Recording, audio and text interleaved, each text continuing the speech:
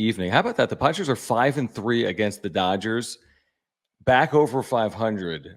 The Michael King game, the Luis Campusano game, the Luis Arraez home debut performance, walking off the energy in the building. Make your way in. It is the wrap-up show. We have a lot to discuss over the next hour or so. Okay, I have something that Jim doesn't even know about. Okay, I'm going to drop a bombshell on Jim and our viewers right now. We get this thing to 6,200 subscribers. There'll be a wrap-up show Saturday night. It may not include Jim, but I will be doing a wrap-up show Saturday night. Kristen's in Denver.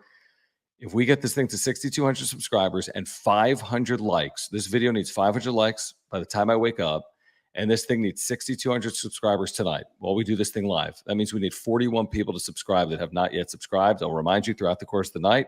Rules are rules. We get to 6,200 subscribers, there will be a Saturday night edition of the wrap-up show as the Padres again win here tonight 2-1. Cam, thank you. Let's get to 1,000 likes. We also need to tell you about a brand new partner in the wrap-up show, and we will in the next 10 or 15 minutes. But Jim, what a night. I mean, for a Padres team that is now 5-3 against the Dodgers, I think the Dodgers are 24-9 against the rest of baseball. They are 3-5 against the Padres as the Padres walk off tonight behind Luis Arraez, Michael King, and Luis Campusano. Said today on John and Jim that they've played well against the Dodgers. Besides that one Saturday night game in LA at Dodger Stadium, when the Padres did make a little bit of a comeback in it, like they've outplayed the Dodgers when they played them this year. Plain and simple. And it shows. Tonight they went toe for toe, King and Glasnow in a epic pitching duel. Amazing. I know probably a lot of people don't like the pitching duels that much anymore in the game. They want to see a lot of offense and runs scored and home runs and everything. And it's not the best feeling when, you as a team have one hit, right? But King matched everything that Glasnow did. Glasnow matched everything that King did, except he gave up the one run. Like King was better tonight because he went 7 shutout and Glasnow went 7, gave up 1 run. They were virtually identical. And I even texted you. I'm like, dude, this game is going to end in like 20 minutes. And it was like 7:40 because they were just a quick game, even with the mowing down these hitters. And then, of course, the 8th inning happens with the Padres, and we'll get into it with the Yuki Matsui decision. But Michael King, well, I would argue, this tonight to me was his best start of the season. If you want to go the Milwaukee game where he had the no-hitter going in the 7th, okay, but this against this lineup tonight was his best performance as a Padre, bar none. And then again, thank you to Peter Bendix for tonight's walk-off victory. Walk-off? Yeah, the GM of the Marlins. We can get into that as well. I mean, let me just say this. This is Michael King's best career start. 19 swings and misses against the LA Dodgers, who are supposed to win 120 games. To pitch this well against what is arguably baseball's best team and to do it in this environment is incredibly impressive and gives you a lot of optimism for what Michael King is capable of doing, not just next year, but this year for the Padres. Of course, he's under contract for the next 2 years. Let's set the stage again here because a ton of people are subscribing. We get to 6,200 subscribers. We'll do another show tomorrow. Smash the like button for us. We need 1,000 tonight, 500, but we'll take 1,000. Follow us on X, at John Schaefer, at Jim Russell SD. Thank you for the supers. We're going to get to them right now. We'll get to every single super chat tonight. It is a great way to support the channel. We appreciate your super chats. Click the $ below the chat box. There's a La Regadera emoji now available for members. Now, I might need to still work on it to make it work perfectly, but the sprinkler in Spanish for Arraez. Become a member. Click join down below. You get the custom emojis, including the La Regadera emoji. And let's get this party started as the Padres win 2-1 over the Dodgers. At Petco, he this says... is the first one. This is the first comment of the night. Thank you, run it back. He says, bench Kim or Bogarts for Bobby Barrels. All of it is for another day. Everything that is you got to be able to see the forest through the trees. Today's about the tree. They won 2-1 against the Dodgers. That's what happened here tonight. Benching, changing, maneuvering. Yuki Matsui, they won the game. Yeah. I'm all for it when they lose the game. We get into it. We will, but they won the game against a really good team. So I'm not worried about tomorrow as much as I am today. And tonight, it's really kind of hard to be down on the offense because you're facing Glasnow. If they were facing some no-name rando that is making his second career start he came into the game with a 9 ERA. then we can have a legit discussion about it. But tonight, when you're facing one of the best pitchers in baseball, this happened on Wednesday or Tuesday as well. You just got to match. Yes.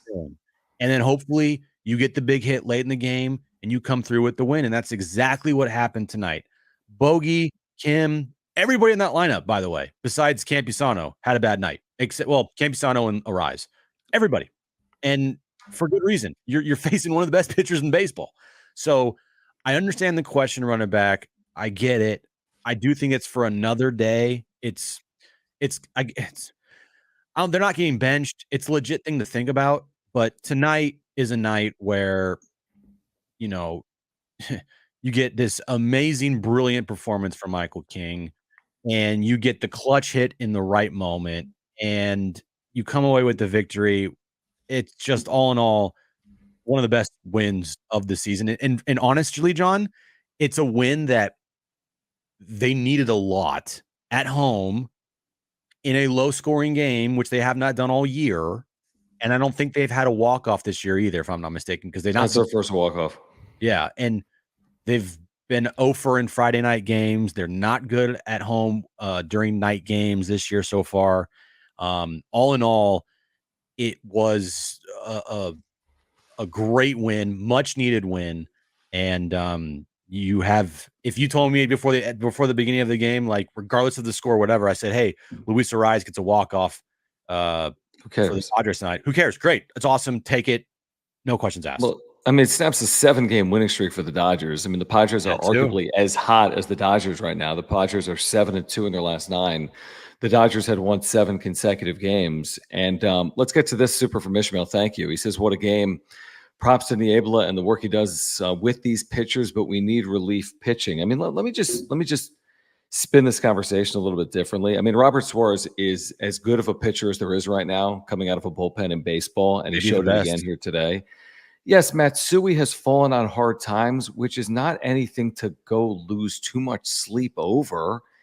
Over the course of a season, most pitchers will have some levels of highs and lows that are coming out of bullpens. Suarez is great, and he's been terrific. Do you still have to bridge that gap?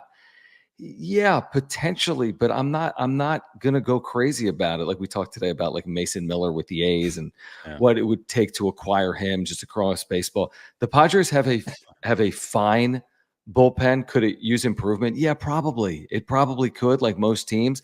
But what the Padres have that most teams don't have is an elite closer. Robert Suarez is an elite A++, reliever with his 100-mile-per-hour stuff, his .52 ERA. I see what you're saying. It's not like Matsui got completely blown up, Jim. I watched the entire inning. He got out of it with the ground ball double play. He allowed a run to a really good lineup. It's going to happen. We've seen it before. We'll see it again. I'm not going to freak out because Yuki Matsui allowed a run in an inning here tonight. Yeah, me neither. If you want to question the decision to use Yuki Matsui, that's fine. Whatever. I'm not going to crush Schilt for it. Like, it's just, I don't feel like it's one of those like, oh my God, what are you doing decisions? Like, he is a player's manager, and Yuki Matsui has been good for this team all year long. He is a part of the A team in that bullpen. So the thinking behind it, I'm sure for Schilty was, it's the top of the order. It's the toughest part of the lineup. You got 2 lefties with Ohtani and Freeman. I'm going to take my chances against Betts because Betts has been scuffling of late. And then I have a lefty matchup against Ohtani and Freeman, and I have the matchup I want, so I'm going to go with it. If you went out there with De Los Santos, you'd be like, why are you putting a righty against 2 lefties coming up? Yep. That's exactly right. Maybe, and this is something that I think is going to be something that might be talked about inside that clubhouse, is moving Adrian Morejon into a more prominent role in that bullpen for more pressure situations, because he's been pitching very well. So maybe if this same situation comes up tomorrow, or not tomorrow, but in a week or so, right? Maybe you go to Adrian Morejon in that situation in the 8th inning up a run instead of Yuki Matsui. I don't know. Here's the thing. 8th inning, 1-run game against the Dodgers. Morejon's been really good, but that's also a next level step for him to be It is. pitching Same thing in. with Yuki, by the way. And, These are and we rookies. same thing. I was going to say, I mean, again, and Yuki struggled here recently. He has. And anyone that had the idea of using Suarez for multiple innings, you just do not even consider it. No. The season's way too long. You cannot be asking relievers and closers to pick up 6-out saves for you on May 10th. You're asking way too much. And what happens if Suarez can do that for you a couple of times, and then you have to shut him down because you've overworked him?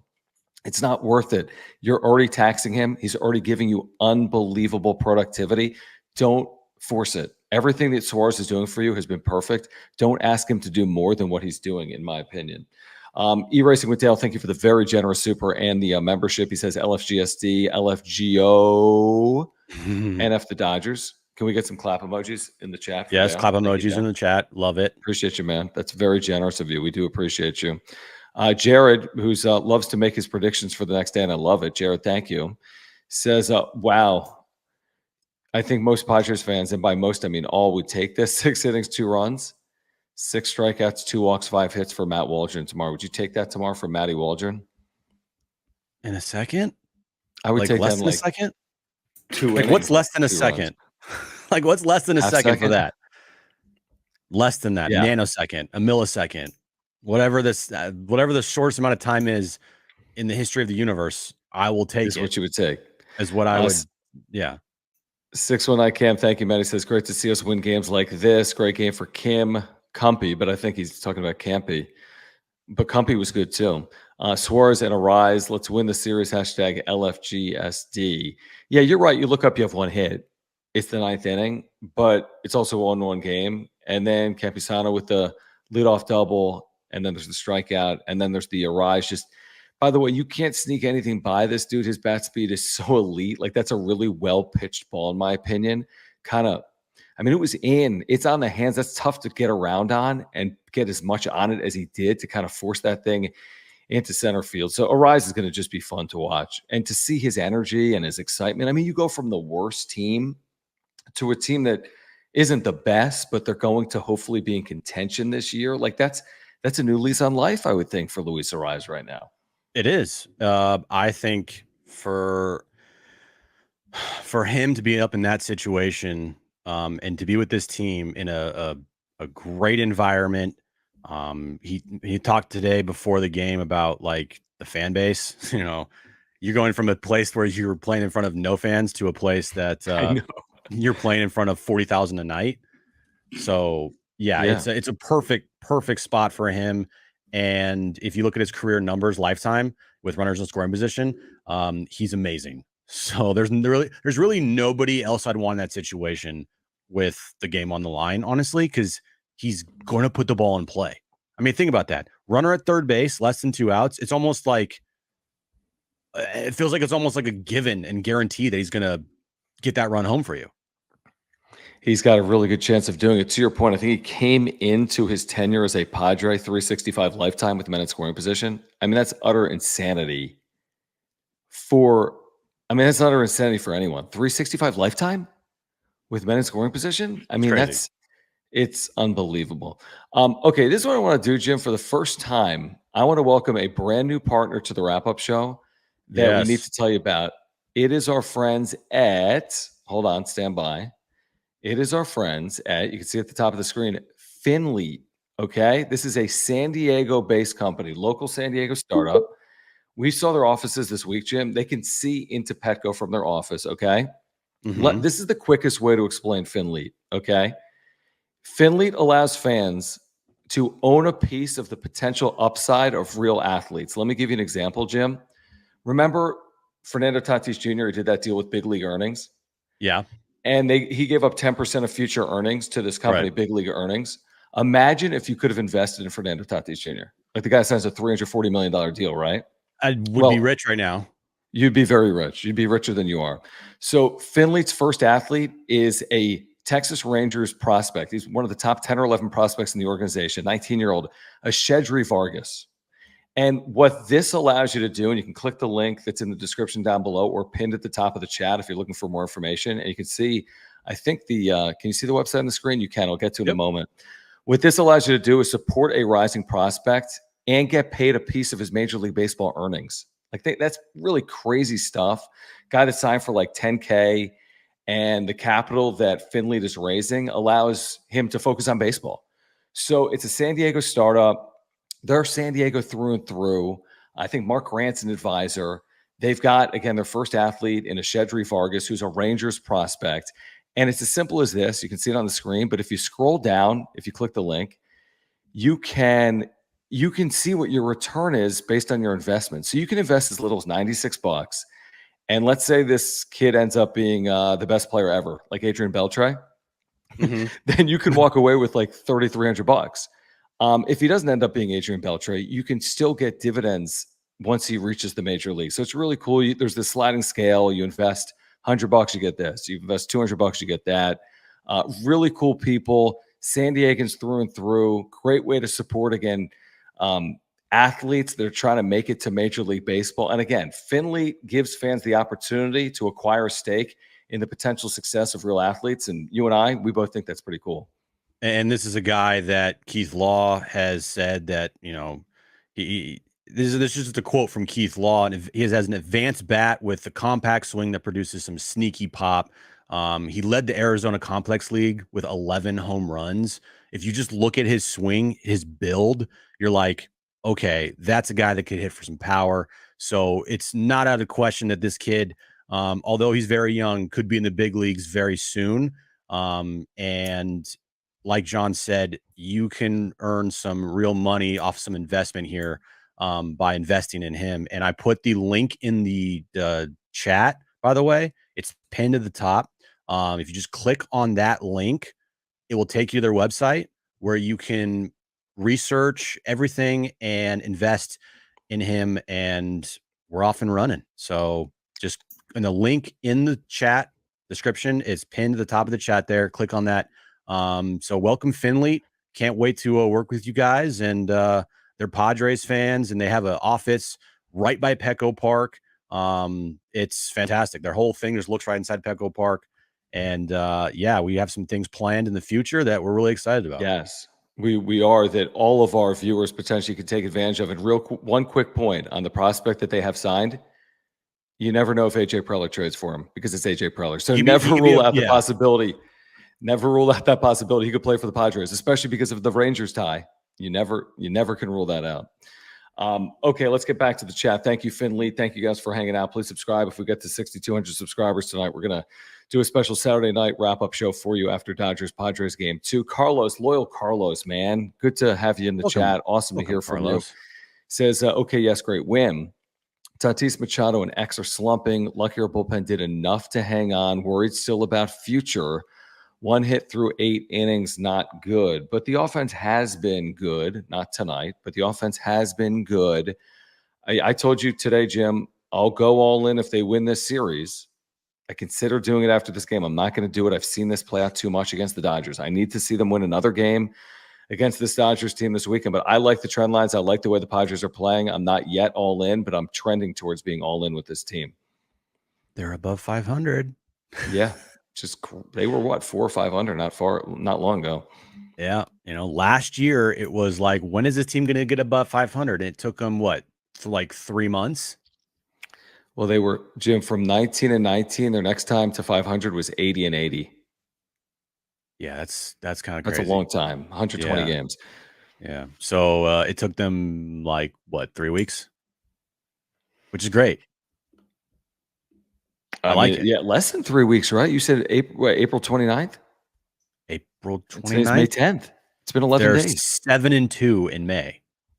Yep. After starting out not great in April. 100%. Man, it just, they're playing good baseball right now. Everything's going great. Tim, thank you for the super. Says, I would have been perfectly okay if Kim threw his bat and got ejected. Loved the energy. That was not a strike. That was a horrific call. By the way, we're seeing more and more of it. It's hard for me to see some of these called third strikes. And dude, he was trying to lay down a bunt. He brought his bat back, and the pitch was like 5 inches off the plate. I don't I know, know. man. And No, it Tim, completely make ruined the a at point. bat because I don't know how they do it. I So you don't know what I know. mean? Like how do guys not get tossed more often with as bad as strike zones are with plate umpires is a very fair and legitimate question. Will, thank you. I didn't see anything on this, Jim. Did you? Why did the Dodgers broadcast say King was cheating? Did that happen?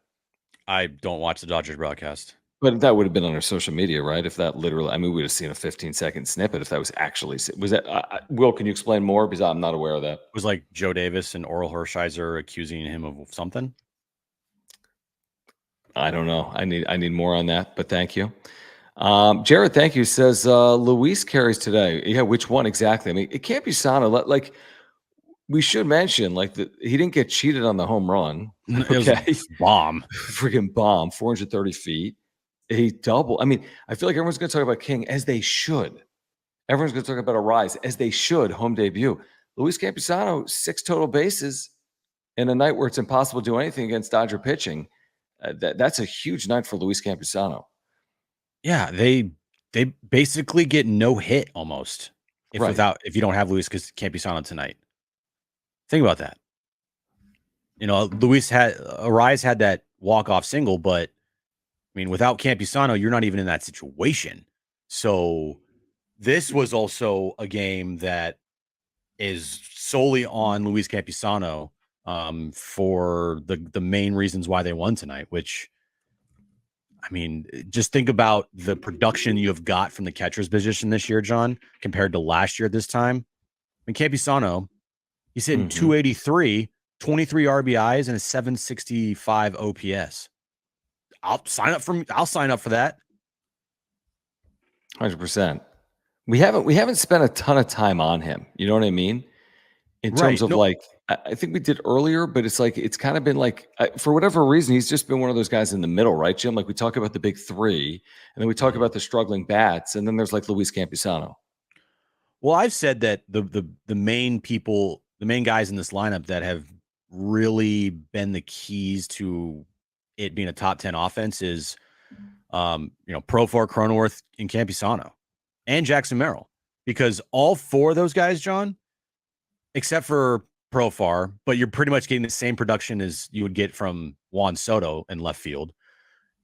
Upgrade at first base in production, upgrade at catcher in production, upgrade in center field for production.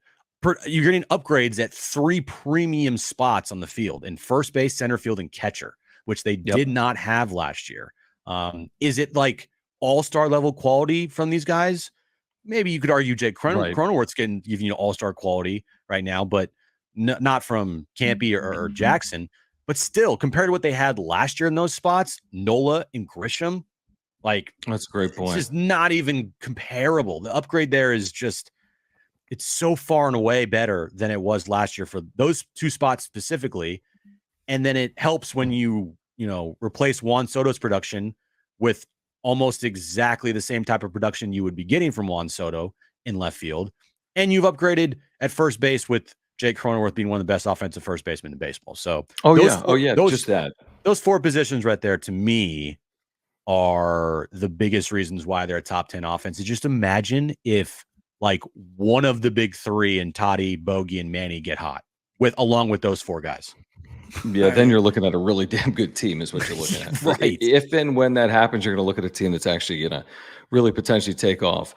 Will, thank you for the super chat, guys. If you're here, please subscribe. Trying to get to 6,200 subscribers tonight. Smash that like button for us. Trying to get to 500 likes. Appreciate the supers. We'll get to every single one of them as the Padres win over the Dodgers. First walk-off of the year, 2-1 to get back over 500.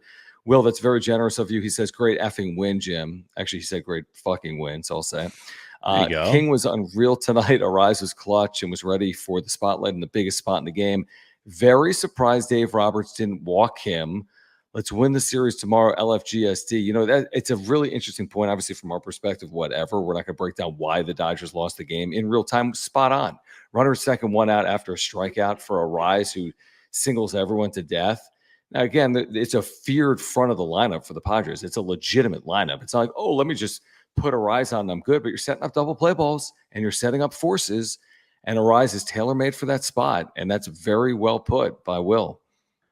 I think that If I was Dave Roberts, I'd probably walk Luis Arraez. Yeah, That's because just me. why not? Why not? I mean, guy is just gonna put the ball in play. And when you are either in the tie game, bottom of the ninth inning, and you're in the road team, or you're in extra innings, the like scariest person on a team besides like Barry Bonds or Juan Soto Right. or whatever, is a guy that one never strikes out and two always puts the ball in play. And 03 is a career 325 lifetime batting average. That's a scary guy to face in extra innings with the winning run and scoring position. Tatis has been struggling. Okay. Cronenworth has been very good, but he's not Luis Arraez. So in that moment there, like, yeah, I don't know what he was thinking, not walking Arraez in that situation, and taking your chances. But then again, it's like, well, you walk Arraez and you go to Tatis, and what if Tatis does it? Then you're going to be crucified for that too. You're like, why did you walk Yeah, Arraez to but I get to agree with Tatis? you. But Arise has been the hotter hitter just because he hits, and you're Yep. setting up a force of 3 bases or 2 bases, second and third, and you have a potential ground ball double play, which is tough on someone like Tatis. But again, it's better than not having it. Mm-hmm. So I think all things being equal, you walk Luis Arise, and we could care less because it cost the Dodgers. It didn't cost them the game. It may or may not have cost them the game, but again, if the Padres lost in a similar circumstance, we would be discussing it ad nauseum. But the Padres won. He's hitting 375 with the Padres this year. Like with his brief time with the Padres, he's hitting 375. It's pretty good. I probably am going to take my chances with Tatis in this moment, honestly. Probably true. And I'm glad he didn't do it. Exactly. Matthew, appreciate you, dude. He says, great pitching from both sides. It was unbelievable. Felt old school. This popped up during the game. This is the first Major League Baseball game since 1901 in which both starters went 7+ innings with 10+ strikeouts and 2 or fewer hits allowed.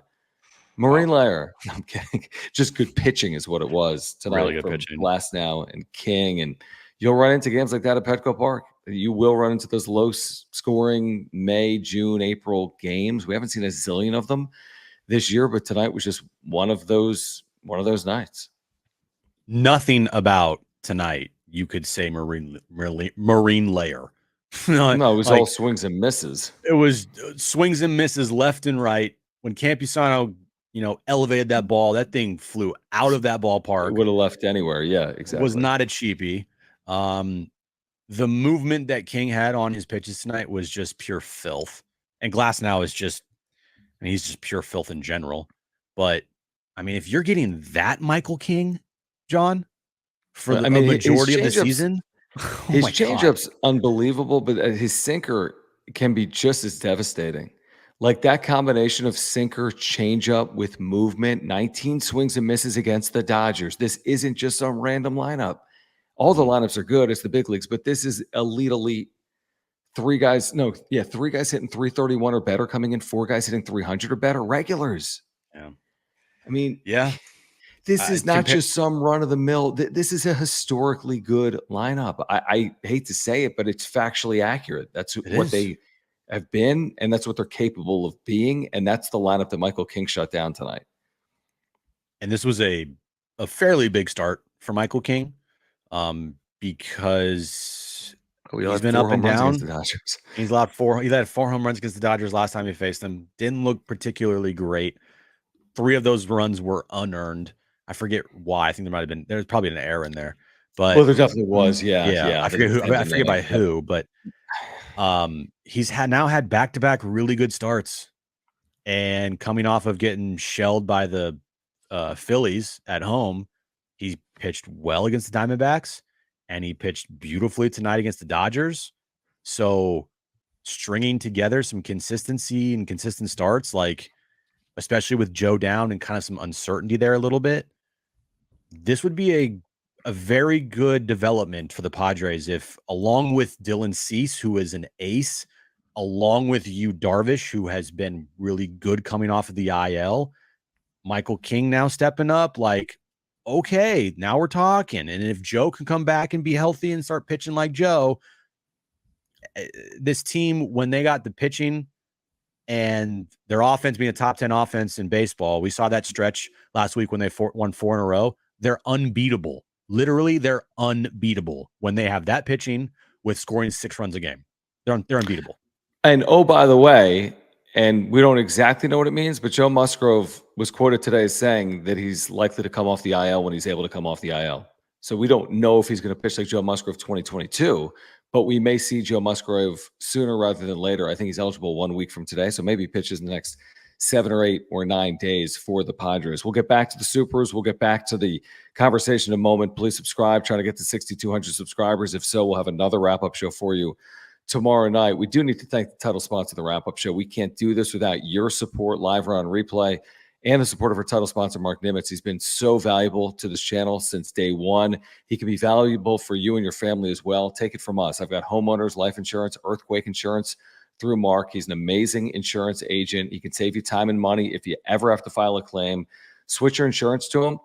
He's going to save you $750 or more. Just a great insurance agent.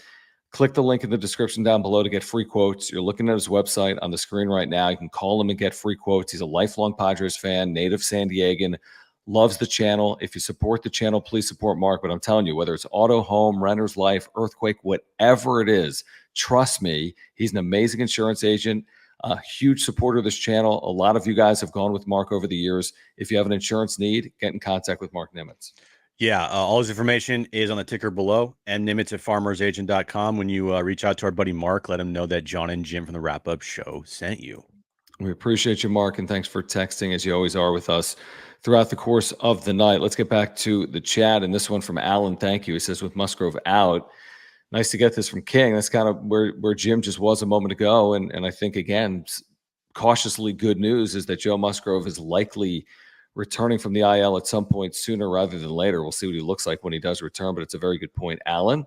JD Gacho, thank you, man. Good to have you here as always. He says, inducing Muncie's ground ball double play was huge. It was such a weirdly hit ball because a run is in, it's first and second one out, and it's right up the middle, but it wasn't hit. Somebody gets out of the way. Yeah, and it wasn't hit so hard where when Kim fields, he's got a race to the bag, it's bang, bang. Yeah. Then the throw on the other side is bang, bang. I mean, you're a split second away from everyone being safe, but because of the way it all transpired, you get 2 bang, bang outs. Yeah, and that was huge. I know everyone's probably, dogging. It was a Yuki Matsui play. But or got out of the inning. It was a very good defensive play. Very, very good defensive play. Also, Bogarts had a nice defensive play tonight as well. The Yuki decision, okay, I get it, but he limited it to 1 run. It wasn't like a blow up inning. He didn't give up 2 walks, a hit, and then a home run, a grand slam. Like, that's a disaster. This wasn't a disaster tonight. He kept the team in the game still. That's his job. I know that his job also is to hold the lead. That's the number one thing he's supposed to do. Mm-hmm. But sometimes that doesn't happen. And when you're facing the best 1, 2, 3 in all of baseball, that's probably – you're a rookie. I mean, guy's a rookie, John. And he's asked to face Betts, Ohtani, Freeman, Will Smith, not an easy spot. No, it's not an easy spot. Dude, I don't even care if Suarez is pitching there. Guess what, folks? It's possible to allow a run in that spot, no matter who you are facing that lineup. Now it makes it all better because they won tonight. So we can be like, okay, live and learn, right? You dodged maybe a bullet there, but he also... No pun intended. No. Dodge. Yeah. Got it? Okay. Yeah, I get it, John. Dodger? Yeah. No, I know. I get it. Okay. But yeah, they kept the games tied, didn't give up the lead, and it could have been a lot worse. Way too much chatter on Matsui in that spot. Way too. Oh, I knew they shouldn't go to him here. No, they could have gone to anyone. Dodgers, late inning spot, top of their order, clutch hitting. They scored a run. I mean, oh, wow. It was going to be a tough spot anyway. It was going to be, knowing that you're facing the top of the lineup, whoever you put out there is going to be risky unless it's Suarez, but you're not putting Suarez out there. And not for 6 outs. Yeah. I don't care who you put out there. You put Morejon out there. If you think that's a better option, guess what? It's still going to feel the same way. Still hard. Yep. If you had Tom Cosgrove Tom Cosgrove, still going to feel the same way. Wandy Peralta, it's going to feel the same way. Same thing. So no Los matter Santos, who they put whomever it is. out there, right? It I was agree. gonna feel it's gonna feel like buckle your seatbelts, here we go. 100%. Roger, thank you for the support of the channel. I think maybe Thanks, a super Roger. sticker, but we appreciate you supporting our work. We really do. Murray, thank you, my friend. He says, shh, don't say it too loud. I won't even read it. By the way, John, you on board yet? I've been as on board as anyone, from cautiously optimistic to saying all in. If they won against the Cubs on Tuesday against Imanaga, they lost. And then I said, if they win the series, I'm all in. For John Schaefer to say all in at 22 and 21, if they can win one of the next two, I think is a pretty big leap of faith. But I like this team and I like what I'm seeing. I'll go there when they get there. And by the way, if I'm going there in the middle of May, it's fairly telling, especially based on what we saw last year. But I like this team. I mean, we're both all in on this team, but like, Mm-hmm. no, what I meant is like, if they happen to lose 20 in a row, we're not going to just stop doing the wrap up show. Is No, my then point. I won't be all in if they lose 20 in a row. No. But my feeling still is the same after, when was it? I think it was Tuesday night, leading into Wednesday's day game. I'm like, I feel pretty good. I feel optimistic. It's not gonna sway me one way or the other. If they've beaten Imanaga, they happen to beat Glasnow tonight. They didn't beat Glasnow, but they beat the Dodgers during a Glasnow start, which is huge. And I feel good. I feel good about this team. I do. The record needs to be better, obviously, but hey, you're back over 500 now. You've been playing really good baseball this month after a subpar April, and this is a tough schedule. This is not like a walk in the park. You know what this schedule looked like this month, and playing, not great baseball in April, like you're going to have to follow it up with a pretty good month of play here. And so far, so good. And I just feel good about this team, knowing that they have a bona fide ace and Dylan Cease. They, stole Luis Arraez, one of the best hitters in the game, from Peter Bendix and the Marlins. And they have a top 10 offense in baseball. They have the best closer in the game, one of the best closers in the game. And they're doing this all without Manny Tatis or Bogarts being that much of a real factor. Real quick.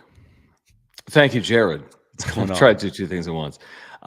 Jared wants to know if I'm on board yet. Yes, I'm on board. I don't even know why I'm saying it that way. I'm 100% on board. If you want me to say I'm all in, let's see them win this series. Don't you think that's fair, everyone? Because we've seen this game before. Take a game, lose the next two. They've been really good against the Dodgers this year. In fact, Jim, if they win this series and get to 6-4 against the Dodgers, is that what they'd be? Yeah. They're 5-3 right now. They How won many two. more games they have left against LA? No. They're not 5-3. They won 2 in LA. They won 1 in They're Korea. 4-2. I keep saying 4-2. 5-3. They're 4-2. I'm an idiot. So they're 4-2, but if they get to 5-3, they only have 5 games remaining in the season series. So they'd be really well positioned if they can get to 5-3 by winning one of the next 2 games. But yeah, I'm on board. John, thank you for the super. Sean Burrows, what's sad news? What's sad news? 43 years of age, former first-round pick, played 4 years for the Padres, dies of a heart attack while coaching, I think, his son's Little League game. 43 years of age. That's way too young. I'm 43. That's way too. It doesn't matter if I'm 43 or not. That's way too young. So that's really, really tragic news. Thank you, John, for the super chat to remind us of it here tonight and to mention it. Sean Burrows would be proud of LFGSD. How sad is that? So sad. Oh, it's one of the most heartbreaking things you could read. Like, 43, you never want to see anybody pass away that young. And it just, to make it even more heartbreaking, it happens during his son's Little League game. You're like, you're just heartbroken for the family, for his children. And prayers to his kids and his wife and his family that they're going through like literally a nightmare right now. And there's a lot of things in life that are more important than, frankly, there's a lot of things in life that are more important than Padres baseball and this wrap up show. And one of them is family. And, to hear that today is just kind of puts a lot of things in perspective, honestly. It really does. Of course, we all know we're human, so things can happen, and unfortunately, they do. But that's terribly sad. So our thoughts are with his family. There's no question about that. Back to the supers. Thank you, Juan. We appreciate you. He says, "So, are we really trusting Waldron?" Ask me in 24 hours. How trusting I am of Matt Waldron, who will start. He will get the ball tomorrow against James Paxton, who has been very good for the Dodgers this year. Well, I mean, look at it this way. You're pretty much fully rested in the bullpen. You didn't tax Suarez. You can go at least another. You can go tomorrow if there's the opportunity there. Yeah, I agree. Probably won't use Yuki, but guess what? You still have Brito that you can use to back up Waldron. You got Peralta, De Los Santos. They're fresh. Morejone's fresh. Morahone, yeah. So with Darvish on Sunday, you have kind of an opportunity here with, a rested bullpen to kind of unload the clip here. If you can do it, like if you have a lead in maybe the 4th inning or the 5th inning and Waldron's giving you solid 4 innings, you might want to do that, but see how the game goes. And you have a lot of options is what I'm saying. Yeah, no, I agree with you. Yeah, I mean, I'm not at the point where I'm like quitting on Waldron. It's not really personal. I mean, every team has a 5th starter, so you're always going to have better starters and worse starters. I think he's a capable starter, and let's see him be capable, I guess would be my point. I'm not saying go outright the guy immediately or has absolutely no value. It'll be interesting to see how he pitches tomorrow, that's for sure. Brian, thank you for the super. Appreciate you guys. Please subscribe. Year on content for Padres fans. Smash the like button for us. We'd love to get to 500 likes tonight. Follow us on X at John Schaefer, at Jim Russell SD. Thank you for supporting the channel with the super chats by clicking the $ below the chat box. If you want emojis, custom emojis, you can click the join button down below. He says, what do the Padres have to give up to get another team to pick up? Okay. The Bogarts contract, in your opinion? I mean, if I were to seriously answer it, Brian, because it's a fair question if you're a Padres fan, because you're thinking, what on earth are we going to do? You have to eat essentially the entire contract to even have the conversation. Which is insanity. Mm-hmm. Which is insanity. They would never do it in a million years. Plus, this player a year ago had real value, even if they overpaid for him. So you'd have to eat a ton of money to even have the conversation. And I don't think the other teams are really interested in having that. Maybe there is an example. Maybe I'm missing something, but you'd have to eat a lot of money to get started. It's also probably a non-starter because he has a no trade clause too. So true, but right now it's obviously a non-starter. It's got 10 years left on his deal. Talk to me in like 5 years. Yeah, maybe that's, if he doesn't hit for 2 or 3 years, Brian, to your point, and he may want out, that doesn't mean they can get him out, because who's going to want him? I don't know. The Padres going to want to eat all that money. But at this point in time, with the way that they're playing, the way that everybody in this lineup is producing, except for the big three, like I mean, their numbers and their offensive numbers, it's like 5th, 9th, 2nd, 1st, 6th, like they're top 10 in everything, pretty much. And that's without Manny, Bogarts, and Tatis doing much of anything. Like Tatis was it felt like he was going to have one of those seasons when he started out hot. I think he had like 6 home runs in the first 3 weeks, and ever since then it's been ice cold. I know. Manny is doing kind of exactly what he did last year. Kind of blah, not a lot. And Bogarts is way worse than he was last year. Bogarts in the first month of the year, John, had 6 home runs in April. I remember that. I remember we were so high on him and me. I'm like, this guy flat out hits. And then he just went in the tank and he got hit on the wrist. And then it took him a while to get it back. And September was, I mean, like amazing. And you thought that was going to then hopefully carry over to the next year. And instead it's been the complete opposite. It's just like, guys, every time he goes to the plate, it's an automatic out. I'm going to fast forward in the supers to our buddy Rob, who's the CEO of Finley, who, by the way, this is day one of their partnership with the wrap-up show, as we told you about earlier. Yes. Rob, you didn't have to do this, seriously. Thank you, Rob. That's very kind. We told you guys about this company earlier. And again, you got a San Diego startup, okay, working in the sports business with offices that literally look into Petco Park. They are a stone's throw away from Petco Park. Spectacular setting. And we told you about Finlead earlier. It's really an incredible company. We're super excited to be partnering with them. Again, Finlead allows fans to acquire stake in the potential success of real athletes. We pin the link in the top of the live chat. There's also a link in the description down below. You have to check it out. Check out their website. You're going to be amazed by this. When I first found out about what Rob was doing, Max as well, this whole company, you're going to be amazed by it. If you're a baseball fan, you're going to be fascinated by this. So just get more information by clicking that link in the description down below. Rob, by the way, says, let's go Padres, game of the year thus far. Rob from Finlead. And I think he is spot on, Jim, in regards to that. Is there a better – there's been a lot of good games. The Cubs 8-0 comeback win, but this is against the Dodgers. I mean, this is right there. This is one of the wins of the year.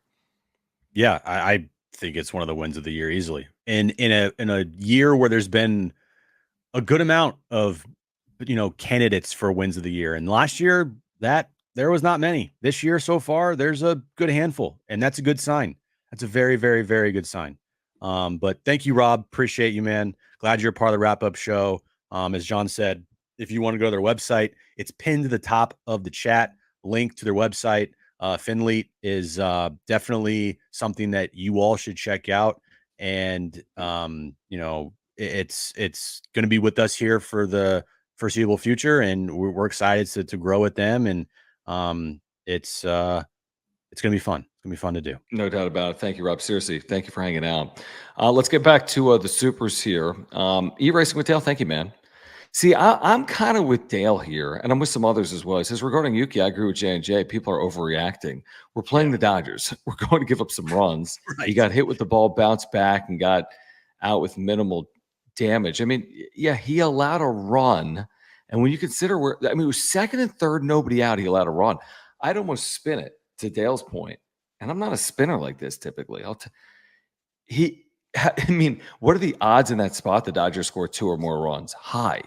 I thought it was over.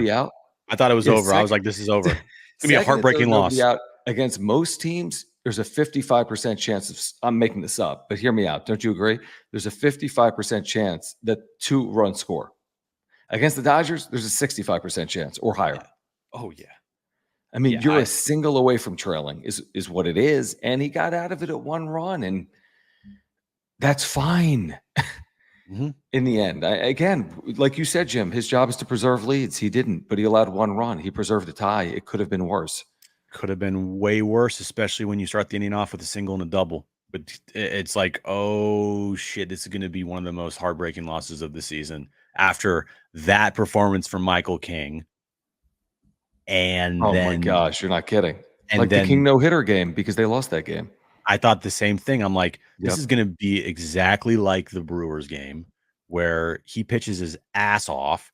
The offense didn't give him much. I forget who they're facing that day, but still he left with the lead, and then Wandy gives it up right away.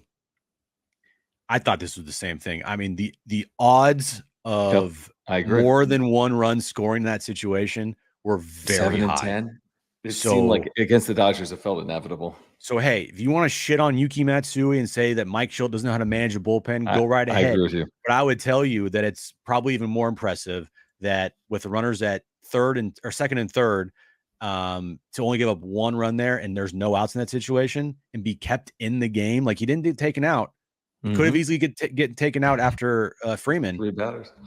But Schilt left him in there, and he only allowed the 1 run and gave them a chance to win the bottom of the 9th. So I actually think Schilt might view that as like one of the better performances from Yuki this year, considering all of that. Kind of a win. Yeah. Yeah. Murray, thank you, man. Appreciate you. You said 87 and 75 at the beginning of the season. I mean, there's work to do to get there, but it's not unrealistic at all. It's just not. I mean, no. I could be convinced of anything from the way they're playing now, Jim, I don't see a team that they're going to win 80-something games, are they not? I mean, they'll be in the 80s, and that makes 87 realistic. I mean, could they win more than that? We need to see more. But I think that's realistic. I said 86 at the beginning of the year. Yeah, that's very similar. I still stand by it. 87 wins. Absolutely. I could see that happening potentially. I do think like 86 feels like the cutoff. Like anything below that, you're asking for trouble. Like it's just going to be very close and tight. But if you get to 86 comfortably, I think that's good enough to make the postseason with, especially with all 86. the teams that you're competing against. Like Giants ain't it. The Diamondbacks, I don't see it right now. The Reds ain't it. Pirates ain't it. The Reds fell off a cliff after they beat them 2 out of 3 here. It feels like this is kind of there for the taking. And if they don't make the postseason, something really bad happened. Yeah, no, I would agree with that. Yeah, no, I agree with what you're saying. All right, back to the Supers here. Guys, again, if we get to 6,200 subscribers, I'll do a wrap-up show for you tomorrow night. I think we're 25 away. That's amazing. So let's get there, and let's get to 500 likes. How many likes are we at, Jim? It's a good question, John. With 560 people here live, or whatever the number is right now, we should have 500 likes. We're at 240 likes right now on this this YouTube channel. So, guys, let's go.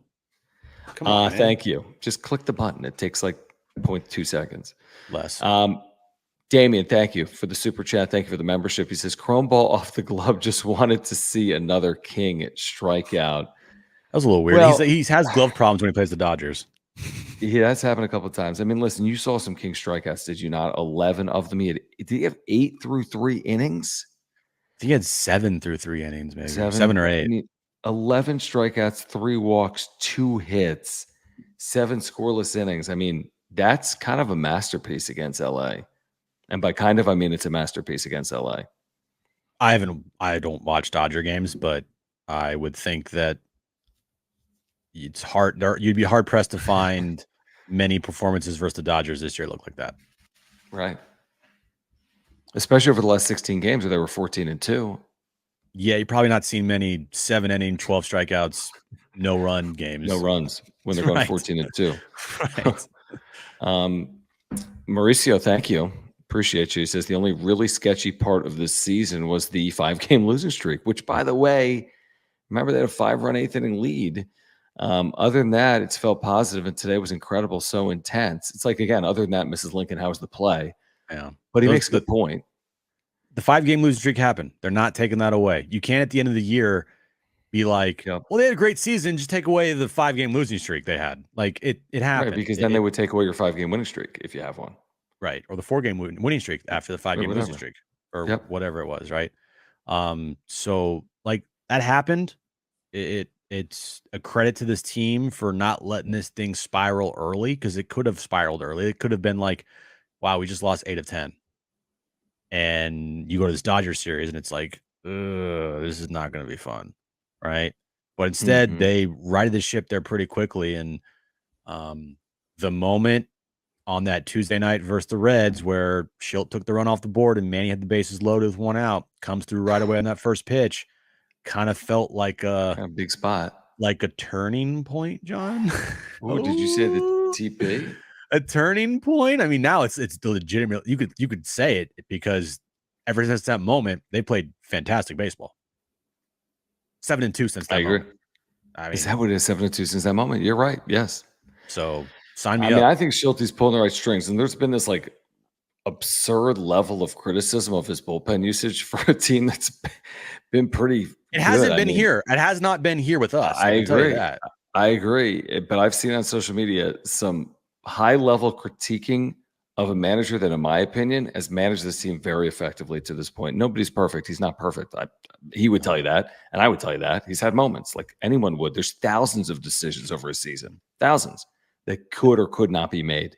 He's not going to bat 1,000, but I think he's fared pretty well. Now it takes the player obviously to be on board as well, and what I'm talking about is the Suarez factor here by using him more than 3 outs, which you could not do last year because the player was not on board. I'm sure if you asked Bob Melvin, would you like to use Josh Hader here for more than 3 outs? Probably more often than not, he'll probably tell you, yeah, absolutely. And I bet you they have 3 or 4 more wins last year if they have Josh Hader out there for more than just 3 outs.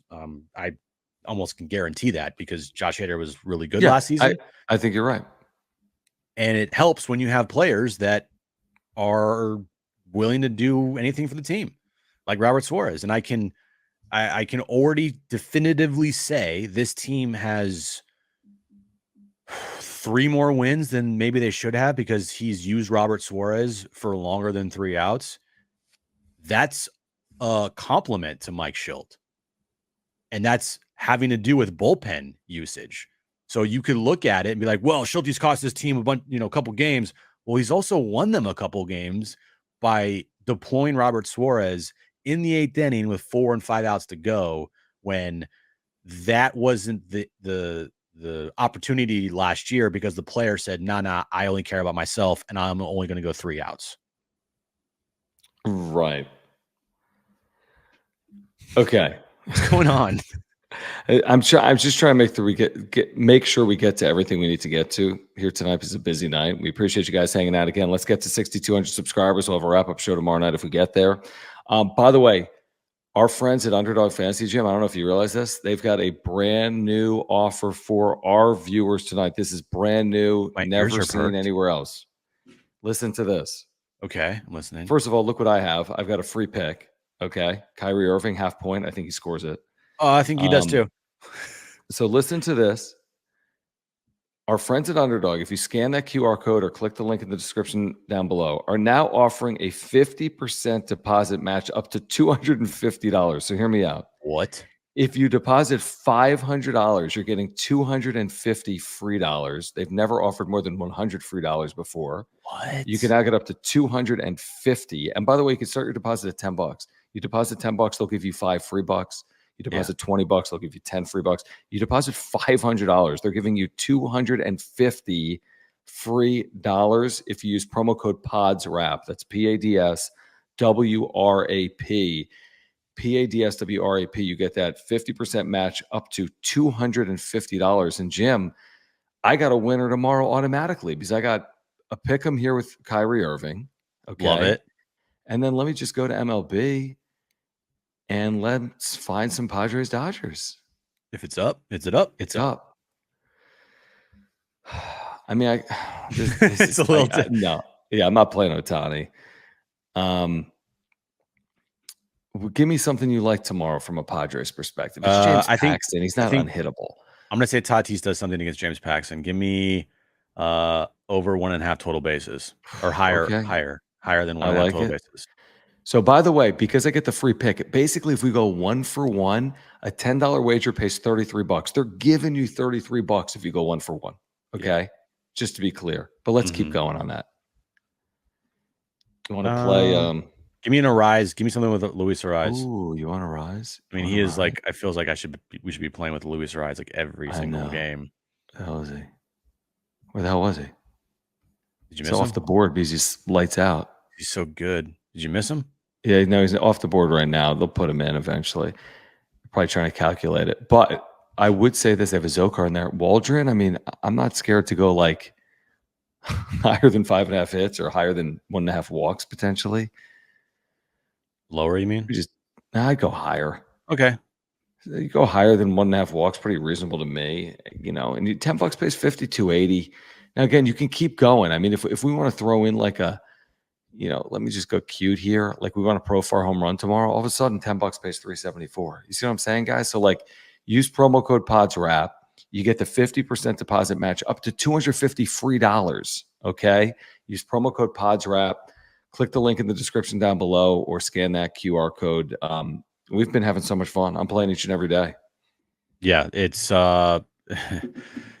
If you guys want to win some big time money, Underdog Fantasy is the place to go. It's fun. It's interactive. It keeps you engaged.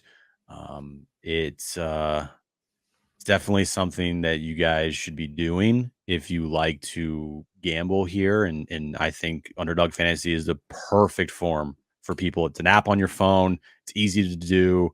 Scan the QR code here. It will take you right to Underdog Fantasy if you don't have the app downloaded. Use promo code PODSWRAP, and you are off and running, guys. Absolutely. Use that promo code PODSWRAP. Thank you so much here for the super that I think is coming in from Japan with the Japanese yen. Yeah. And here's the thing, you don't need to feel bad for Matsui. Matsui has performed well in his first 6 weeks in the big leagues. He hasn't performed perfectly, and he's fallen on a little bit of hard times here over the last 2 weeks. He says, I feel so bad for Matsui. Extremely tough situation and matchup. Thank you, J&J. Don't feel bad for Matsui. I mean, this is the big leagues. It's not easy. It's his first go around the big leagues. He's been fine. I think arguably he's been better than fine.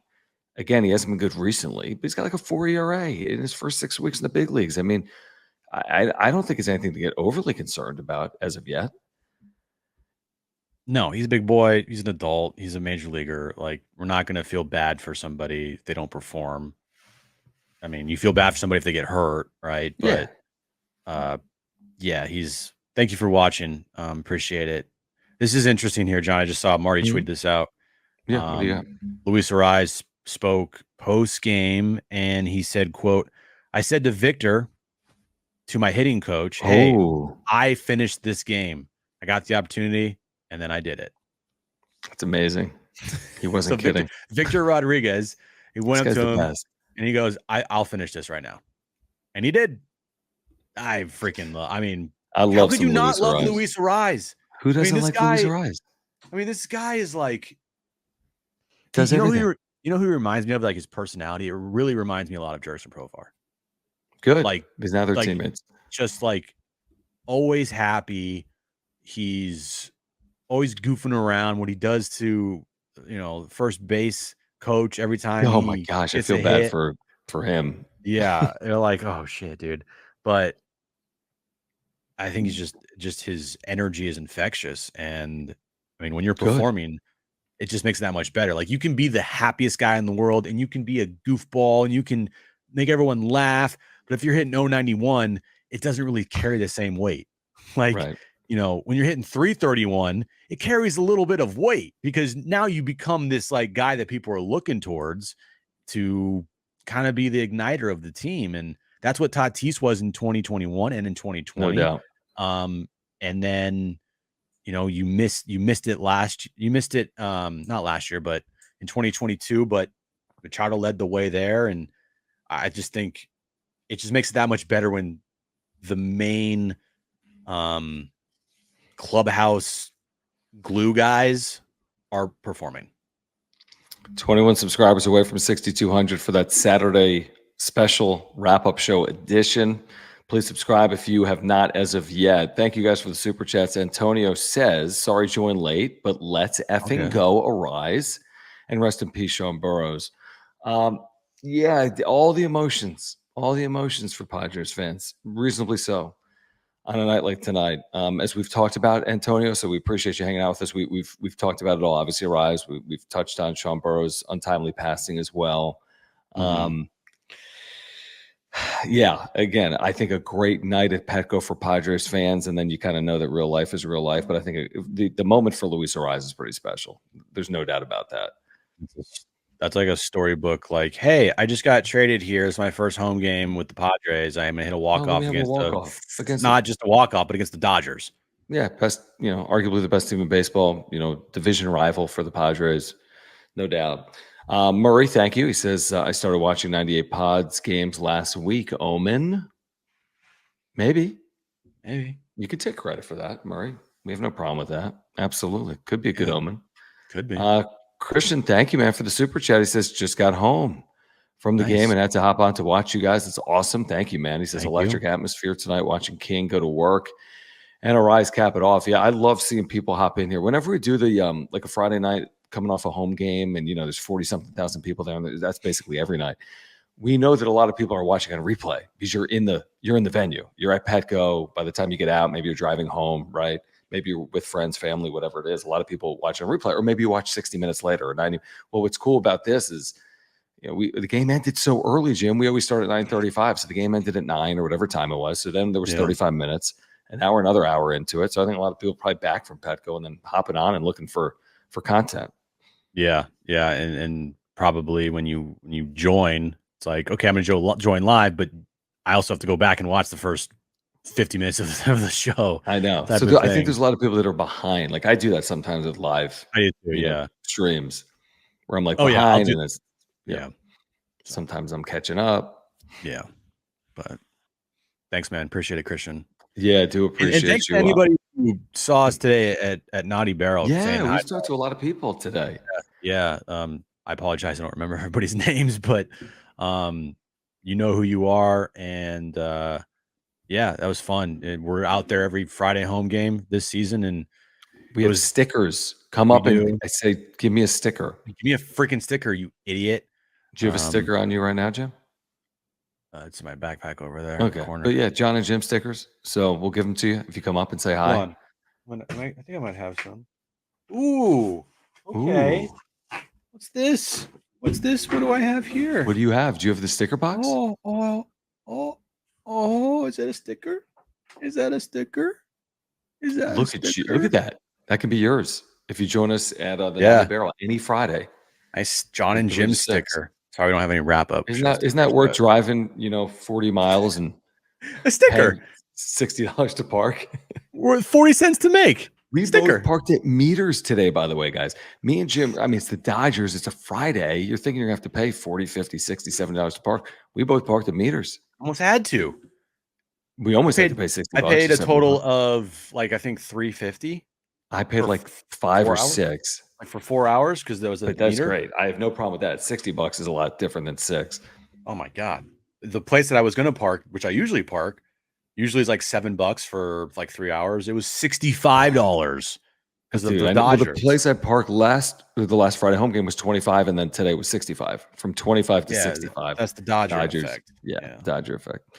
HBBV. Welcome back, my friend. PPPJJJJJJJ. He says Padres win series. I do a name reveal. Hashtag Mookie eats. Okay. Corn. Do you understand that Jim is reference, laughing. John? It's a what? Mookie eats corn vertically. Okay. He eats corn up and down. Will you really reveal your name if they win the series? Does that mean Do you not get that? Wait, do you really not get that? He eats the long way. He eats corn the long way. Why? Help our innocent, pure of heart, kombucha loving, tofu loving John Schaefer out, chat. Why does Mookie Betts? Why is the saying Mookie Betts eats corn the long way? And while you comment in the chat, I want to remind you guys about our friends over at Aura. They've been with us for over 2 years. If you're looking to get healthier, then consider picking up something from our friends over at Aura by clicking the link in the description down below or going to ora.organic. They have all plant-based nutritional products, every single one of them. I've been taking the probiotic every day for 2 years, which is incredible for digestion. It's an amazing product. It really is. They have pre-workout supplements. They have proteins for after workouts. They have omega-3 oils. If you're taking a fish oil, take the omega-3 oil. Get the same health benefit. It's plant-based from our friends at Aura. They have sleep pills, immunity pills, and much, much more. Click the link in the description down below. You're getting free shipping on U.S. orders right now over a certain threshold. You can see at the top of the screen. So ora.organic. Get healthier. Everyone wants to get healthier. Support the channel. Their co-founder, Will, is an amazing guy. Lifelong Padres fan. This company has offices right here at Liberty Station in San Diego. So again, if you support our channel, please support all of our partners, including our friends at Aura. Yeah, go there right now if you want to live a healthy lifestyle. If you crave living a healthy life, Aura is the best place to go to pick up all of your supplements for your daily usage. For gut health, they have probiotics. For sleeping problems, they have sleep pills. For they have omega-3 fish oils. They have everything you need. Protein powder, pre-workout powder. It's all organic. It's all plant-based. Go there right now, www.ora.organic. Pick up some supplements, and you'll thank us later. Yeah, I see the chat. I think I know. I kind of get what the chat's saying. What was I going to tell you? Thank you. I don't know if it's Kimumaki but our friend that had the super earlier from Japan. Thank you. You are now. You can have all of our emojis. All of our emojis, special features, badges, access. Yeah. So thank you. Thank you, buddy. Appreciate And it. you guys can become members too by clicking join down below. All right. Did we get to 6,200? Did we get to 6,200, John? The answer. Drum roll, please.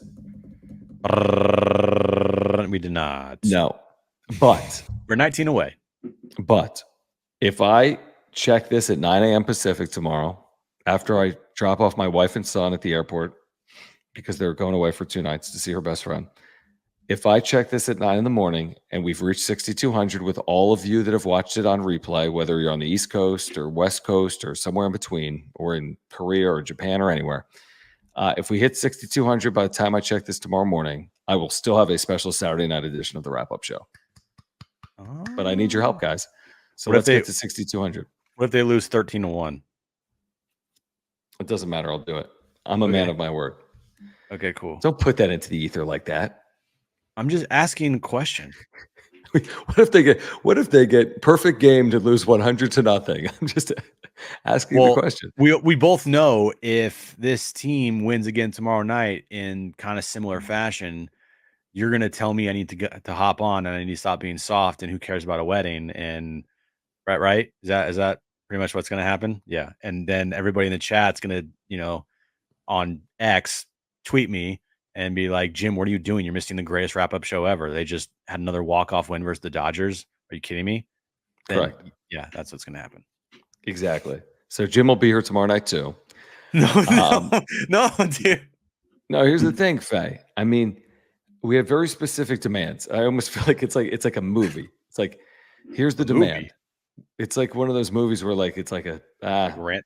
Like we have demands. And if you don't meet our demands by 9 a.m., then we're blowing up the building. No. Just no wrap-up show. If we get to 6,200 subscribers, now we're supposed to get to 500 likes as well. We'll get there on replay. I trust you guys to get us to 500 likes. Yeah. I trust you guys to get us to 6,200 subscribers. We're 18 away. So trust the process, and there'll be a show tomorrow night. I think it would be at 9:30. What time's the game tomorrow, Jim? Is that a 5:40 start, or what time's that? It's a great question, John. The answer to that 5:40 question is 5:40. So I'm thinking either way, though, a 9:30 show, because I kind of like the 9:30 time. And by the way, that'll allow people to get home as well. 5:40 game ends at 8:30. You got an hour. It is Saturday night. But I'm thinking a 9:30 show. But help us get to 6,200. Help us get to 500 likes. Follow us on X at John Schaefer, at Jim Russell SD. Again, thank you for the super thanks if you're here on replay, and thank you guys for becoming members as well. Please support, again, our partners. Finley, awesome to have you guys on board. Yes. Click the link in the description down below to learn more. Mark Nimitz, our title sponsor. In the chat. Or at the top of the live chat, you're saying? Yes, the link to Finley is in the top of the live chat. If you're interested about what's happening with them and you missed us talking about them earlier in the show, click the link, go to their website, check it out. Yeah, I also changed the link, by the way, in the description, so it's all good. Oh, you did? Okay, cool.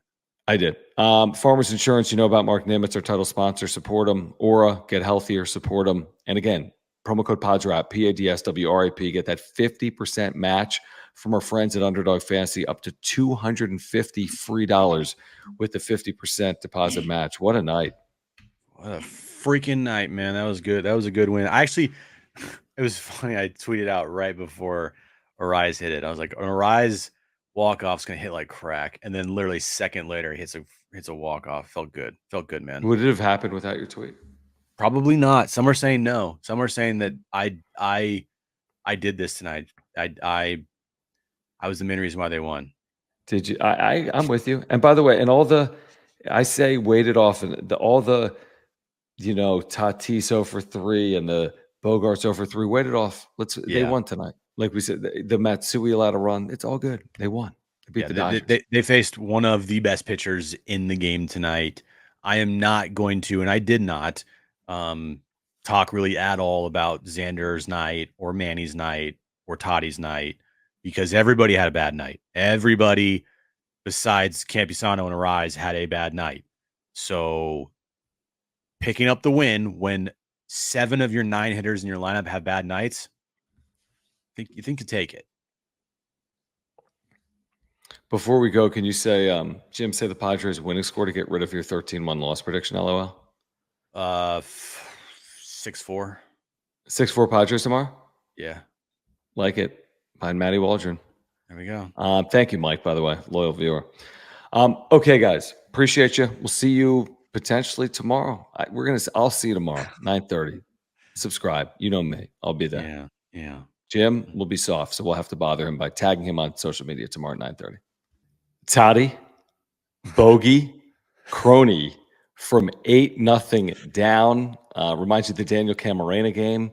It doesn't remind you of 2023. I promise you that. From out of nowhere, down 8-0 in the 6th inning at Petco in front of this huge crowd, the Padres absolutely stunned the Cubs. Dare I say an early season turning point, Jim, to get to 6-7 for San Diego? Do we have a turning point on April 8th? Get in here. You have to subscribe. We're trying to get to 6,000 subscribers. Tonight is a reason to subscribe. How many likes do you want tonight, Jim? Oh, dude. 8-run comeback. All the likes. I would love 1,000 likes, but 1,000 likes? Let's say 500. Let's say 300. 300 likes minimum. 20 minimum. likes. 5 likes. All right. Let's get 200 likes minimum. Yeah. Follow us at John Schaefer, at Jim Russell ST. We'll get to every super tonight. If you want to support the channel, if you want to commemorate an 8-0 rally for the Padres at Petco to win 9-8, just unbelievable. Click the $ below the chat box. And if you want to become a member, you get emojis, you get badges, you get more. Click the join button down below. I mean, stunning, remarkable, especially off yesterday, to fall behind 8-0, lifeless through 5 innings, just 2 hits into the 6th inning. Darvish wasn't good. The bullpen didn't start well. It ended very well. Baseball will do that to you, man. Over 162, you just never know when you're going to walk into a game like this, and it feels significant, even though it's only April 8th. This is their best win since Game 4 of the NLDS in 2022. Disagree. Since Game 2 of the NLCS. Or sorry, Game 4. Well, Game 2 of the NLCS, yes, but they ended up losing that series. And I think when you trail against the Dodgers in this series, just let me just Game 4 NLDS, best win since Game 4 of NLDS. Game 2 of the NLCS. I don't think many people would disagree with me, except for you. I think a lot of people would disagree with you. I'm going to actually put a poll up. Game 2 of the NLCS was a bigger game, and they came back from 4 or 5 down in that game. Series, and they beat the Dodgers in Game 4 of the NLDS. Yeah. Okay. Whatever. Anyway, this is a win that last year's team couldn't even dream of having. They just couldn't. And I mean, I'll admit it. I thought this one was over, like way over. Well, everyone did. A lot of people did. And to this team's credit, getting that 6th inning especially, because that's when it all flipped and turned around. It started with Jake Cronenworth, and then it went to Ha-Seong Kim, and then you get Campusano, and then you have a big Bogarts moment, and you make it 8-7. And at that point in time, you kind of just feel they're winning this game. They have to win this game. Not only does it feel like they're going to win the game, they have to win this game. Because if they end up losing 8-7, that comeback means nothing. It's not a moral victory comeback, because guess what? They still would have lost. So you're thinking to yourself, like, they have to win this game. They cannot, after what they did in that 6th inning, to pull it to within a run, lose this game. And they didn't. And that's a credit to this team. That's a credit to the guys not giving up at bats. Because they easily could have given up at bats. Like, this was a tailor-made game for just whoop, slop, game over. Like, let's go home. And they didn't. And that's a credit to the team. Now, dude, I saw people in the 5th inning talking about Preller's job. You know who you are. I mean, I saw people in the 5th inning talking about Preller's job. And Preller's job was never in the line tonight if they lose 8-0. I mean, if they're 5-8 or 6-7, the path doesn't change. I mean, you need to get into the postseason. But all I know is this: they've had fight. This is not the only example of it. I think they've had either 9 or 10 innings of 4+ runs. That's crazy. They didn't have a 4+ run inning until game 28 last year. I think they've had 4 or 5 4-run innings, 4 or 5 5-run innings, and now a 7-run inning. Now, they were quiet for the last 6 or 7 days. One multiple run inning in their last 57 coming in, but it was a 4-run inning from Profar in the Grand Slam. there is no resemblance. I'm not saying in wins and losses, but there's no resemblance in their fight and in their capabilities on offense to 2023. I don't know what it means. I don't know if they're going to win 89 games or 99 games or 79 games. I just know there's no resemblance on offense to what we saw a year ago. I don't think they're a perfect team. I don't think it's a perfect offense. I was a little concerned by Darvish's start, obviously, here tonight, but you win in that manner, and then you have Musgrove and Cease to finish off the series, and it becomes obviously a must-win series after winning a game like that. But it just feels like, yeah, it's one game, and what's the difference between 5 and 8 and 6 and 7? But we'll find out. I mean, sometimes things like that have a funny way of being of value. I'm not going to say it's a turning point, but how could that not be of value? What the Padres did here tonight. What these types of wins and games do for a team is when they're down 4-0, right? When they're down 5-1, it gives them the confidence and it gives them a reference point to go back to that we can do it. Like, oh, remember that game we came back 8-0 versus the Cubs and won? Like, we got that in us. We can do it. When you had so many games last year when they would trail by 3 runs and it was over, they had no reference point. They had nothing they could go back on to remember in the season where they could say as a team collectively in that dugout, we've done this before. We've done this before. Now you have at least have one game under your belt. Hopefully you get multiple, and hopefully this turns into not a trend where you're always having these comeback wins, but if they're trailing by 2 runs or even 3 runs, which is not the end of the world, they don't feel like defeated. They don't feel like it's just over. They don't feel like they have this giant uphill climb that last year's team felt like they had every time they went down 3-0. These are what these types of wins do. I don't think it's a turning point in your season being this early on, but it is all right, take this game down 8-0. We won 9-8. Put that in our back pocket. So whenever we're in a moment the rest of this season, and it could be tomorrow, right, where we are trailing in a game by a significant amount of runs, we are not hopeless. We are, remember when we did that? And who knows, maybe they pull a couple more of these, comeback wins out of their ass. But that's how I view tonight. I don't view it as a turning point. I view it as a confidence booster and something they can put in their back pocket for inevitably when they're trailing by multiple runs, 4 or 5 runs later in the year at some point. I want to know how many times last year, I don't have it in front of me, it would be in the game notes. How many times a year ago did they win when trailing in the 6th inning or later? I'm talking by 1 run or more. Kevin, put it in the game notes, buddy. Put in the tidbits. They've done it twice this year. It's April 8th. Twice this year, they've overcome a deficit in the 6th inning or later. Tonight, 8-0. Home opener against the Giants, they trailed by a run, I think, in the 7th inning and won that game. I mean, that's not who they were a year ago. They had like 5 of those. I'm telling you, they had like 5 of those wins a year ago. They have 2 of them on April 8th. Ben, let's get started here with the Super Chats. Guys, if you're here, you got to subscribe. We're trying to get to 6,000 subscribers. Tonight's a big reason to subscribe and like this video as well. We appreciate your supers. We get to all of them. Padres in a stunning comeback win 9-8 over the Cubs at Petco. Well, thank you, Ben. He says, commercials currently in development. Are you a Padres fan who developed a heart condition while watching games? You may be entitled to compensation. You'll take a heart condition off a win like this, won't you? I mean, like you said, if you lose this game 8-7, you're like, are you kidding me? Right. All that for naught. But that's not what happened, thanks to Fernando Tatis Jr. That was a moment, man. That was a moment. With 2 outs. 2 outs, runner on, and you hit the go-ahead home run that it just felt like you never got last year. And maybe they did, but like it took forever. I don't know if they did. Like that go-ahead not only that go-ahead 2-run home run, but a go-ahead 2-run home run by your star players. We talked a lot about it today on John and Jim, last night on the wrap-up show. This team is going to go as far as they are going to go based on how their star players perform. Tonight, you had a big home run from Bogey, and you had a big home run from Toddy.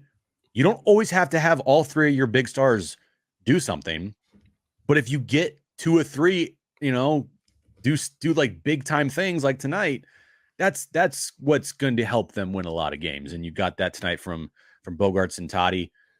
Yeah, not necessarily Manny, but that's okay. That's okay. We can't have all nice things.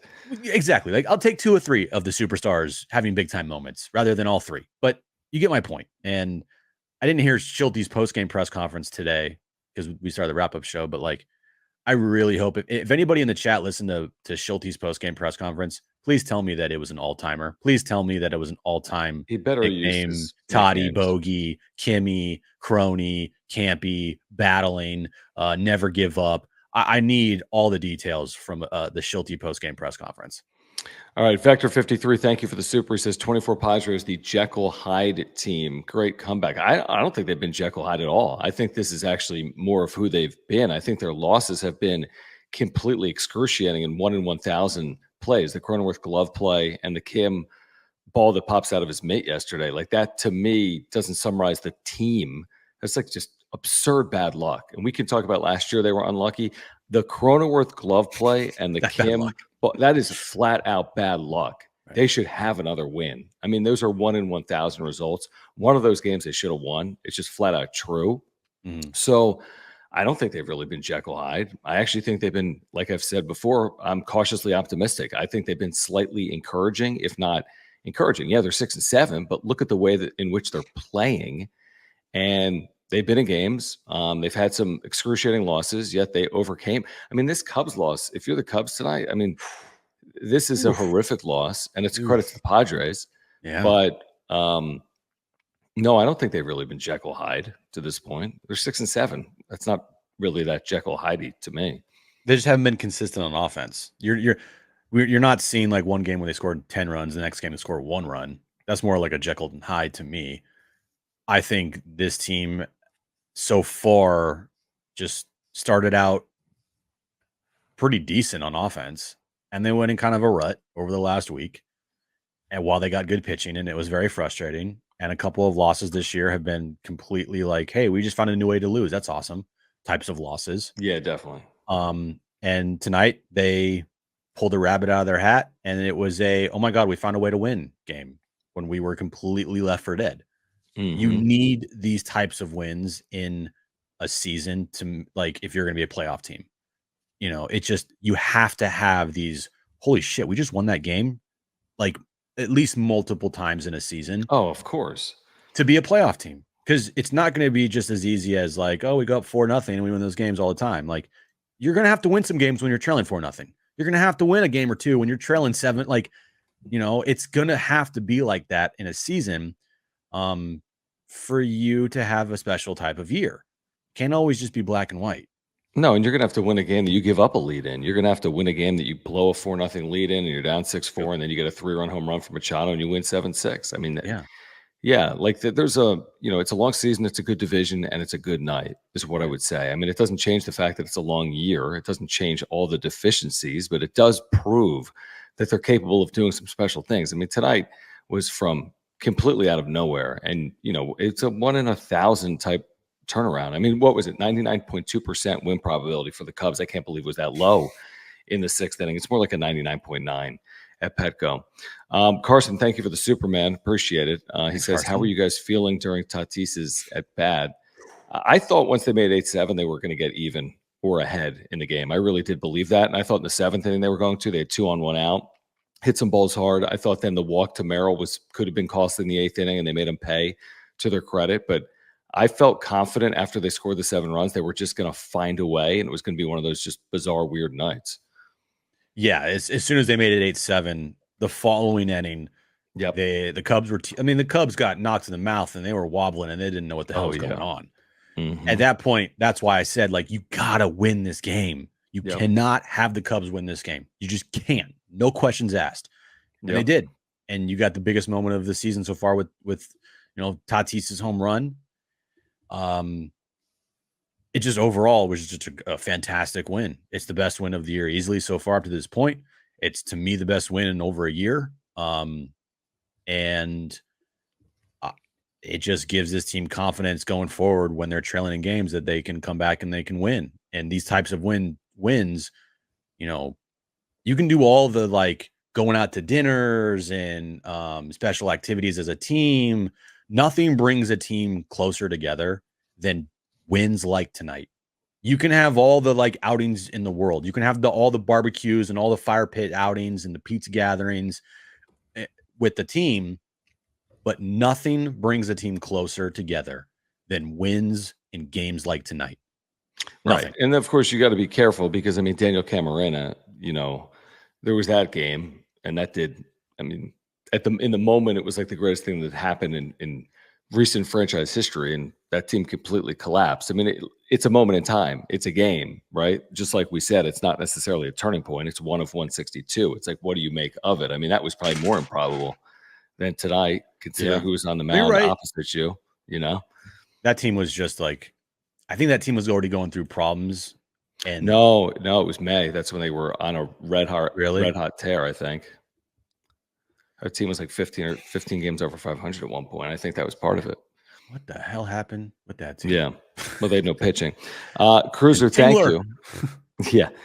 He says, hope this gives Manny FOMO and gets him going. I mean, Manny had some really interesting quotes. If you read Dennis Lin in The Athletic about him not being 100%, he doesn't expect to be potentially until 2025. Plus, it's a completely TBD timetable on him getting back into the field. I mean, it's definitely concerning. His start, he has had starts like this before. They've kind of overcome it to this point to be like a 500 baseball team through 13 games. But of course, they have to get him going. There's no substitute for Manny Machado, even a night like tonight. Yeah. If he's not hitting like he is, then that puts more pressure on guys like Tatis and Bogarts and Cronenworth, to produce, because it kind of is like, hey, I need you guys to pick me up here. And tonight they did. Cronenworth, Toddy, and Bogey. Sorry. Crony, Toddy, and Bogey. They all picked up Machado tonight. Machado had a bad game, 0 for 4 again, 2 strikeouts. And when he's not hitting, you need everyone else around him to produce. And that's what happened tonight. And that was great to see, because this team has relied a lot on Manny Machado. When he goes, the team usually goes. And when he's not going, it's been tough. They need those guys to step up, and they did that tonight. And it was great to see, even though, it felt like it was completely over in that 5th inning. Yeah, even 6th inning. The 6th inning, sorry. 8-0 the 6th. Well, the 4th inning, I guess, right? They would lost. Yeah, when they went down 8-0. But then you get later in the game, like you don't respond to the bottom of the 4th, you don't respond to the bottom of the 5th. You had just 2 hits. I mean, you just can't predict something like that, especially coming off yesterday and coming off the Giants series where they hadn't been doing anything on offense for 5 or 6 days, and then just out of nowhere, a 7-run inning. Right. The Beef, thank you for your membership in the Super. Guys, if you're here, please subscribe. We're trying to get to 6,000 subscribers this month. We need you, and please smash that like button for us as well. We're trying to get to 200 likes tonight. Hold on. Thanks for the Supers. Did I say 200? You did. Because we have over 500 people in our chat right now. So that's now been bumped up to, 500. Everybody in the chat right now, every person watching, I see over 500 plus people here. Just hit that like button. That's all I want right now. Hit that like button. If you are watching us, I see you. We're almost at 550 people watching. Hit that like button. Hit that subscribe button. Let's get us close to 6,000 tonight. And I mean, Padres had the biggest win, it feels like, in forever. Hit that like button. That's greatly appreciated. All right, the Beef, thank you. He says, wow, what a game. Post-game presser was great to hear. Even down, they were positive and locked in. Yeah, I saw Schulte said that like it brought them closer together, being down 8-0. They never lost resolve. They didn't give up at bats, and proof's in the pudding because of what they did. He says he regrets a lot of tweets during the game. What a win. This may be a season-changing game. Turning point. Even beyond it, season-changing here on April 8th, says the Beef. We'll see what they do with it. We'll see what they do on the other side of this. 2 games against the Cubs, then they're off for Dodger Stadium. You never know what a win is worth. We'll find out moving forward. I don't give anybody crap for tweeting out like game's over and this and that after they go down 8-0. Because what do you have to go off of that this Padres team was going to come back and win this game? You don't. Right. I mean, if you tweet out like Chris Paul hits a 3 to pull you within 42, that's right. I mean, That was a Jake Cronenworth home run. I was like, I know. oh, that's nice. And I guarantee you, 98% of Padres fans felt the same way. Like, oh, cool, great. Jake Cronenworth got a home run. Wow, that's awesome. Not a Padres blogger. He wrote Everybody except for Mark Bartlett. Padres win. I know. Everybody except for Mark. Everybody but Mark Yep. thought this team was going to lose. Good for Mark. Mark is the most optimistic Padre fan I have ever met in my life. So I wouldn't expect anything less than from Mark, even if this team was trailing 15-0 for him. He even had the score. I mean, to win, who knew it would have been 9-8 if they won the game? I know. Incredible. Great tweet. All right, let's get to more supers that are rolling in. Evan, thank you, man, for the super chat. He says, Fernando Tatis Jr. is a San Diego Padre. I mean, we said all offseason. I'm not saying it had to be an Acuna bounce back year like last year, but it's got to be a big year. Had to be better than he was a year ago. And he was good, but he wasn't great. And he's capable of greatness. Just look at his 2021. Just look at his time when healthy outside of last year, essentially. I mean, this guy's going to have to hit 40 home runs, and he's going to have to be top 3 in MVP voting for this team to have a special year. He's just going to have to be. We've seen him be that player. He's good. He's capable of hitting 40-plus home runs. He's hit 4 already. And not just hitting 40 home runs, hitting meaningful home runs like the one in which he hit here tonight.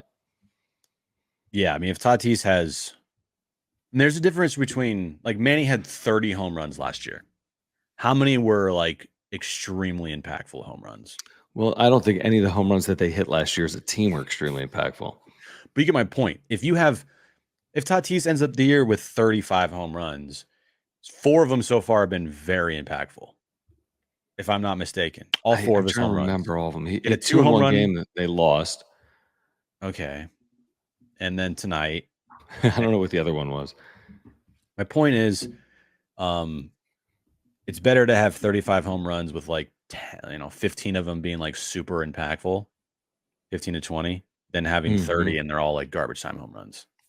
Like a Jake Cronenworth home run tonight, if they ended up losing 8-2. Right. You'd be like, that has no value. No value. But when you win, it becomes an important home run. Like tonight, Tatis has 4 home runs. If he homers when they're down 10-1, doesn't okay, great. But when you homer to give the team the lead after trailing 8-0, that home run becomes even bigger. And again, with someone like Bogey who had 1 extra base hit on the season, to hit a home run in that spot, that's also extremely meaningful because, again, he had done nothing. So to do it in a big spot, like with power, was something you just can't expect. He hadn't done it all year, and he came through in a big spot. Richard, thank you. He says, I made a statement yesterday about your blue-collar players. I got killed in the chat. Your blue-collar players set the table for the comeback. Yeah, maybe. I mean, Cronenworth, if he's blue-collar. I think some of the stars showed up, though, like Crony and Toddy. De Los Santos. I remember kind of briefly your super, Richard, in your comment yesterday. What did we say about them? No, not us. He's in the chat. Oh, okay. Because I was like, killed in the chat. I remember I was like, what did we say about those guys? That chat, who knows? Listen, it's a fair point. I mean, again, Merrill's been so huge. Oh, my goodness. Including tonight. With that walk in front of Tatis, it was massive. Yeah. Alejandro, thank you. Says Tatis a dog. Love the cleats tonight too. # Tony Gwynn. Super cool. Awesome homage. Throwback. I mean, he's gonna have 50 different personalized pairs of cleats this year. He's up to like his 6th or 7th. To this point, he's gonna have at least 50 personalized cleats this year, which is crazy, I think. Hold on, I'm pulling these up. And cool. Now. I mean, these cleats are like. Is he a Nike guy now? He's a Nike guy right now, right? Yep. At one point tonight, I was like, "This is the best part of the Padres is these cleats." Right. So you see these right here? Did I pull it up? Here we go. Ooh, dude, dope. These freaking cleats, man. Mm-hmm. Look at this thing. 2 different eras, 2 different cleats. I mean, those. Of all the cleats he's worn this year, I think these right now are my favorite ones. There have been some wild ones already. He's had Tiffany and Company. He's had the military. He's had these Steph with our buddy Mark Bartlett, by the way. You see that? Mark Bartlett's name was on the Bartlett. Mark Bartlett, our Padres blogger. Yeah, I know. Yeah. So his name's on the cleats? Yeah. You see, I knew Mark when he came in. He said he's working with Tatis on a lot of stuff. Yeah, because Mark used to be in the military.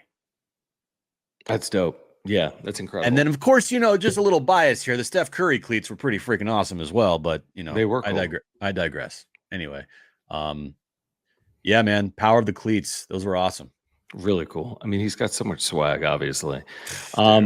Ben, there's nobody like him. There really isn't. I mean, it's unbelievable. His star power is massive. Now, again, the suspension and the missed time kind of changed things a little bit. But for Padres fans that know who he is, I mean, this guy is a one-of-one, unbelievably special player is what he is. Ben, thank you. He says, yeah, exactly. But they were only 2 for 7 with runners in scoring position. I'm saying this aloud to myself because sometimes I, too, get caught up over analyzing stats. That's the thing.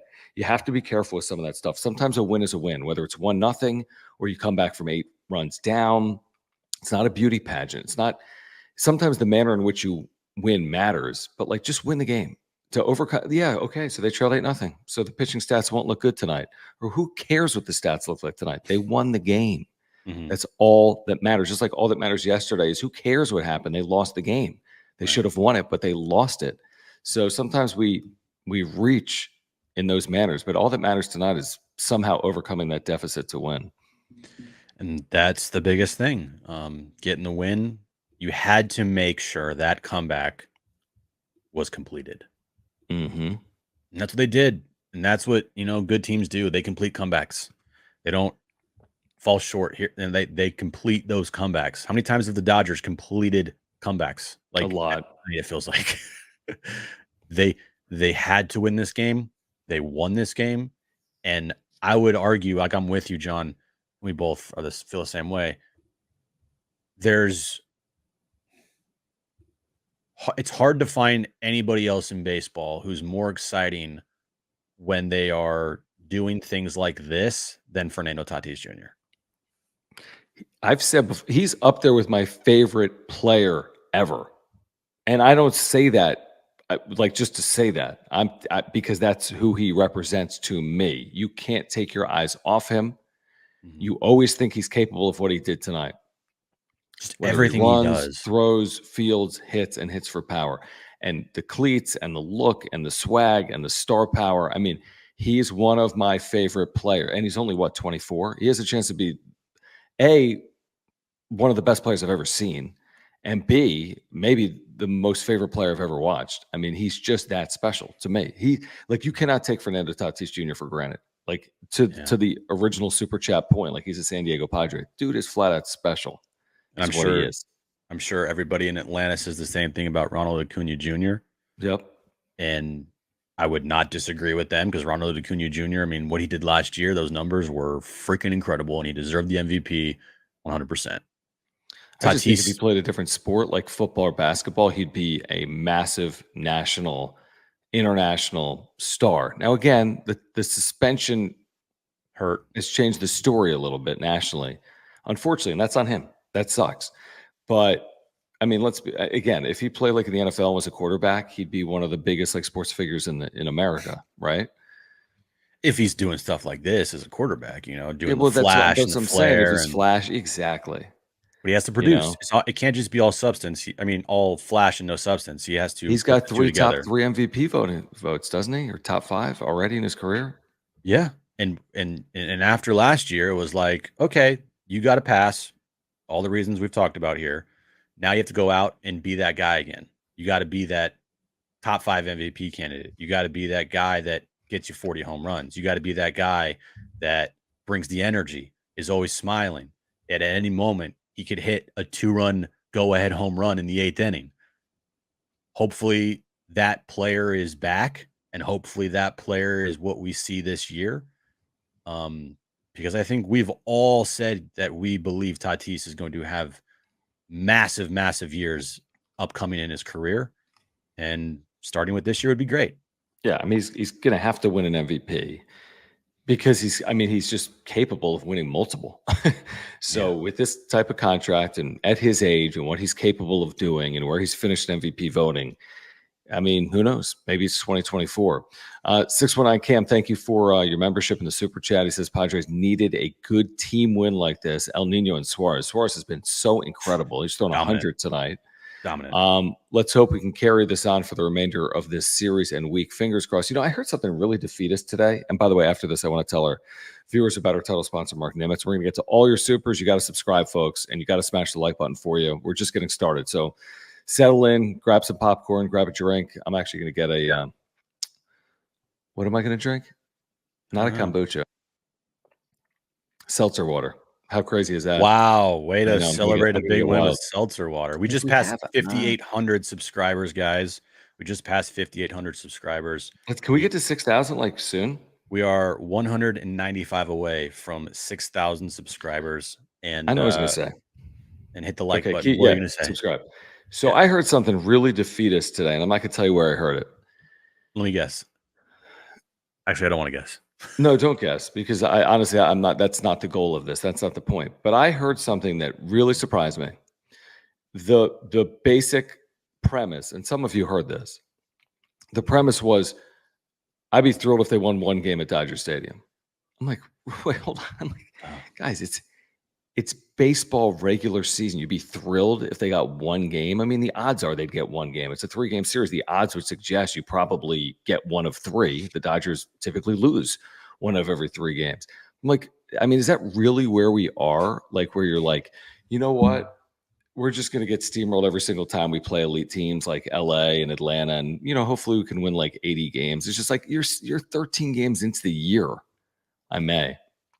It's a Parm night. 13 games into the year. So what? So they lose because Kim drops the ball. Now they can't beat the Dodgers. It's impossible to beat the Dodgers. I watched them play the Dodgers pretty well in Korea. Now they can't beat them at Dodger Stadium. It's been a week. I feel like everyone relax. I feel like you're sounding like me, John. Because how's that? I feel like every time the Dodgers would beat the Padres over the last couple of years, I was met with not by you, but like, well, it's fine. Who cares? It's the Dodgers. Of course, they're gonna. Well, that's what I would say if they lose. If they get swept in the series, that's what I'd say. But I wouldn't go. I've never went into a Dodger Padres series ever saying they have no chance to win it. No, yeah. I mean, that's what I'm saying. I've always been of the mindset, like,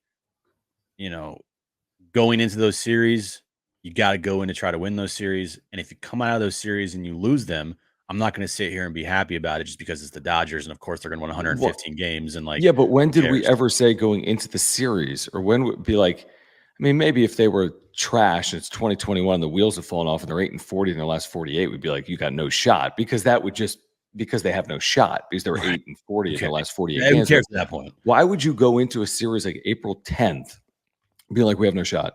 Like, what have you seen from this team that would suggest they have no shot based on just seeing them against the Dodgers a week ago where they split? And you could argue they actually outplayed them in both games and could have won both of the games if not for Cronenworth Glovegate. Anyway, we can get back to it. Let me get this from Cam. We already did. We already got to this. Hold on. Let me get to Mark Nimitz. Guys, please support our title sponsor here on the Wrap-Up Show. If you have an insurance need. Now, Mark is on a cruise right now because he's been texting us all night what happened. He's asking us about the national championship game. He's asking us about Tatis. He has no cell service, or he only has text. He doesn't have social media. He's like, what is happening? Anyway, he knows that the Padres have won.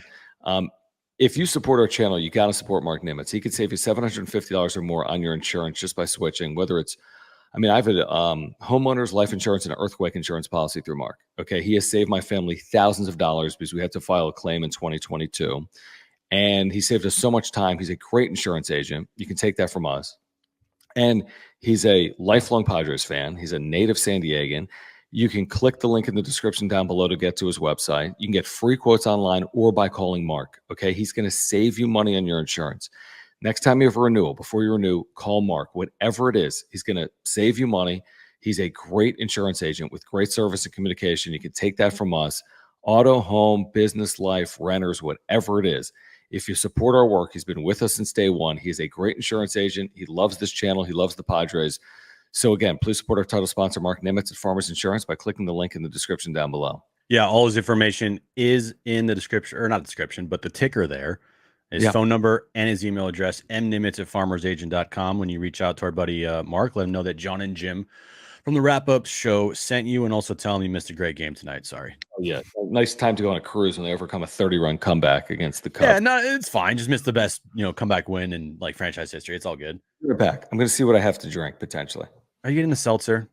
I don't know.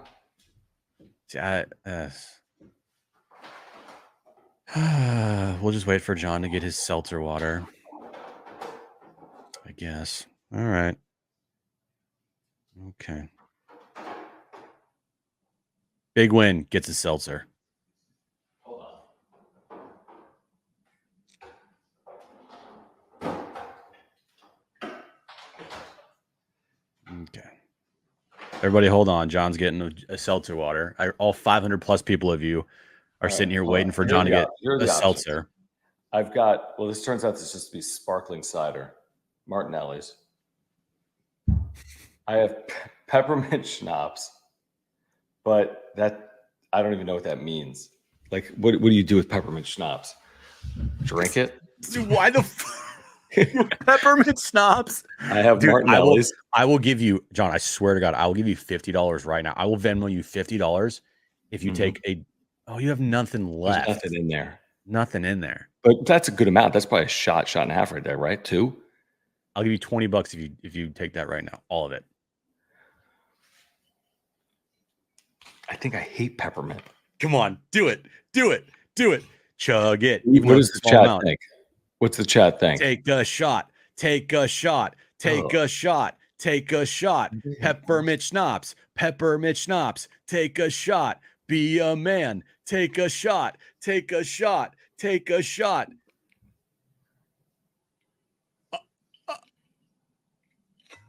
Oh. I like peppermint. Oh. Ew. But it's worth it. Good win. It wasn't a lot. It was like a little sip anyway. It's fine. It was a sip. You don't have to Venmo me. Yeah, I know. I wouldn't have Venmoed you anyway. With some LaCroix or whatever the hell this is. LaCroix. All right. Let's get serious. We haven't been serious all night. All right, let's get back to some of these supers. All right, what is this about? Wait, hold on. This before the beef. This one from James. James, thanks for hanging out, man. Today the team played for Peter. # for the faithful. I like that. It is cool seeing the heart patch on the uniforms. It really is. It's pretty special for this season. This tonight Peter would have. I mean, this is a win that Peter would have absolutely loved. Absolutely, I agree with that. The beef says 10% played. No, they played 13 games, so 16 would be 10%. But okay, 4 home runs, and he's hitting like shite. Like shit. Who are we talking about? Are we talking about Toddy? Toddy, 4 home runs, and he's hitting like shit. Dude, Toddy's got a 900 OPS, so he's not hitting like shit. And they haven't played 10%, so they played 13 games. If we do the math on it, he's on pace for like 50 home runs. His 40 would be at 16 games. I mean, he's on pace for like 45 home runs. So, I mean, we can't be critical of Fernando Tatis Jr. this year, can we? Who's being critical of Fernando? Why would it be critical? That's what I'm saying. Is he playing like shit? I don't think he's playing like shit.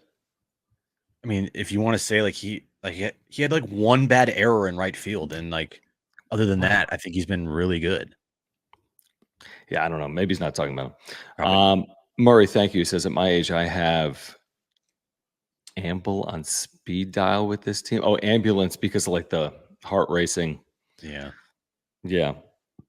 By the way, I'm not a peppermint schnapps guy. Chug a LaCroix then. Shotgun a LaCroix. Yeah. Screw that. Sip a LaCroix. Be a man.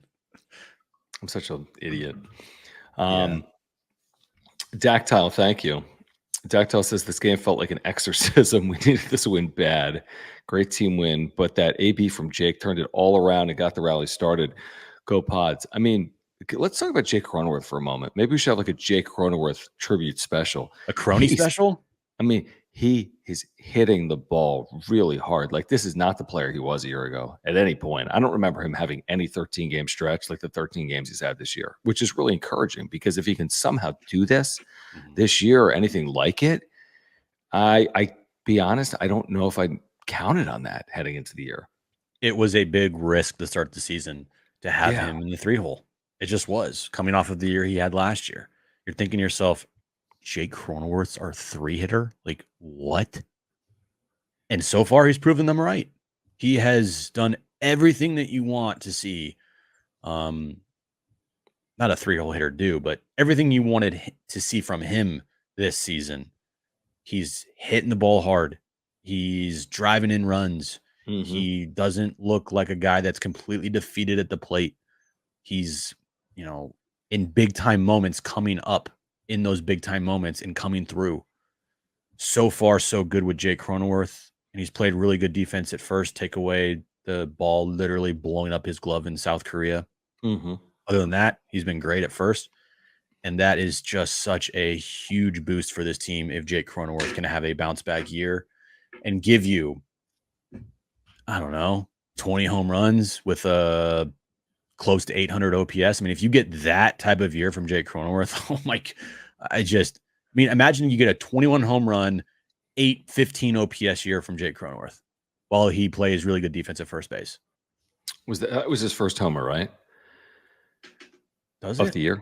I think it was. Am I wrong? Into the Crone zone. Crone zone. I think it was the first Crone zone other than his glove. It was his first home run of the year, but you gotta love me. You gotta love some Crone zone. Hey, one home run every 13 games. That's how many, John? 20.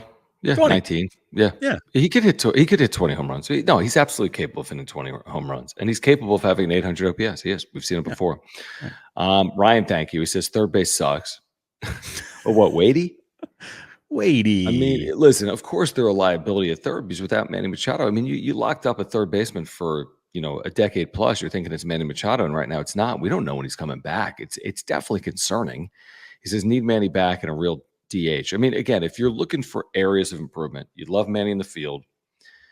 It seems a little bit of a reach to be playing guys like Tyler Wade every single day. Wadey? And I have no problem with Manny DHing, but you want him at third. And I have no problem with Campy DHing, but you can't DH Campy if he's not catching. If you only have two catchers, you get the point. So, I mean, again, a little bit of a work in progress, I would say. It only becomes a big problem if by the middle of April they decide that Manny's probably not going to be ready to play the field this year. I think he'll play the field this year. I really do. I don't know if it's going to be in April. I'd be shocked, Jim, if he doesn't play the field this year. What's more important, Manny Machado playing third base or him as your DH? Because when you put him at third base, now you have to put like Tyler Wade or someone on your bench that's not even close to Manny Machado as your DH. Say that again. So are you saying would you rather have him field or would you rather have him hit? Does it make you I'm just thinking to myself, like, if Manny goes back to the field and he plays third base again, right? Who are you DHing then? Is my question. Right. Is it Campusano when he's not catching? But then again, you're putting Higgy in there. You know what I mean? Because Exactly. now Higgy's in your lineup, which again, we don't know if that's a problem Sorry, or not. Campy, But my bad. Are you putting Wadey in there? Are you putting Eggy in there? no. These aren't DHs. That's the problem. And that's to the point of the super from Ryan. It's a good point. It's a point. Yeah.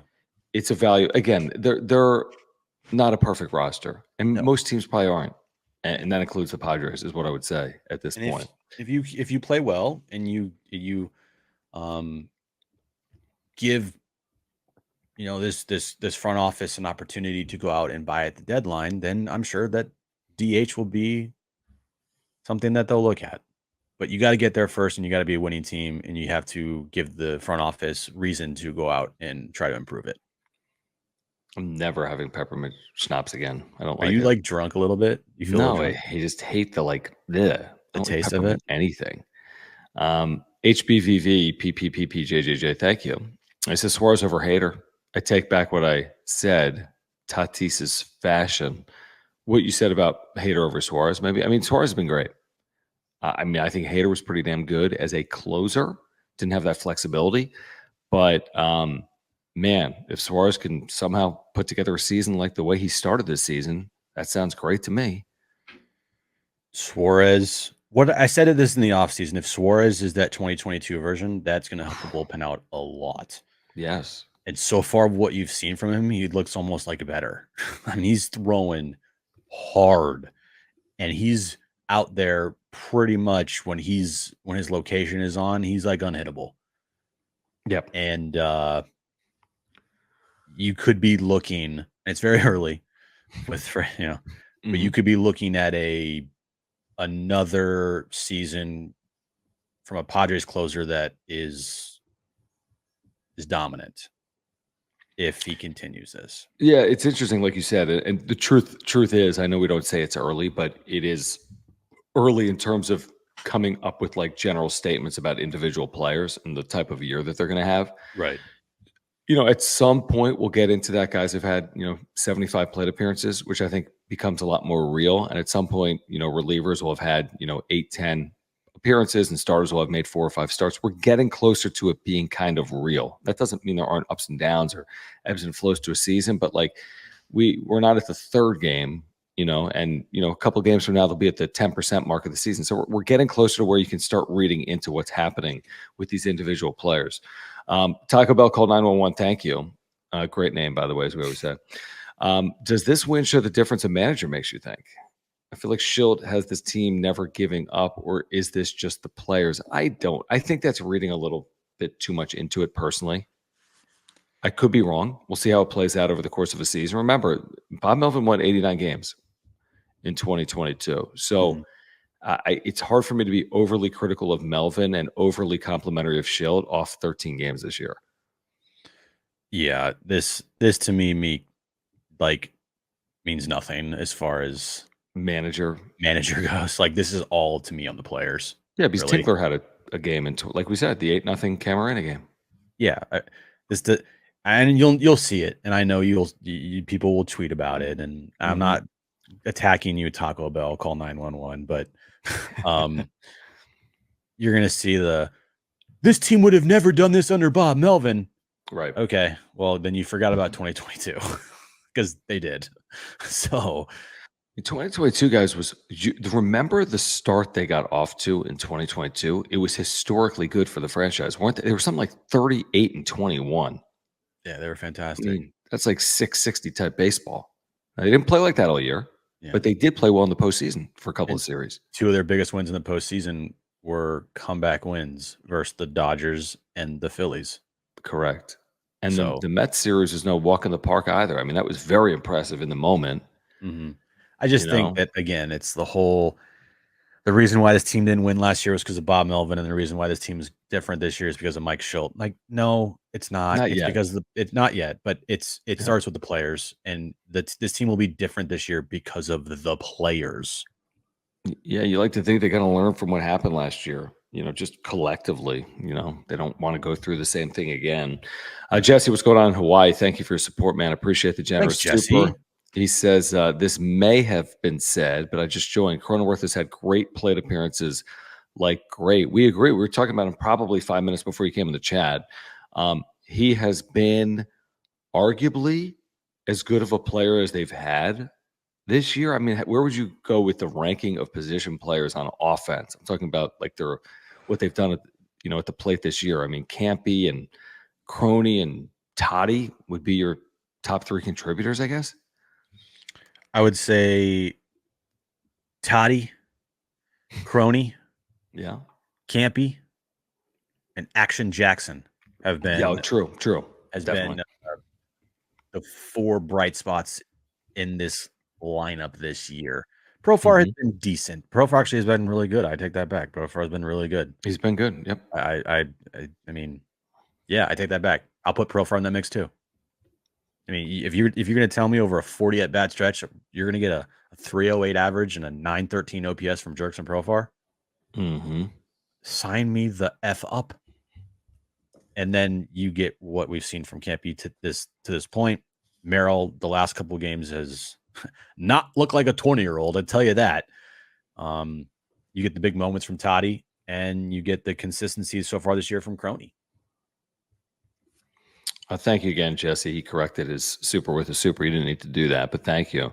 And then Rich, what's going on, man? We were texting back and forth all night. Rich, thanks for hanging out. He says, John, that schnapps taste will linger for days. Don't say that. That honestly will scare me. I hope that's not the case. Great. Now he's going to go look up how long be like schnapps taste Who do stays in your mouth. Yeah, do I call 911 for having like peppermint schnapps? Let's get to our friends at Aura, guys. If you're looking to get healthier, which I am after taking that shot of schnapps, you got to check out our friends over at Aura. They are a local company based right here in San Diego, offices in Liberty Station. Their co-founder, Will, huge Padres fan, longtime supporter of our work and this channel. They have plant-based nutritional products. All of them are plant-based nutritional. I got the probiotic I take in the morning, which I'm going to need now, tomorrow morning for digestion, heart health, mental clarity, and more. They have pre-workout supplements. They have proteins for after workouts. They have omega-3 oils. If you're taking a fish oil, you should take the omega-3 oil from our friends at Aura. They have sleep pills, immunity pills, and more. Check out all of their products, all plant-based, best of the market, ora.organic, or click the link in the description down below. Yep. If you want to live a healthy lifestyle and you want some supplements to take to help you achieve that goal, Aura is the place to go. www.ora.organic. They have everything you need for that healthy lifestyle that you crave. They have the probiotics for gut health. They have the fish oils. They have the sleep pills if you have trouble sleeping. They also have the pre-workouts for all you guys that like to work out there. And then, of course, the protein powder for a quick protein shake whenever you want it. You know, start of your day, after the gym. They have it all. www.ora.organic. Pick up some stuff and you'll thank us later. Is it just me, and I wasn't there, and I had the two screens set up at the national championship game? Is it just me, or were they getting booed? I think they were getting booed. And this was probably their smallest crowd of the year. You have your Monday. A lot of Cubs fans there. I'll tell you that. A lot of tons of Cubs fans. There always are. I've been there. Always Cubs is. Games. Yeah. There's always a million. But I think they announced under 35K, which is still a big crowd for an April Monday night. But A's would give their leg to have a 35,000 night no doubt on a Monday. But you're getting booed. People are tweeting about AJ Preller's job security. What's wrong with this team? When's fam coming? Oh, are they sellers? Can they acquire Luis Arraez April 8th? That's never going to happen, folks. And then all of a sudden to kind of change everything in an inning is kind of what happened. Now we'll see what they make of it, Jim. That's the thing that fascinates me. What happens tomorrow? We don't know. You'd like to think you got a decent shot. You have Joe Musgrove on the mound. You're coming off what happened here tonight. You have Dylan Cease awaiting on Wednesday. Then you have that weekend series at Dodger Stadium. But what do you make of this? And again, that's why baseball is so hard with turning points, because pitchers change every single day. So it's not as simple as the same team goes out there every single day. I'm fascinated by what happens as a result of what happened here tonight. For me, that you have to now win this series. You cannot lose the next two games of the series after tonight and feel like this means anything. So you got to get one of the next two. And man, you'd love to get greedy right now off tonight and somehow win two of the next two. Especially when you have Musgrove and Cease pitching tomorrow night and the next day. Mm-hmm. I'm with you. They have to win this series in order for this night to mean anything, really. I mean, if you go out tomorrow and you lose 7-1, 7-2, it's like, okay, that's great. But I mean, what if they end up sweeping the Cubs here? Now you are on a 3-game winning streak, coming off of the best comeback win in felt like over at least a year for this team. And you parlayed that into a sweep of a team who has been playing really good baseball to start the season. I mean, it took, 2 or 3 from the Dodgers in Wrigley? They started 0-2. They'd won 6 of 7 coming in. And you go into Dodger Stadium with little momentum here, and you don't feel like the sky is falling. And exactly. Padres fan don't feel like, oh, well, screw it, here we go again type of feeling. You give yourself a little boost. And throughout a season, you're going to need these types of boosts because it's so freaking long. And you need these adrenaline kicks at times, because once the adrenaline wears off of opening day, like I said with Jackson Merrill, and how does he perform now once the adrenaline is gone? Well, he's performed great. Good for him. It's just such a good thing to see a young player actually producing and performing, and looks like he's developing the right way. But throughout a long season, you're going to need jolts of energy. And I know it's technically early in the season, right? Yeah. 13 games in, but this was a jolt of energy for this team. Yeah, I mean, to the point where the UT has a breaking news headline that says Fernando Tatis Jr. It is blast home run and epic comeback. Like, it's breaking news at the Union Breaking Tribune. I mean, news. again, they hadn't had a lot of these in recent history, to your point, and they got it tonight. We'll see what they make of it come tomorrow, again, with Joe Musgrove on the mound. I already had that up, didn't I? For San Diego. What we do need to let our viewers know about, by the way, Jim, because we've been playing a lot, if we're going to be honest. Underdog Fantasy, all right? If you are not playing along with us each and every day, you should be. If you use promo code PODSWRAP, that's PADSWRAP, you're getting a 100% deposit match up to $100. You can play Padres pick'ems every single time they play, okay? You go 2 for 2 in your pick'ems, you can win 3 times or more your money in a single night.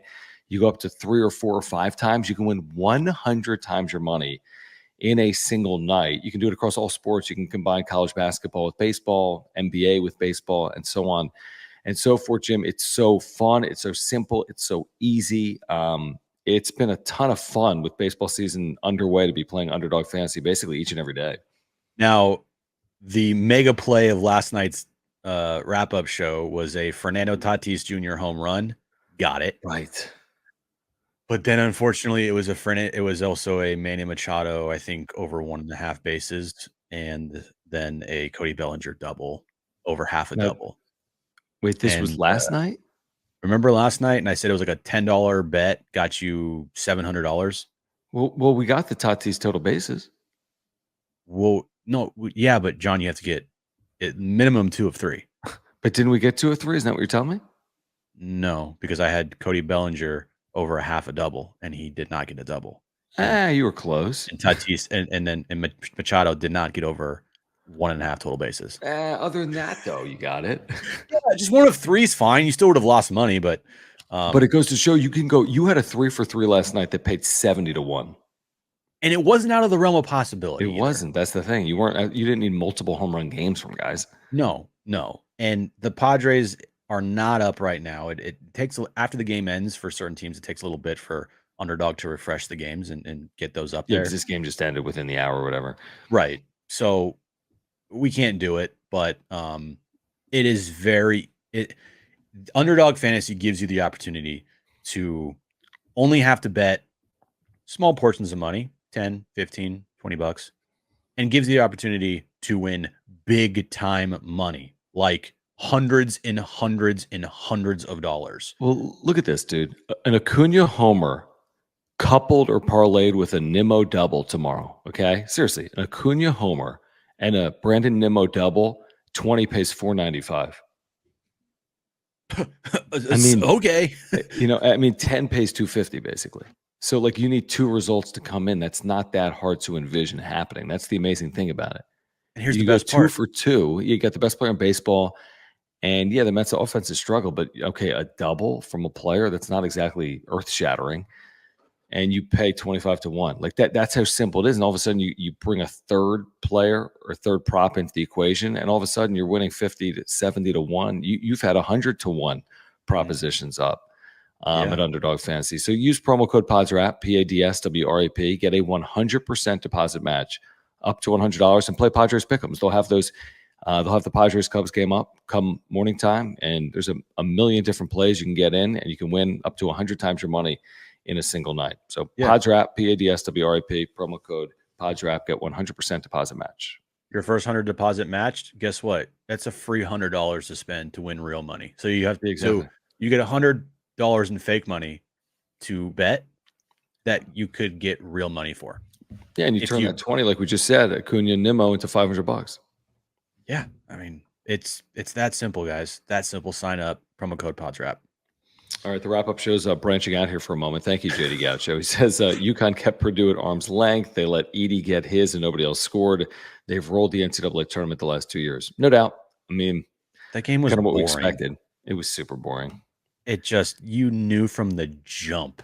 It just wasn't happening. You're like, this ain't it. Their strategy was, Edey, you can get yours. We're shutting everybody down. How many threes did they hit? 1, Purdue? How many threes did Purdue shoot? 6, 5. I mean, it was an embarrassment. They shot 7 3-pointers the entire game. They made 1 for a team that like 1 3 in a national threes championship all the time. Edey was 15 for 25 from the field.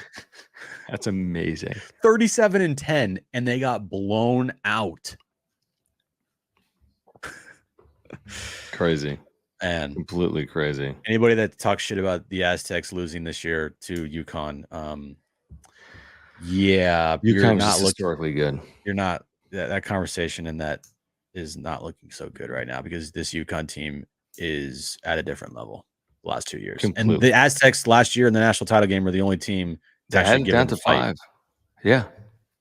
They had it at 5. I just looked at the play-by-play the other day, or like the game summary, and they hit 2 free throws, pulled to within 5. Then Hawkins hit a 3 to make it an 8-point game. Then San Diego State missed the front end of a 1-1, down 7 or 8, and that's as close as they would get.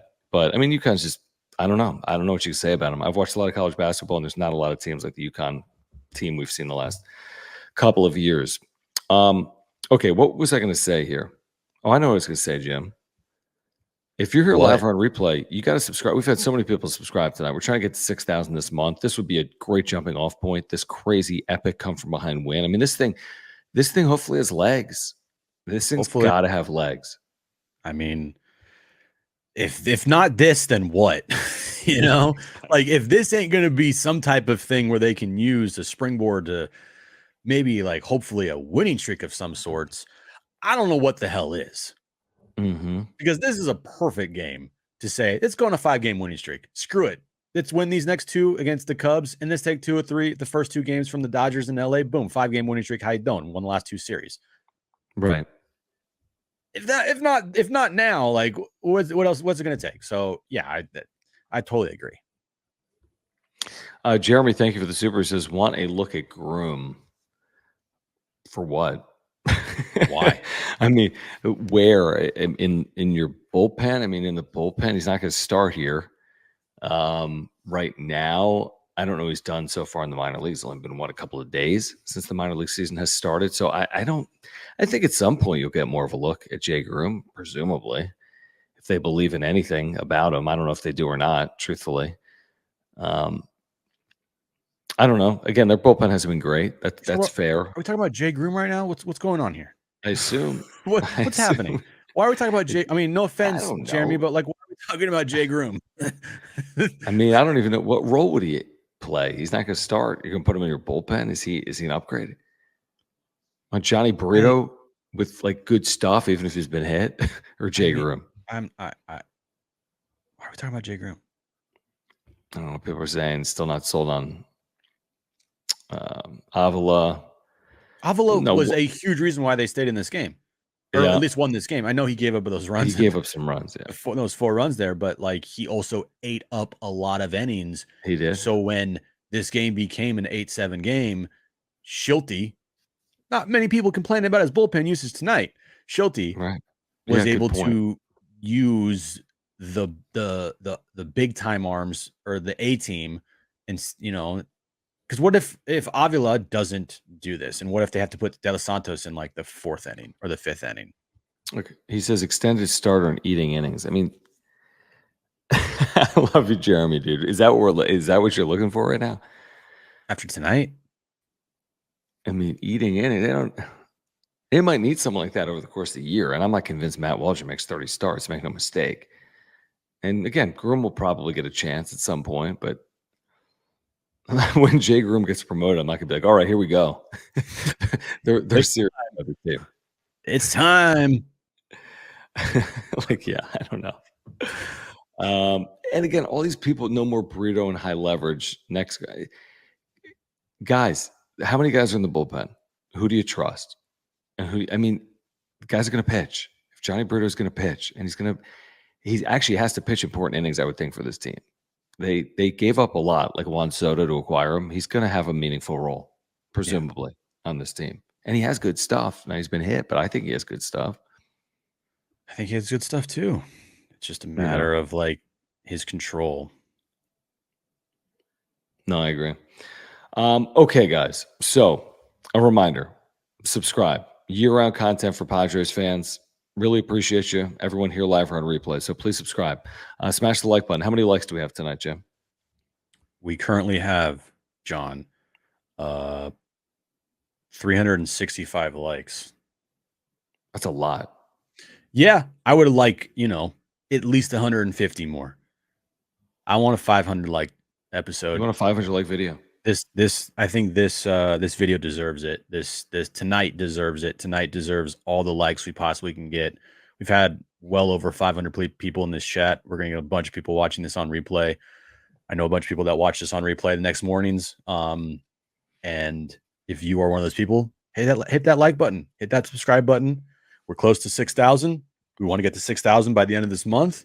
And yeah, it takes you guys out there to do that. And we appreciate you all for doing it. Yeah, we should have 6,000 subs. There's tens of thousands of Padres fans. There's tens of thousands. We see how many people watch these videos. So if you wouldn't mind subscribing, please subscribe. Follow us on X at John Schaefer, at Jim Russell SD. Thank you for the super thanks. If you're here on replay, thank you for those that become members. You get emojis and badges. Click join down below. Support our partners. Mark Nimitz at Farmers Insurance. If you have an insurance need, Mark is our title sponsor, has been with us since day one. Make sure to click the link in the description down below. If you want to get healthier, check out Aura, ORA.organic, plant-based nutritional products. Click the link in the description down below. And again, Underdog Fantasy, play along with us beginning tomorrow, Padres and Cubs. You can play Padres Pick'ems. Use promo code PADSWRAP. That's PADSWRAP. Get a 100% deposit match up to $100. Join us tomorrow on San Diego Sports 760 from 3 to 6 for John and Jim. And then tomorrow night for another edition of the wrap-up show. Wow, I didn't see that coming. That would be the equivalent of basically Purdue coming back from like 15 down with 6 to play. Like if they were 15 down with 6 minutes left and they somehow won that game, like, whoa, I didn't see that. That was a little bit bigger game. That was like, the good point. But I mean, but in terms of like, you're sitting there knowing what's going to happen. Like, what's going to happen. And I thought I knew it was going to happen tonight. I thought, yeah, Cubs are in control. Padres have no shot. Well, Just kidding. what?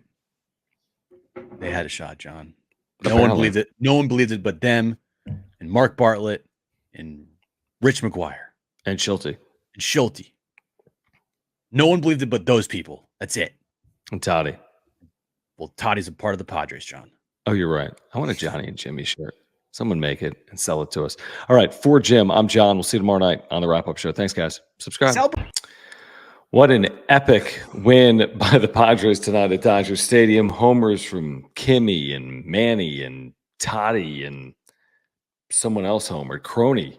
I don't even know if I said him. But Jackson Merrill comes through there in the 11th inning with the 2-out 0-2 go-ahead single. Padres win in LA, overcoming a 4-run deficit to win 8-7 in Game 1. Another great comeback for the Padres this week. It is the wrap-up show. Make your way in. John and Jim with you. We'll be with you for the next hour. Padres, I mean, what a start to a series. It really was impressive. We're trying to get to 6,000 subscribers. If you wouldn't mind subscribing, we would appreciate it. Smash the like button for us. How many likes do you want tonight, Jim? 350. I want 1,000 likes, but we'll start at 350. But that's everybody that watches this show tonight. Everybody who watches this is on replay. Hit that like button. Hit that subscribe button. Yes, we are whoring ourselves out for subscribers. That's what happens on YouTube. But everybody drop a like right now. Amazing win. Just amazing win for this team. Yeah, that game was crazy. It was crazy. Yeah, I mean, honestly, for me, like, there's a couple of takeaways. First of all, Jackson Merrill's been terrific. I'll admit it. Through 16 games, he's proven everyone wrong, including myself. He's just been incredible. He's had clutch moment after clutch moment, including here tonight. But really, my game ball goes to Mike Schilt. And there's a couple of reasons as to why. First of all, he stayed out of a double play with Xander Bogaerts in a 7-4 game. It completely changed the game. They scored 3 runs after that because they started a runner. And then just look at his bullpen usage tonight. It doesn't always work out like this, but it was just spectacular. I mean, he used 6 or 7 guys to perfection against an outstanding lineup. We all know that. I mean, the Dodgers lineup is as good as any in baseball. And by and large, they kept them at bay over the final handful of innings of this game. And the Dodgers had a chance to win it in the 9th. They had a chance to win it in the 10th. I hit the tying run, obviously, in 2nd in the 11th inning. So, I think Mike Schilt deserves a ton of credit for the way he managed this game here tonight.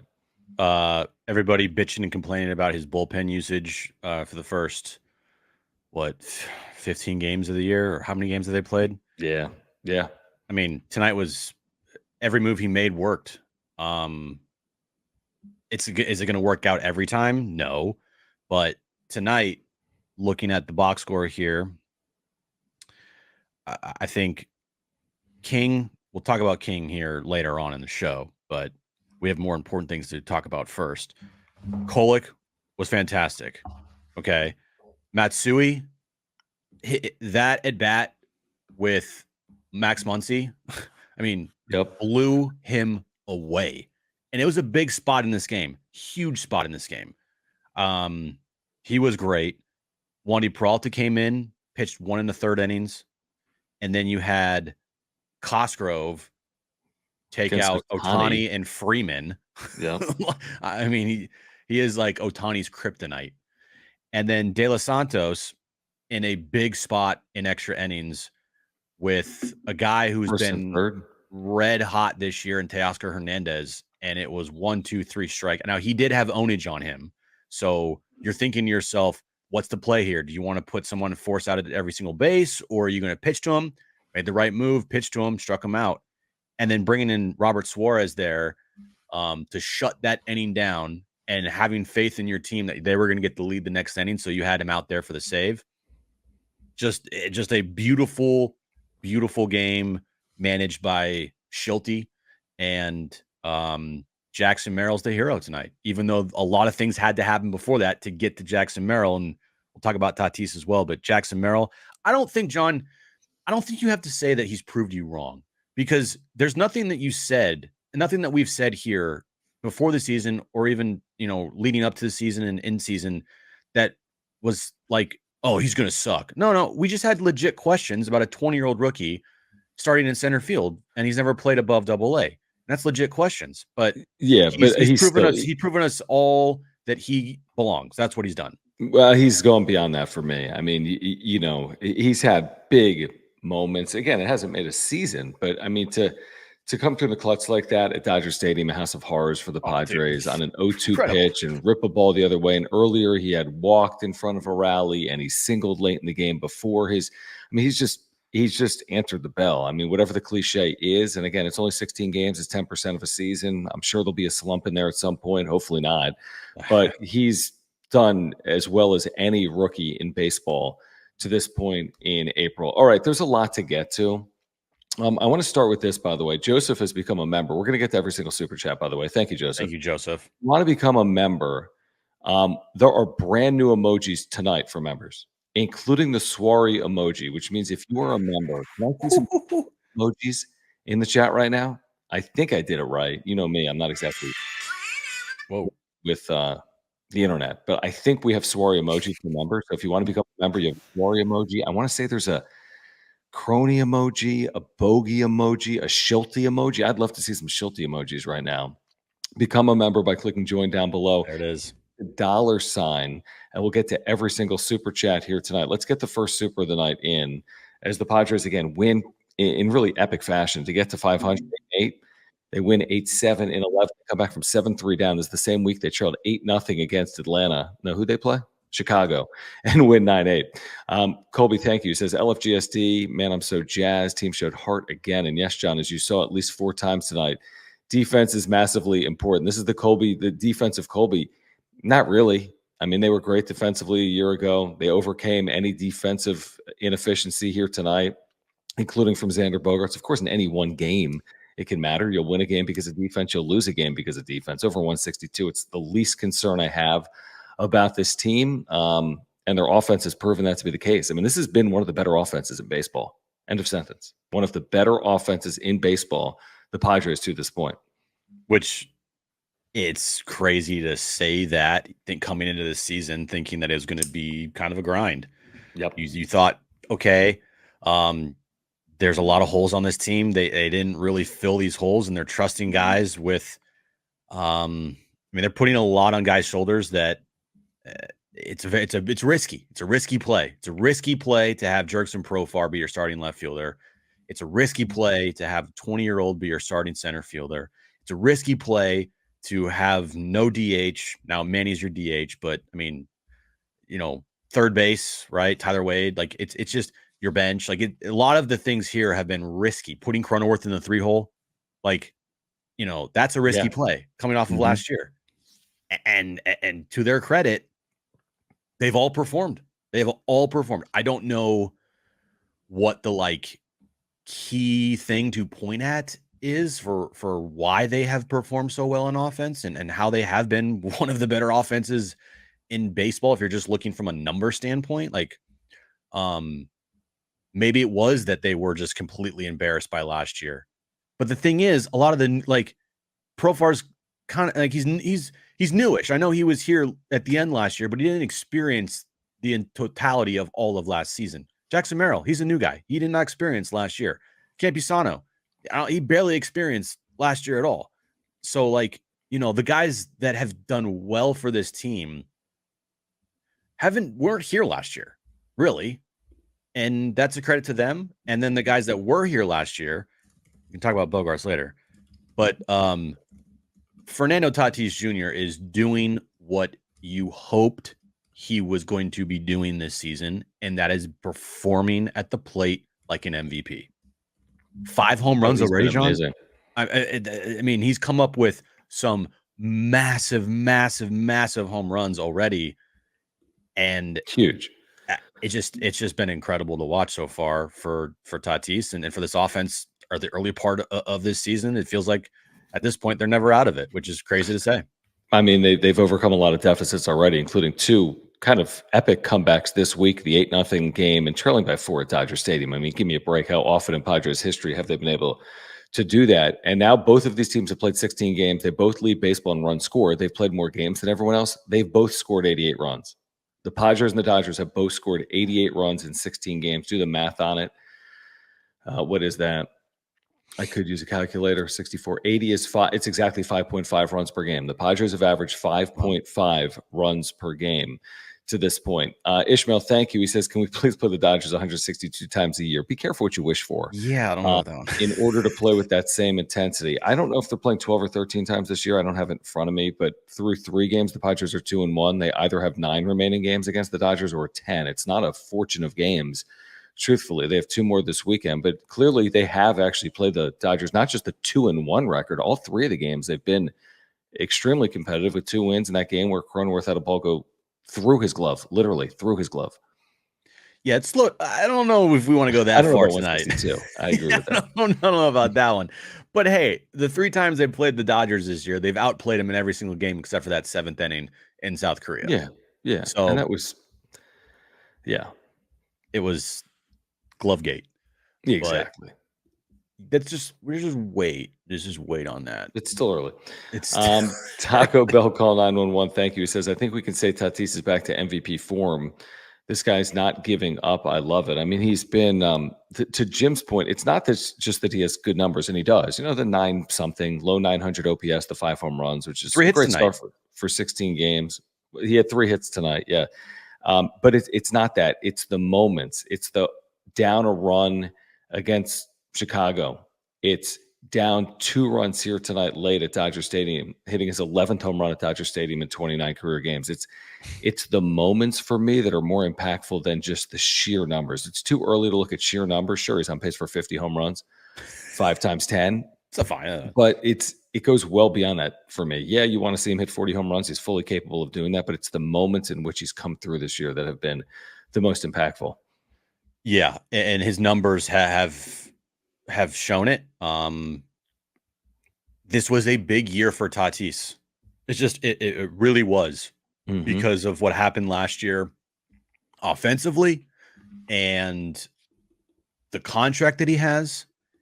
And you're sitting there wondering to yourself, I mean, I hope Tatis gets back to that 2021 MVP form. You know, it's a question. It's not something that, like, I think was like the biggest question mark, right? But it's in the back of everybody's mind. It is, because you're hoping, did this guy get his power zapped because of the shoulder surgery? Like, I hope not. Well, we have our answer so far. We have our answer this year that he looks. I mean, it just feels like he not only looks like he's the 2021 player, but he's healthy. He's a better, and I would just say this, he's come a long way. Sometimes when you overcome real adversity in life, you are better off for it in the long run. And it just feels like he's a different player. Like the way his Man, there's something about just the way he carries himself today is much different. He was much more a kid. He was a kid in 2021. He felt much younger as an individual. Some of the things he said off the field. Right now, he's a different individual, or so it appears from afar, than he was, just 2 or 3 years ago. I think everything that came with the motorcycle situation and the suspension has changed Fernando Tatis Jr. I don't know if that means he'll be better than he was, but what I'm seeing right now, I really, really like. Can we take a moment to ask people to subscribe? Okay, if you're here, subscribe.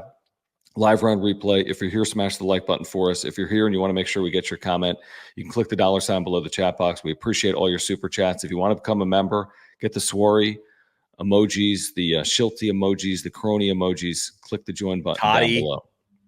Toddy, yeah, absolutely, tonight. HBBVP, JJJ, thank you. He says, now here's actually, I like this as a jumping off point for a moment, but he says Merrill over Soto. Think whatever you want about that. And he's from our own farm system. But I would say this, Kevin brought up a really interesting point that I hadn't fully thought about, other than the fact that I've been watching it play out. They're way more aggressive, and the numbers back it up. They're seeing far fewer pitches. You say, well, hold on, they're seeing fewer pitches. Isn't that kind of against the modern baseball makeup of a good lineup? Maybe. Last year, they were the most patient team in baseball.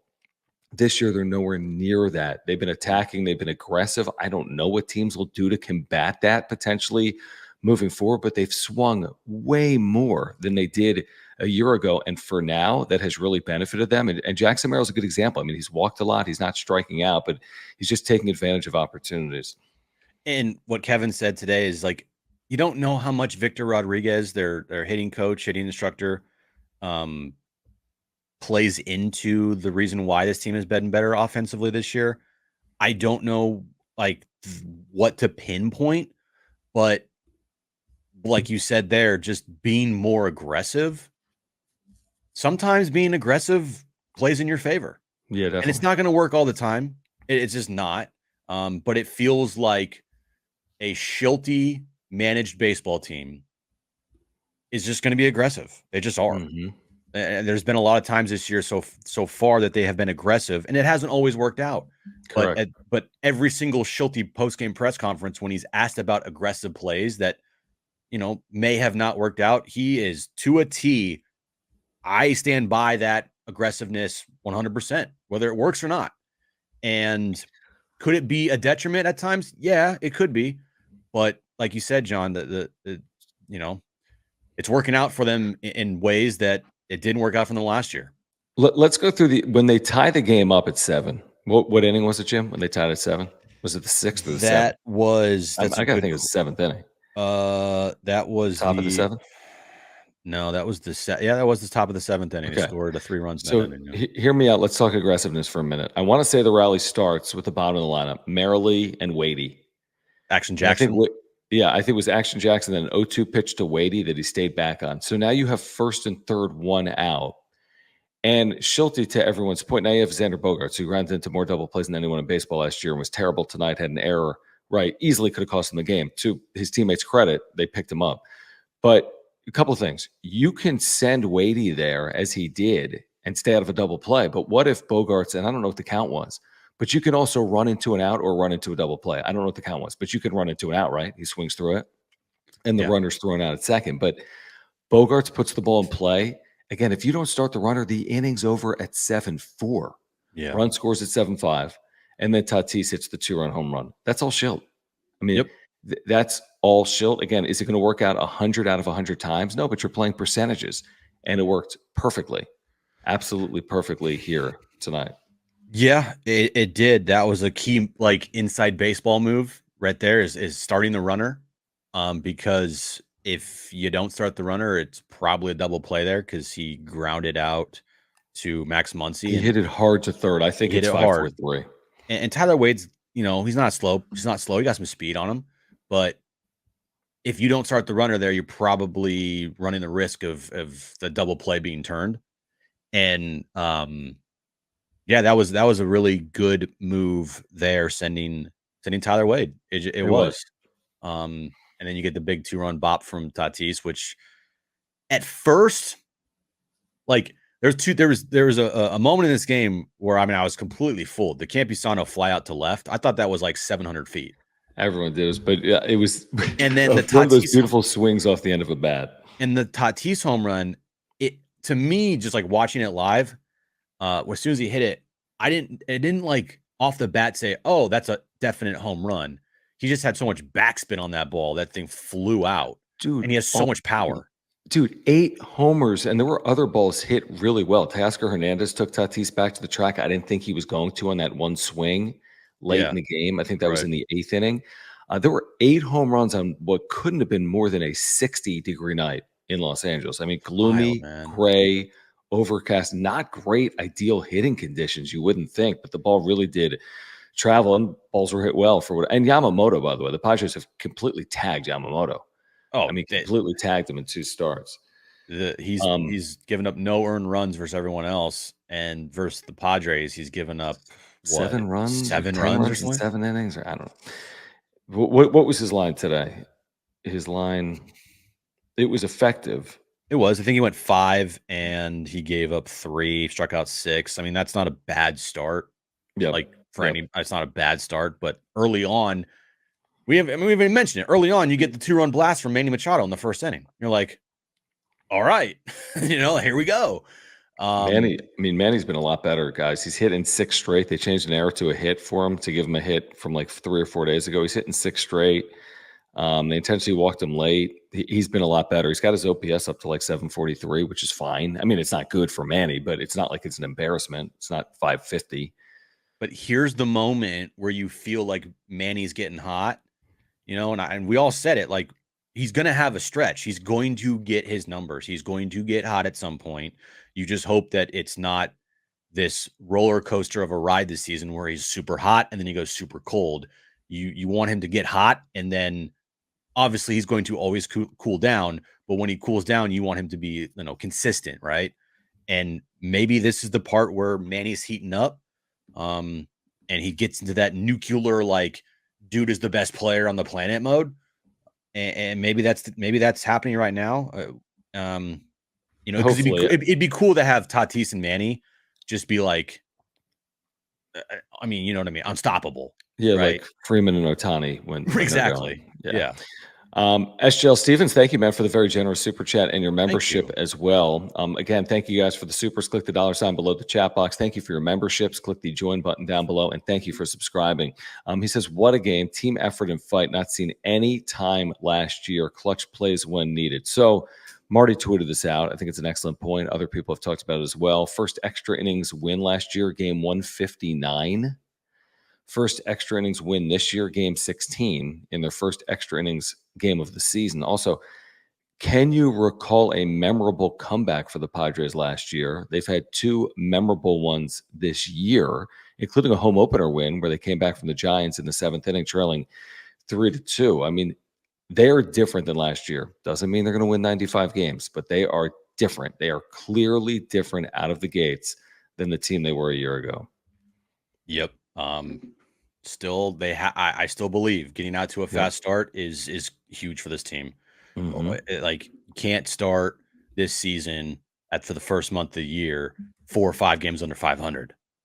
Like, you got to start out playing good baseball, kind of wiping away all of the shit from last year, being better with runners in scoring position. So far, check. Having a better offense that it can give you a game where you're down by 5 runs and you can end up, erasing that deficit. Check. Right. Winning an extra inning game. Check. Being better in 1-run games. So far, so good. Having your star players show up. Toddy, check. Having your guys that weren't good last year actually perform so far. Cronenworth, check. The others giving you production, Profar, Campy, Merrill, Action Jackson, right? Check, check, check. So the record is what it is. They're 500, but the signs are good. And hopefully by the end of this month, they are in a position where we all sit here and say they got out to that's a good start. And I hope that's the case at the end of the first month, where we can say that this team got out to a really good start. I think they've gotten off to a really good start other than record, if that makes sense. Like all the signs that I want to see, I've seen. And now let's see if the record takes care of itself moving forward. E-Racing with Dale, thank you for the super. He says, what a great damn team win. Merrill, I love this kid. The Dodgers. Bullpen was locked down. Nothing feels better than beating the Dodgers, which is something the Padres have struggled to do in the regular season. We know 13 consecutive seasons they've lost the season series to the Dodgers. They did beat them, of course, in the postseason in 2022. They're 2-1 this year in 3 games against LA. But Merrill has been a word I love to use, a revelation. He really has. Amazing defensive play where he laid out for a ball in left center field on the warning track. And then coming through in the clutch on an 0-2 pitch against a veteran guy in Alex Vesia. And coming through with a hard hit single through the left side to score the go-ahead run. You can't ask for more. Can't ask for more from what he's doing. I mean, we didn't even talk about this yet. And I don't think this was even talked about much during the broadcast afterwards and everything. Jackson Merrill, hello. He made like one of the best catches in center field. I mean, catch? No, just mentioned it a second ago, but yeah, we haven't mentioned it other than that. I mean, that would have been easily another run there because I think there was a runner on second. Would it have been? Was anyone on or not? I think there was a runner on. Yeah, I don't know. There were so many twists and turns in this game. I don't remember. There's so many things in this game where you're like, that was a moment. That was a moment. That was a moment. That was a moment. Well, that catch by Jackson Merrill was definitely a moment. And it wasn't a moment of the game where you're like, great, they're still getting their ass kicked. No, it was actually with the bases empty. It was after the Betts homer. It was Ohtani with 2 outs. Okay. What was the score then? Was it 7-2? 5-3 after the error on Bogarts. Was it 5-3 or 5-2? 5-3. They had taken a 3-1 lead on a Kimmy home run. Okay. Still 3-1, then 3-2, then the error, then a 3-run homer. It was 5-3, and then Ohtani was robbed by Merrill. Yeah, there's some my brain is scrambled from this game, but yeah, that was still. I mean, it was a great play. Great play by him. It would have been double for Ohtani, maybe a triple. I mean, it was just a great play. Nick, thank you for the membership. Taco Bell call 911. Thank you for the membership. 619 Cam, thank you for your membership and for your super chat. He says another great team comeback win. And kudos to El Nino, Crony, Manny, the BP, the bullpen, I'm assuming, and Merrill. Thanks for doing a late show in LFGSD. Yeah, I mean, everyone plays a role. I mean, how do you win a game like this without? I just sensed it, Jim. You could feel it. Like they were just making plays, like Cronenworth by dugouts in foul territory, and guys leaning over railings and overcoming an error on like Tyler Wade at third. That just things were working in their manner after Tatis hit the home run, even though it stayed 7-7 for like 4 or 5 innings. Just things were working out, and it just felt like one that they were going to find a way. Even though top of the 10th inning you don't score, you figure game's over. You don't score. Dodgers have a runner at second. They get the runner to third on a fly out to center. All of a sudden, it's runner at third, 1 out, and then Teoscar Hernandez. That was the big moment. Delo strikes him out, and then Suarez comes on. You're like, here we go again. It's just after that moment where they didn't score, you forget how they didn't score. They had, what was it? I think there was a runner on first and third. Top of the 10th inning. Tatis grounds out. Tatis grounds out. Cronenworth grounds out, and that moves Xander to third. So it's now runner at third, 2 outs. Yarborough intentionally walks Machado. That's when we smile ear to ear. And then Profar grounded back to the mound. Yep. Mm-hmm. And then I figure it was over because Will Smith flies out to center. You got a runner at third, 1 out. I mean, not over, but you're in a tough spot. And then De Los Santos walks Max Muncy, and then Teoscar Hernandez strikes out. And that's when they went to Suarez. Yeah, that strikeout of Teoscar Hernandez was everything. It's huge. Massive. Absolutely huge. Absolutely huge. And the numbers showed De Los Santos had a little bit of ownage on Teoscar Hernandez. Mm-hmm. And that was a big spot to trust Delo. He came up huge. He did. No, he absolutely did. Jeffrey, thank you for the membership. Thank you for the super. He says, was I the only one in the 10th inning saying, here we go again? Yeah, as we were just kind of commenting on. Perfectly on cue. It's still early, but this team feels different. Everything I agree with. I thought 10th inning, here we go again. And then that's not what happened. And then I look up and say, this team came back from 8-0 down this week. This team came back from 7-3 down at Dodger Stadium after a terrible error that felt like changed the entire complexion of the game. You're like, oh, game's over. Here we go against the Dodgers. Yeah, I mean, just to give them an extra out that leads to a 3-run home run. You're like, we're not winning a game where we give a team a 3-run home run. Yeah. As good as LA, but they did. Yeah. Going back to something that you said, like all the indicators of this team, and I agree, all the indicators are on the uptick. They're all positive. Like they feel more positive than they were last year. They feel like this team is different than last year. Everything feels different other than the record being 500. And that's also like the problem here because the record is everything. It's everything. And at the end of this year, if we say, man, that offense was one of the best like offenses, in baseball, top 10, Merrill was, like rookie of the year and all that stuff like that, blah, blah. And Tatis hit 50 home runs, but they're 82-80 and they missed out the postseason by 3 games.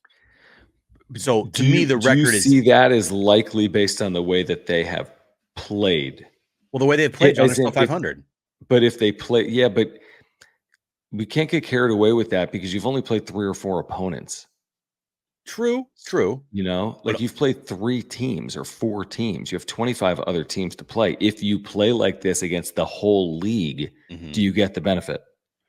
I would say their chances of getting the benefit go up and have good chances because if you're doing what you're doing now and you at least stay around what you're doing, you have a better chance than not to kind of separate from 500 and whatnot and give yourself a really good chance to make the postseason. But that's the only thing is everything we've said and you said is true.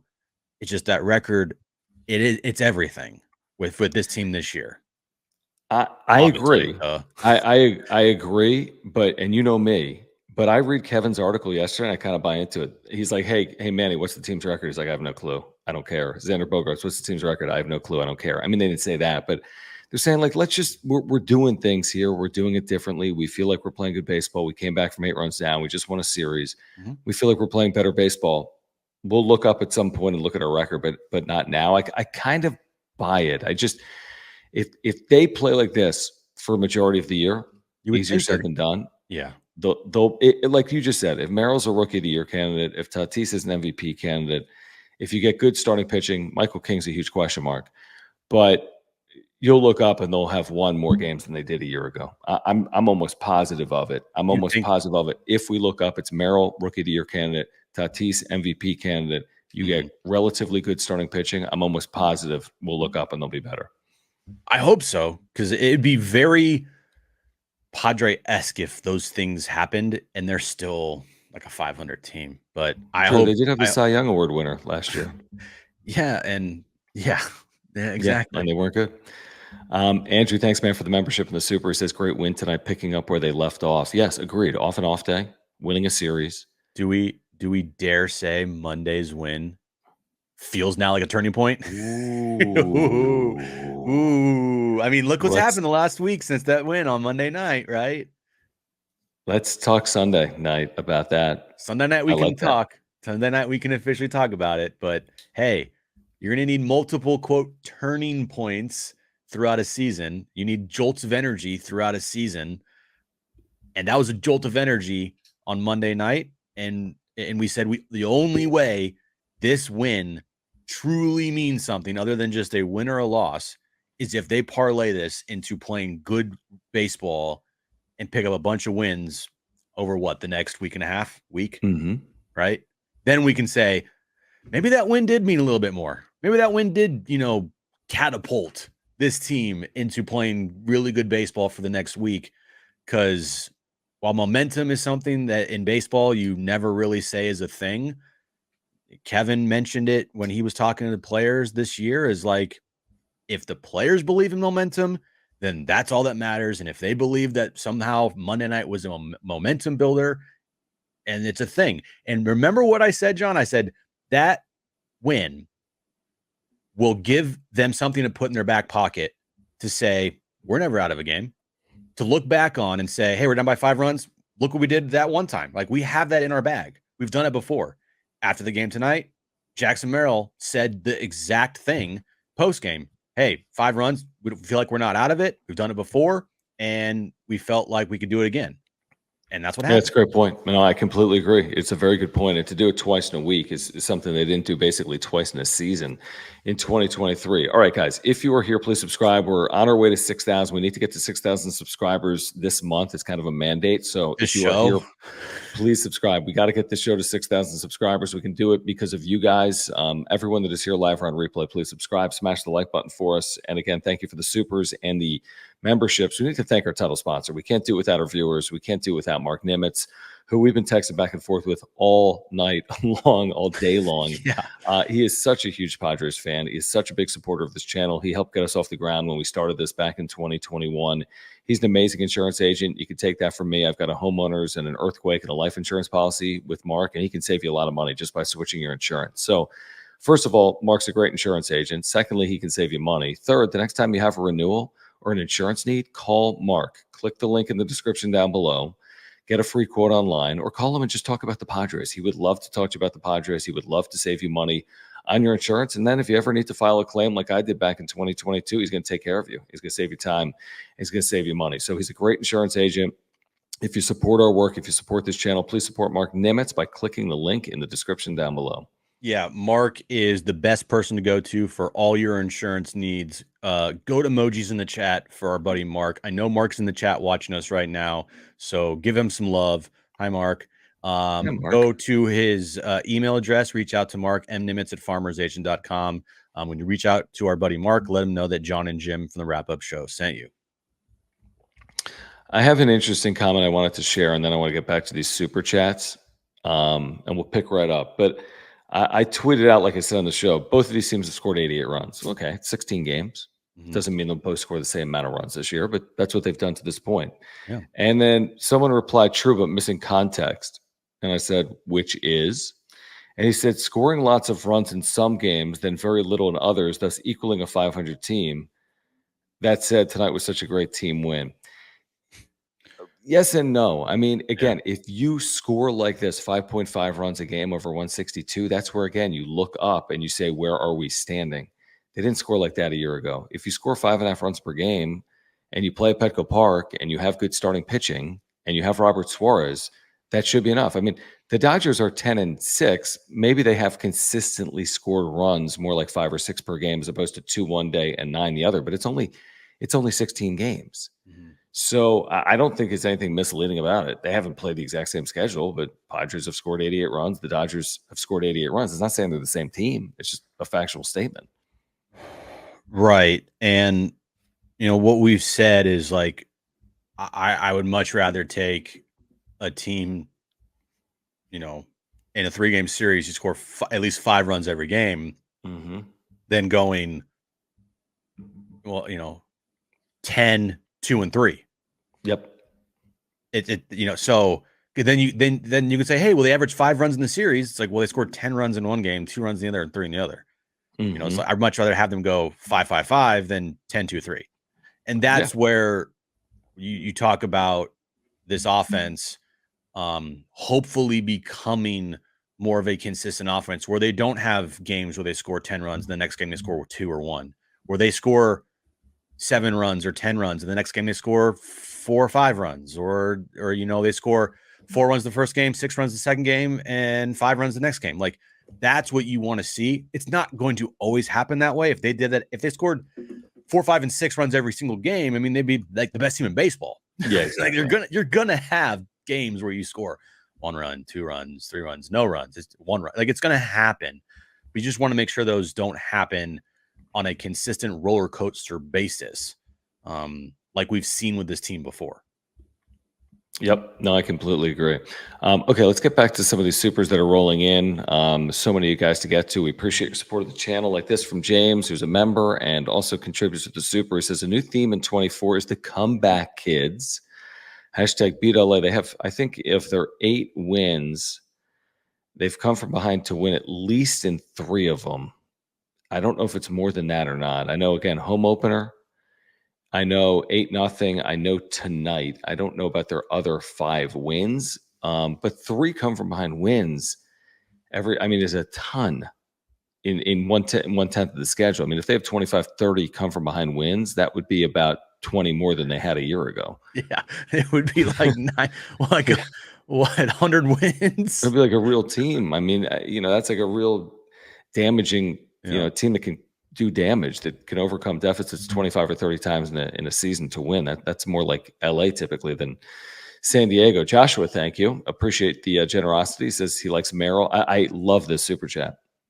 I like Merrill. Grisham would have struck out looking right there. That is such a 100%. good super chat. And by the way, it's not just in that moment, and that's the biggest moment where you put the magnifying glass on and say, wow, what a massive moment.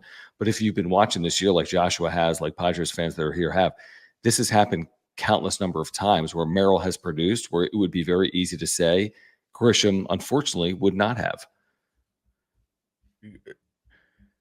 I said I had that rant last year after Grisham bunted with the bases loaded. Yeah. And it That team was was anemic compared to this team on offense. Yeah, and essentially it was get him off this team now. You can find anybody that is an upgrade over Trent Grisham. His defense isn't like this Ken Griffey Jr. like defense, and his offense is so detrimental to the team. Go find anybody else. It will be an upgrade over Trent Grisham. And not only is Jackson Merrill an upgrade over Trent Grisham, it is such a breath of fresh air because he plays just as good as defense as Trent Grisham did. Okay, maybe even a little better because I think his speed right in the outfield, he's faster than Trent Grisham was. Covers more ground, and his plate discipline so far for a 20-year-old, I mean, it's ridiculous how good it is so far, and it just feels like if he maintains this, he's only going to get better. And what he's doing at the bottom of the lineup, again, just keep him there. Like, just keep him right there. He is doing fantastic. Don't mess with him. Like, the biggest thing about baseball is routine. Biggest thing about baseball is routine. You don't want to mess up anybody's routine. And while later in his career, you might, and maybe even later this season, you might see him move up in the lineup. Yeah, definitely. As of right now, I'm not touching him until minimum like 150 at bats. After 150 at bats, if he's still doing this and he's hitting around 300 and he's showing the play discipline that he's been showing, then we can have a real discussion, I feel like. But as of right now, just 16 games into his big league career, that just let him be. That's just let him cook and let him develop where he is. That's my take on Jackson Merrill. Ben Perella, man, thank you for hanging out. Thank you for the generous super. Really appreciate it. Let's get to it here. He says at the plate, I see more emphasis on back and weight balance and shift through getting the front foot down, which results in more explosiveness and backspin. Allowing the contact zone to do the work and not just trying to muscle it. I like this breakdown, Ben. I'm not opposed to being the next hitting coach if things don't work out here with Rodriguez, although they are right now. I mean, I have sensed a little bit of that. I feel like the two-strike approach, we saw some 0-2 hits, clutch ones like weighty in this game in front of the, again, Tatis home run. And also, again, Merrill 0-2 to a good veteran reliever. This isn't just some rando. I know Vesia had struggled recently, allowed a couple of home runs, I want to say, in Minnesota, but like that's a big spot, and you're vulnerable at 0-2. I mean, what's the average batting average of a hitter in the big leagues? 0-2, 140, 160. It's something like that. I mean, it's not good. So to come through in a spot like that is a credit to obviously Merrill, but it wasn't just Merrill tonight. And what you're saying, Ben, in terms of their approach, there's value and merit to what you're saying because they really have had better approaches, better plate appearances this year than they did last year. And I don't know who or what to like definitively point towards to why they're having these better at bats and to what you said, Ben, there, like what it feels like they're doing. But whatever it is, just like keep doing it. Like, if it ain't broke, don't fix it. Mm-hmm. Can I address something real quick? This person might have been nerfed in the chat. What's nerfed in the chat, man? Like erased by he might have been erased, but this fucking clown in the chat, Sam Neuendorf. I see what you're saying. Okay. Why are you here? You think I'm like negative all the time. You don't listen to me. Like, you're the troll. He's in the chat telling me I'm the troll. No, you're the troll, buddy. Okay. I'm here talking about a great Padres win. Listen to my words. Have I been negative at all tonight? No, I know. I'm looking back now to if just you want to be a giant troll like you are, then you are going to get destroyed in the chat. And you're also going to get probably blocked. So I would shut up and just watch the content, because clearly you like watching us if you are here. So thank you for watching. Shut up. Don't put anything else in the chat or you're gone. Bye-bye. Okay, while you're on that, I already muted the guy that we had that like 50 reply thread on Twitter earlier today. I think he was just kind of like, he didn't understand a joke. So like, I don't think he got it. He was like, I can't believe you said that the Yankees won the trade because Michael King allowed 7 runs tonight. Clearly you don't understand. I'm like, guys, do you understand social media? Have you ever followed Jim on social media? Not just Jim. I mean, we joke. It's a joke. It's a bit. When someone tweets out on April 12th, the team won the trade, they're kidding. It's a joke, either way. Kim could have thrown a perfect game tonight, and you tweet out Padres won the trade, and it's still a joke. Yeah. It's April 12th. Nobody's winning anything on April 12th. So guys, take a deep breath. Everyone relax. Relax. And then one more thing. Someone else in the chat saying sucks how you block for having a different point of view. This is not for having a different point of view. This is for being just a stupid troll.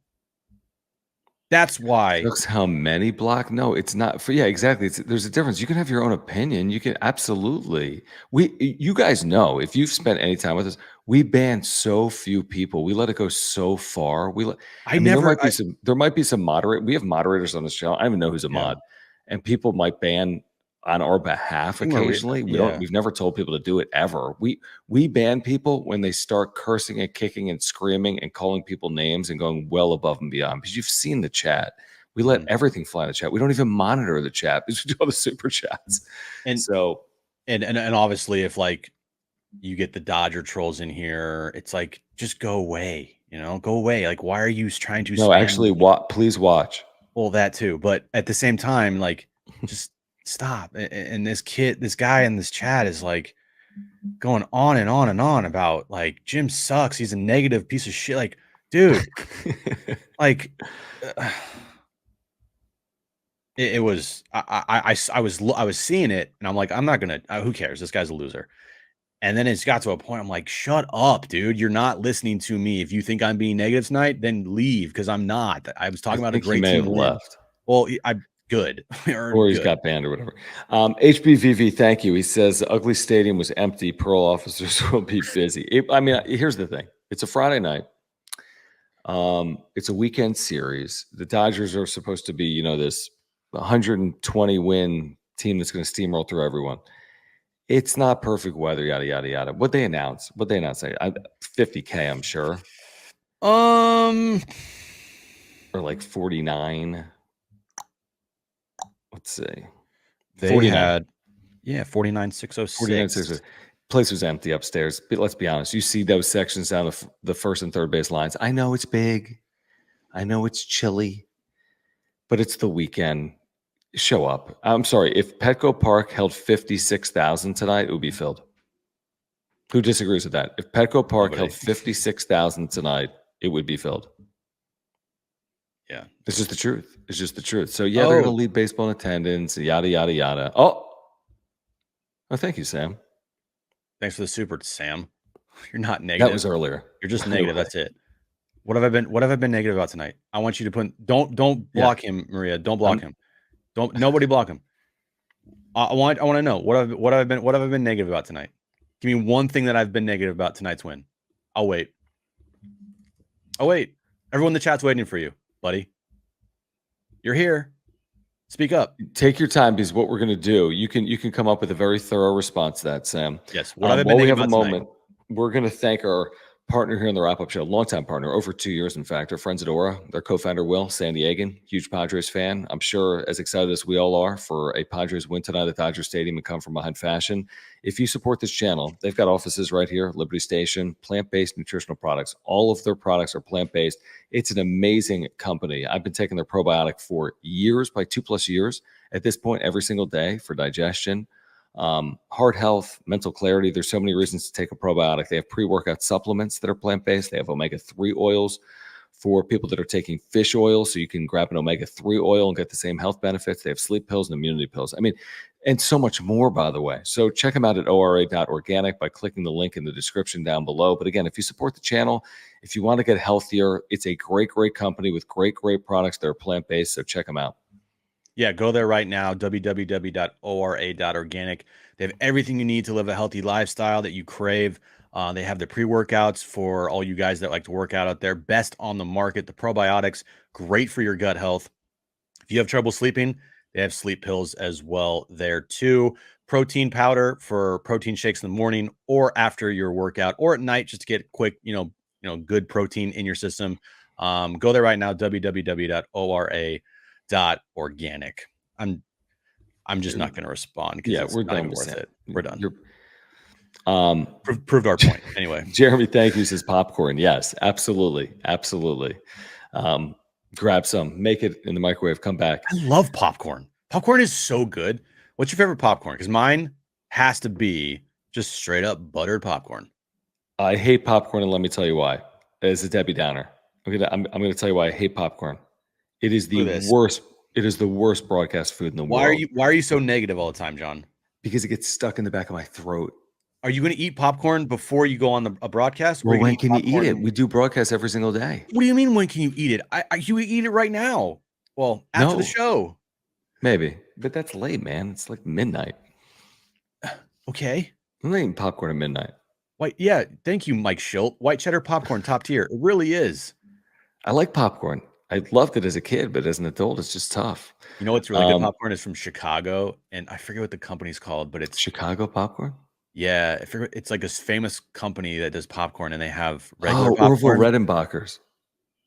No, it's regular popcorn mixed with like caramel corn popcorn, and then what is it? And like chocolate popcorn, I think. It's so good. It's ridiculous. Or no, sorry, cheddar cheese popcorn, and caramel corn and regular popcorn mixed together. So good. I like it. Rocket, thank you. Garrett's. So good. Rocket, thank you. I assume this isn't Rocket's actual headshot. Is this from a movie, Jim? No, that's like an anime character, John. Oh, whatever. Rocket says 1-0 in extras this year, better than last year. Way better. Their first extra inning win came in game 159. They finished 2-12 somehow. So they had 2 wins in their last 3 or 4 games. But wasn't it game 159? Last year was so 159. 159. And they were 0-12. It was the worst start in the history of baseball for any team ever in extra innings. So bad. I got to give Schulte credit here. I know it's 16 games. Massive we'll be critical credit. again. We'll be critical again. And we were complimentary Bob Melvin a good amount in 2022. We were critical too when we thought there was reason to be, but there wasn't a lot of reason for praise of Melvin last year. Not to put it on him. I'm not putting it on him at all. No. But there wasn't a lot of praiseworthy stuff. It just wasn't a good team, and that's not necessarily his fault. But we weren't praising him because the team wasn't very good. It just feels like there's reasons to praise Mike. There's reasons to praise Mike Schilt. It feels like this year. Not everything. We've laughed at some of the nicknames, but that doesn't really have any factor or bearing in anything. And clearly, man, he really sticks up for his team. I mean, he will scream it until he's blue in the face. All he cares about is sticking up for his team. You could argue the merits of that with the media or the fan base or how it comes across from a credibility perspective, but it may play in the clubhouse. We'll have to see. Yeah, the thing that we've talked about most with Schulte this year is just his like nicknames and post-game things, right? But as far as in-game things have gone, there hasn't been a moment so far through 16 games where you're like, what the hell's he doing? Like I can't think of a moment. You might have like questions like, oh, should he have pitched this guy, or like, should he have done this, and Right. this and that. But there's been nothing that's been egregious on his part in game managing so far, and that's something that everyone's kind of feeling out is like, okay, what kind of manager is Mike Schilt? Like, what Right. kind There of guy? was the Yeah, there was the, in my opinion, dumb take the other day that how could you go to Burrito and then you lost the lead in San Francisco? It can't had manage a nothing to bullpen. do. It had nothing to do with Burrito. Kim can't hold on to a tag play, 1 in 1,000 play, especially for an elite defender like him. Probably 1 in 5,000 play, maybe beyond that, maybe 1 in 10,000 play. I mean, it was complete dumb random luck. They've had 2 of the worst breaks in baseball this year, and I'm not kidding when I say that. The Kim ball that popped out of his mitt and the Cronenworth ball that went through his mitt are 2 of the worst plays that's happened to any team in baseball this year, right? We all agree with that. They lost those 2 games and they're still 8-8. I mean, so again, maybe, you get quote unquote luckier. You're 9-7. You're 10-6. Who the hell knows? So there's plenty of time for them to make up some of those disappointing losses that were like 1 in 1,000 play resulted, from a play that was like a 1 in 1,000 play. Let's get back to some of these supers like this from Run It Back. Thank you. He says Suarez is stone cold. He's been unfazed. He's been incredibly effective. I didn't know what to expect from Robert Suarez this year. Right now, he looks like one of the best closers in baseball. Said to start the year, one huge key for this entire bullpen is if Robert Suarez is 2022 Robert Suarez. Because if that's the case, then you start defining roles and you don't have to worry about who's your closer going to be. You don't have to worry about who's going to get the 9th inning. You don't have to worry about maybe giving him 4 outs because, well, we didn't know at the time, but Schulte is definitely going to, have Suarez do a lot of 4-out saves this year. Tonight wasn't a 4-out save, but he pitched 4 outs. He's done that 3 times this year. 5 outs, 4 outs, and 4 outs. Did you see this on social media that his last 3 outings, he's thrown 45 total pitches. They're all 4-seam fastballs. Good. And that's his best pitch. I love that. Exactly. This is a classic. If you have Christian McCaffrey, use him. Everyone knows you're going to use him, but you have Christian McCaffrey. Why'd you have to use that example? No, it's a good example because he's the best running back in football. Yeah. Robert Suarez throws 100 with movement. He can't be hit right now. Now, someone's going to get him, but the other 94% of people, I mean, literally, he's going to hold guys like a 100 batting average against with this type of stuff. So challenge batters, and that's what he's done. And you're talking about, again, legitimate lineups, tough spots, 1-run games, late game situations. I mean, he's been great. His average velocity was 99.2 with his 4-seam fastball. That's pretty good. Yeah. If you're a closer, like Hoffman, hey, what's your best pitch? The changeup. Like, we're going to use the changeup a lot, Yeah. and we're going to work in other pitches when they need to, but predominantly we're going to be throwing the changeup, right? Hey, Mariano Rivera, what's your best pitch? The cutter. Okay, so we're going to be throwing the cutter a lot. I'm probably going to go a couple outings here in a row where I'm just going to throw the cutter because guess what? It works. So with Suarez, hey, what was it, 2-seam? 4-seam. 4-seam? Hey, 4-seam is your best pitch. We're probably going to throw the 4-seam a lot. And guess what? It's working right now. So I applaud him for that. I applaud the team and Ruben Niebla for probably telling him to do that because it's working. And with him being as dominant as he is right now, man, does it do a lot for your bullpen. It does so much for a bullpen when you have a guy that's just locked down in the 9th inning. And even more than, if he's going to give you the 4th out and he's going to pitch like this, then it's really encouraging. W, thank you. He says X is a bad contract. I agree. Bench needs an upgrade. I agree. Is it too negative for tonight, though? For some of these guys? It's fine. I mean, it doesn't mean that it's just a factual statement until he proves us wrong. Yeah. Xander Bogaerts has been bad this year so far. Just offensively, it's bad. The only moment he's had this year is that 2-run home run on Monday. Big home run, big spot. Credit to him. It was. But as Rich said in the chat, like he sucked tonight. He was not good tonight. That error that cost them 3 runs, and then his at bats late in that game. Wasn't He has good. a 572 OPS. And Yeah, again, it's fine. 16 games where I'm not going to say go trade him to the A's. No, You can't. They don't have the 'cause money, nor does any team have the 280 to take on for Xander Bogaerts. But it's as simple as it's like what we would say about Manny over there is just be better. I'm sorry. There's no solution here. You're going to play every single day. You're going to play second base. You could argue, why is Bogaerts at second and why is forget it all. This is where he's playing.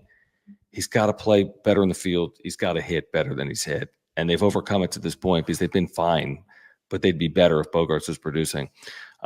Felipe, thank you. He says, with Kolek's usage so far and history showing contenders don't usually have Rule 5 players on roster, will Kolek stick around or a player to be upgraded? That's a great question. I can't assure you that he'll stick around. Now, overall, he's had moments. He hasn't been awful. He's been exposed at times. He had a scoreless inning here today, which was critical behind Michael King. But I don't know if they'll make him stick or not. Yeah, I've been on record that you can upgrade over Stephen Kolek. Probably true. But as long as he's doing well for you, it's fine. It's just there's been times this year where you're like, Stephen Kolek, come on, what are we doing here? When they faced, but he did well tonight, so that's what matters. Yeah, it's so fun. Someone said he almost went 0 for 6 tonight, talking about Bogaerts for a second. And the reason I find it interesting, I'm like, could they have walked? This is a ridiculous statement, what I'm about to say. Could they have walked Merrill to get to Bogaerts?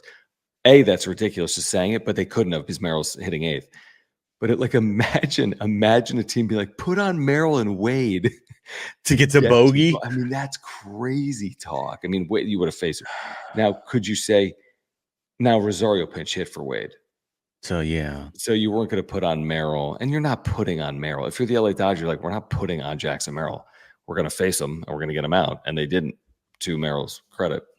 Talon, thank you for the super. He says, great game. OJ guilty. What? And let's go, Brandon. Very controversial super chat. Well, not really. Is that controversial? Maybe. The OJ guilty thing? Not really. Well, I think, or the let's go, Brandon. I mean, that could we usually stay away from politics, but yeah, we don't do politics here, guys.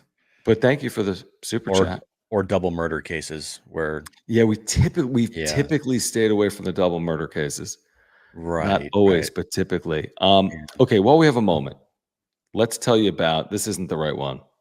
It's not the right one. Let's tell you about Underdog Fantasy, all right? Because we've both been playing and winning. Jim hit big tonight. We'll tell you about in a moment. Easiest place to play is Underdog Fantasy. Best and easiest place to play fantasy sports. It says you can win 20 times your money in a single night. That's a lie. You can win 100 times your money with Scorchers. We'll explain. You go 2 for 2, you win 3 times your money. 3 for 3, 6 times. 4 for 4, 10 times. 5 for 5, 20 times or more. A $10 wager can turn into $1,000 in Underdog Fantasy if you use promo code PODSWRAP. That is PADSWRAP. If you sign up right now with promo code PODSWRAP, you're also getting a free pick'em for the Masters this weekend, I believe. Promo code PODSWRAP, you get a 100% deposit match up to $100. So go to Underdog Fantasy or click the link in the description down below and get that 100% deposit match up to $100 by using promo code PODSWRAP. Now, what did you hit on here tonight? Well, also, too, I mean, if you signed up, you had a free Fernando Tatis Jr. play today of having over a half of an at-bat. No, just a plate appearance. A plate appearance. Could have walked every single time. Right, a plate appearance. So now you can get that free Masters play as well if you sign up using PODSWRAP. Tonight, John, what I love to do, and here's the cool thing about Underdog, if people don't know about this, right? You can do in-game wagers. You love the in-game. Is that how you won? That's how I won. The in-game wagers are like, it's fantastic because look at this. I got a free one right here, higher than a half stroke for Max Homa. Oh, dude, there you go. Perfect. If he hits the ball one time, I win. He will hit the ball one time. I could see it. But what I did and what I do a lot of I do in-game things. Like I usually wait for I do it mostly for basketball because it's easier that way. I can see how a guy's like performing in a night and then make a play there. But tonight, I won big. Well, for my standards, I won big. I had Draymond Green lower than 5.5 points. He didn't even attempt a single shot tonight. And then the next two were very tricky, but it hit. Chris Paul lower than 19.5 points plus rebounds plus assist. He ended up with 19 points, rebounds, and assists. So I beat it out by a half. And then Zion, lower than 32.5 points, rebounds, and assists. He had 32 total. So I beat out both of those on a half picks. $20 paid out $120. It's as easy and simple as that. You don't have to bet big money to win big money. You can make a play for $10 that could pay out to like $400+ potentially. Now the free plays, you're only allowed to bet maximum of $10, but for everything else, I mean, the wagers, you don't have to spend big money here. And the cool part is if you sign up using promo code PODSWRAP, yes, I know this is our eBay segment. You use code PODSWRAP, you get $100 matched. You basically get $100 free to spend on wagers higher or lower. It's free money you're spending. Free money to win real money. So go there right now. Let me give you one crazy one. PODSWRAP. Look at this. Underdog Fantasy. Yes. Hold on. Let me give you a crazy one. So I get the free Homa pick, right? If he has oh my one God, stroke. I love this. Look at this. Look at this play. This is just all I need is two things to happen. If Randy Arozarena homers and Yordan Alvarez has a double tomorrow, a $10 wager pays $8.25. Lock it in, John. Lock it in. I will. See, now I have to do it on my phone. Yeah. But I will.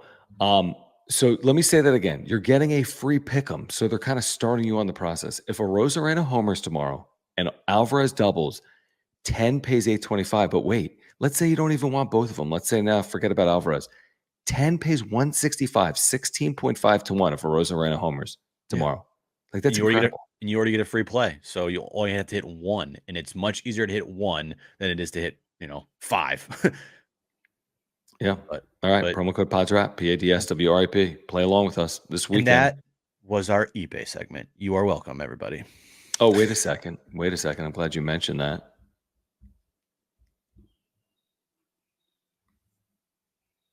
That's the legalese.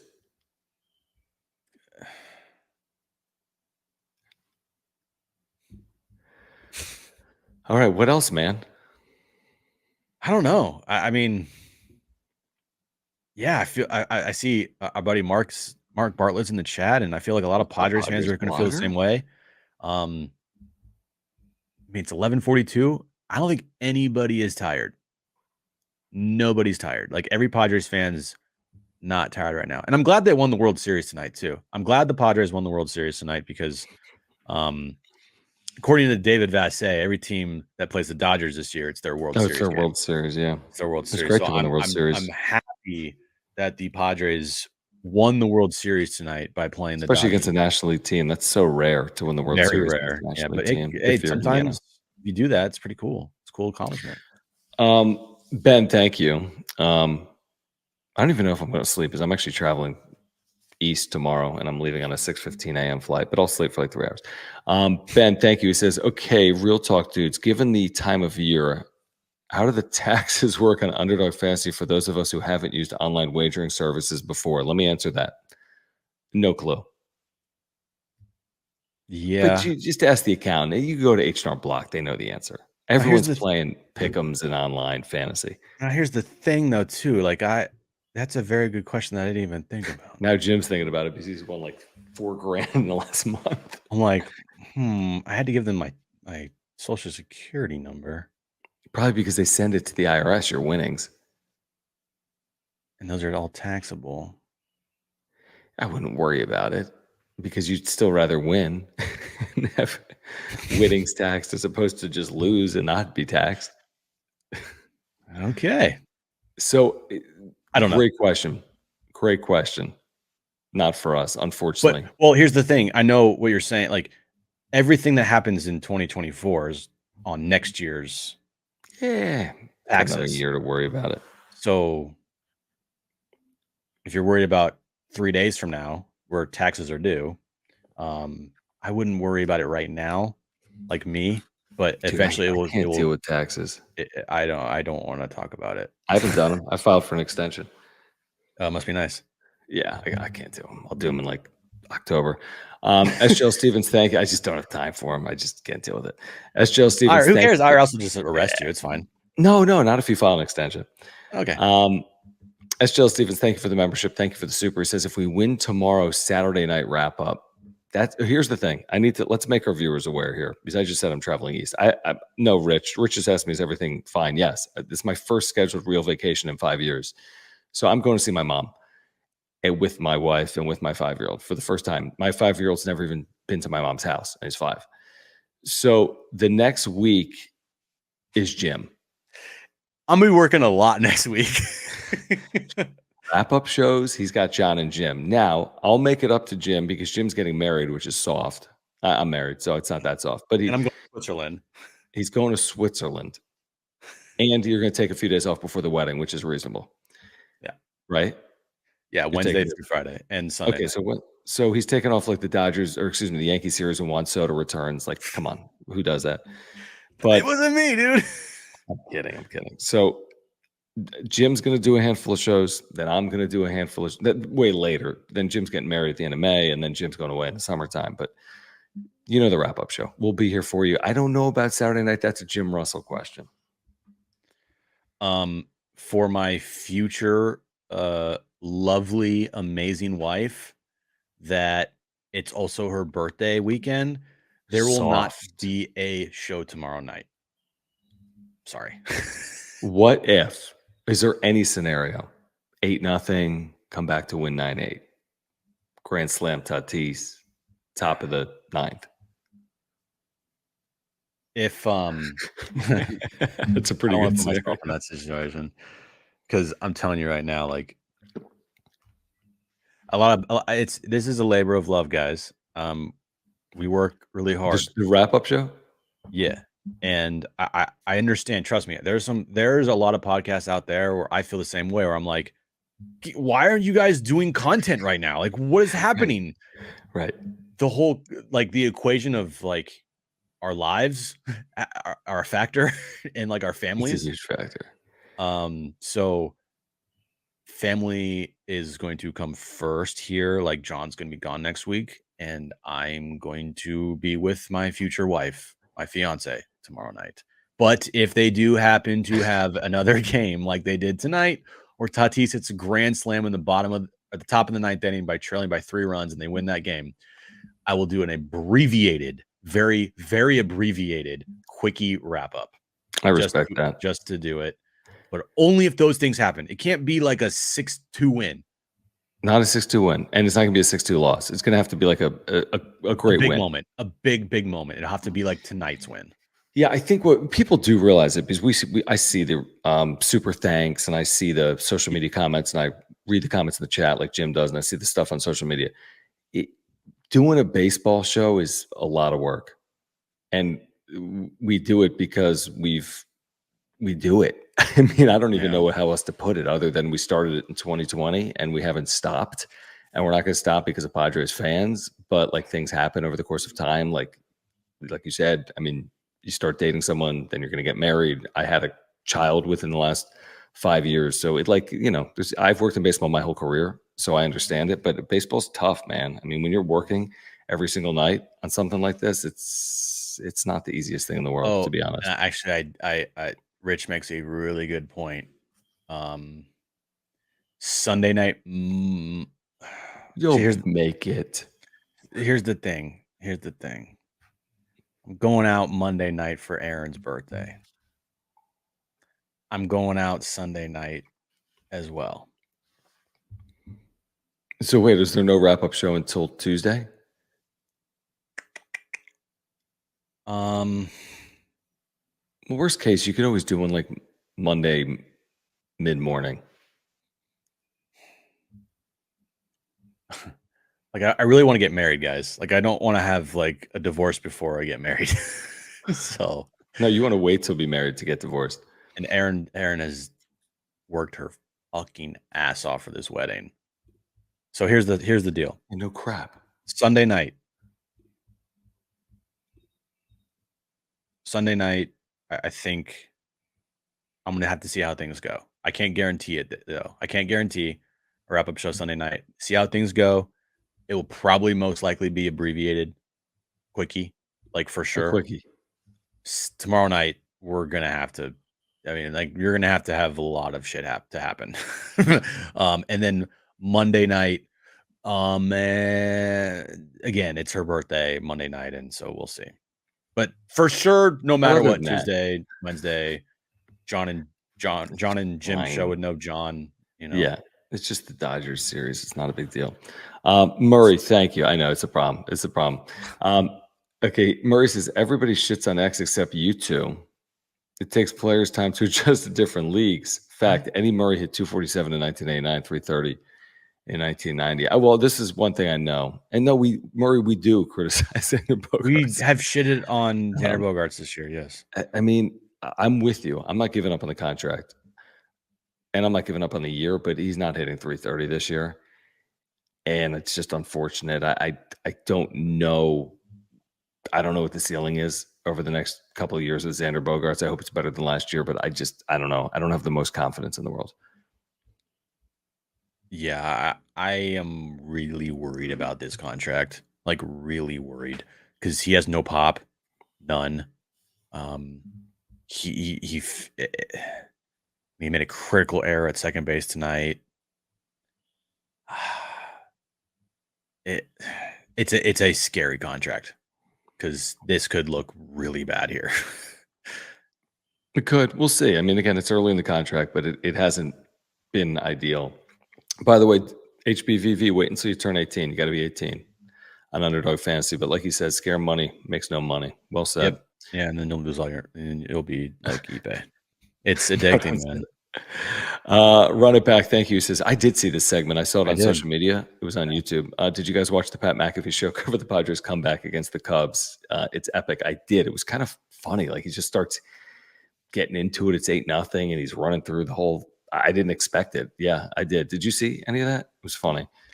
I saw it briefly. I'm not really like, oh my God, I need to listen to Pat McAfee's take on the Padres. Like that's what I thought too, but he actually did a nice job with it because he went like over the top with it. Like, what the hell is happening? Yeah, but he just doesn't. I don't want to listen to a guy that doesn't watch Padres games. Like he saw a highlight and he decided to turn it into a segment. I like Pat McAfee. There's some things that I really like about him. There's some things that I'm just like, I don't really care too much about. He doesn't. He's like a bro. He just gives bros takes, and that was a bro take. Yeah, nothing against Pat. I think Pat. I mean, Pat is running ESPN circles now. around people. He is he is like changing the game for sure. But I'm just not running to my computer to listen to Pat McAfee talk about Fernando Tatis Jr. That's a great comment right there. I do. I'm sorry. He's the greatest of all time. Okay. We should run. Oops, I'm an idiot. Hold on. I need to check something real quick to make sure. What are you going to check? First of all, we need people to subscribe. Because I would love for us after replay this, because this show is going to do, I mean, there's going to be 5,000 people that watch this show. So if you're here live or on replay, if you're with us right now, midnight Pacific, 3 a.m. Eastern, or you're with us the next day, whatever day, tomorrow is Saturday, and you're hearing me say this and you haven't subscribed and you just heard us tell you about our struggles, like getting married and trying to do shows during like birthday dinners, please subscribe.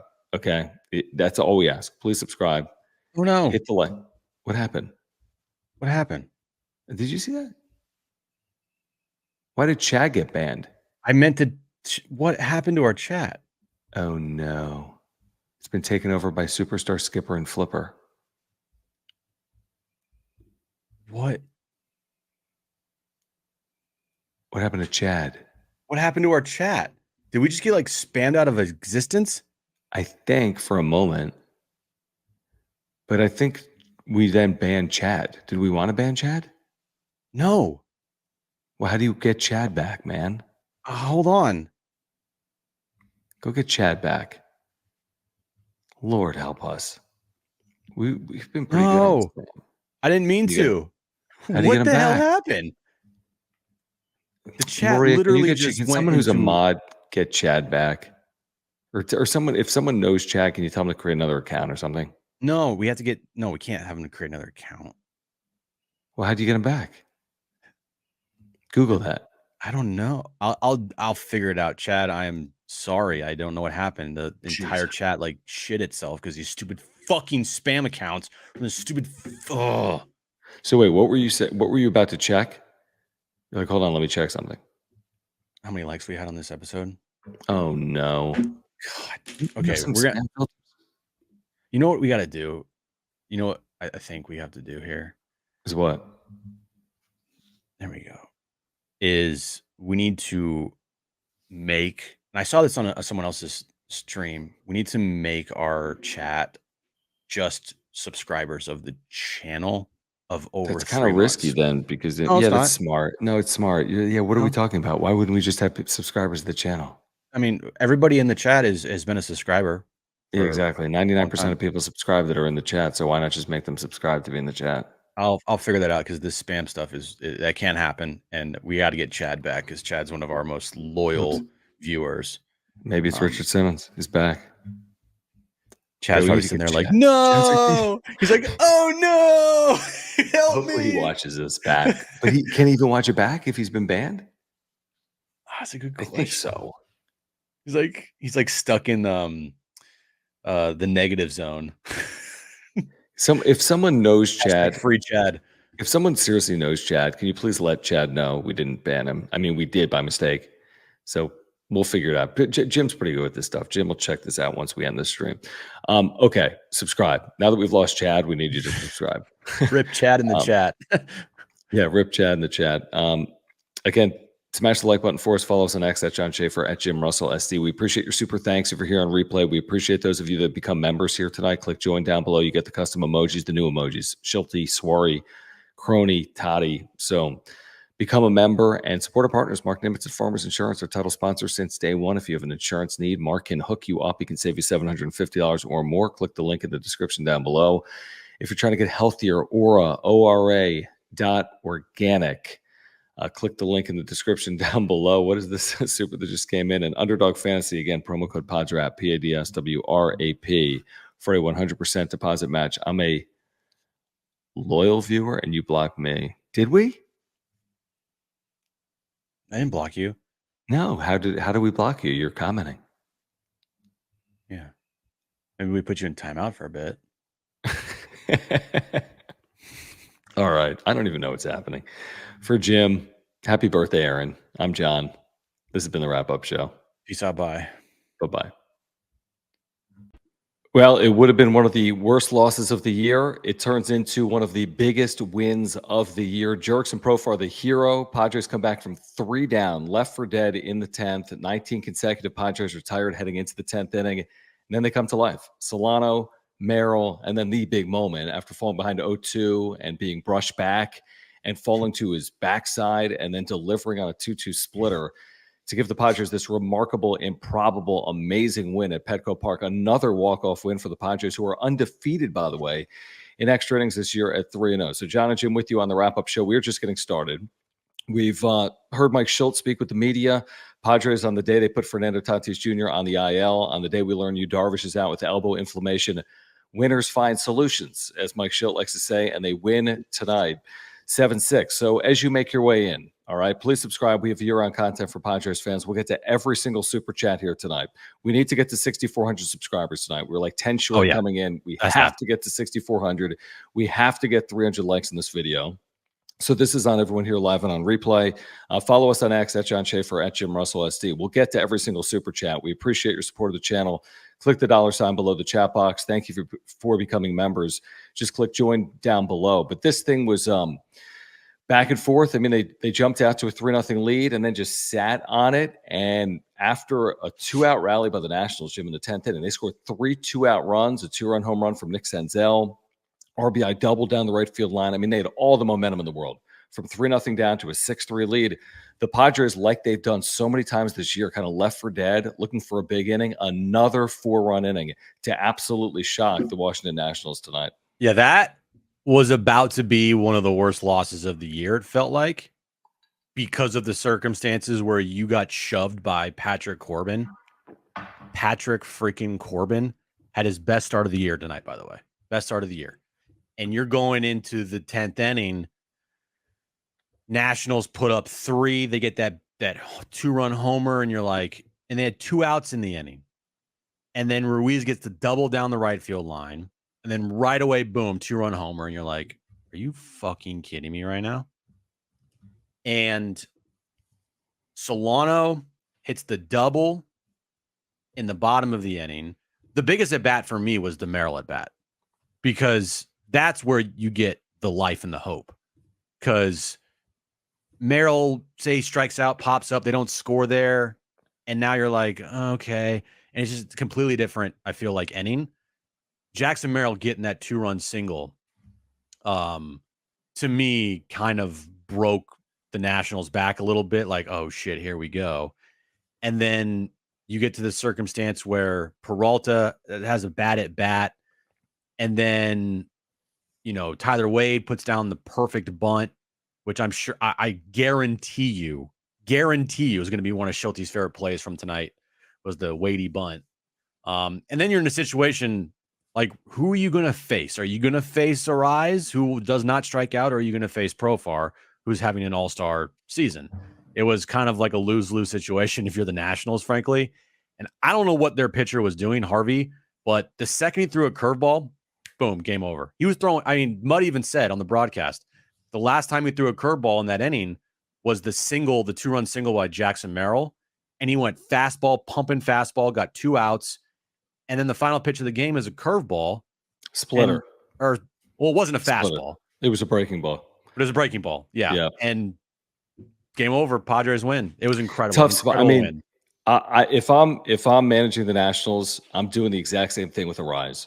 I can't. I just can't. No. This guy singles everyone to death. I can't let him rip a ball to right and I lose. Now, you're damned either way. Yep. You're in between a rock and a hard place. I have to do it. I don't like doing it. And Profar said afterwards, I felt like I was disrespected. He should feel like that as a professional athlete with the season he's had.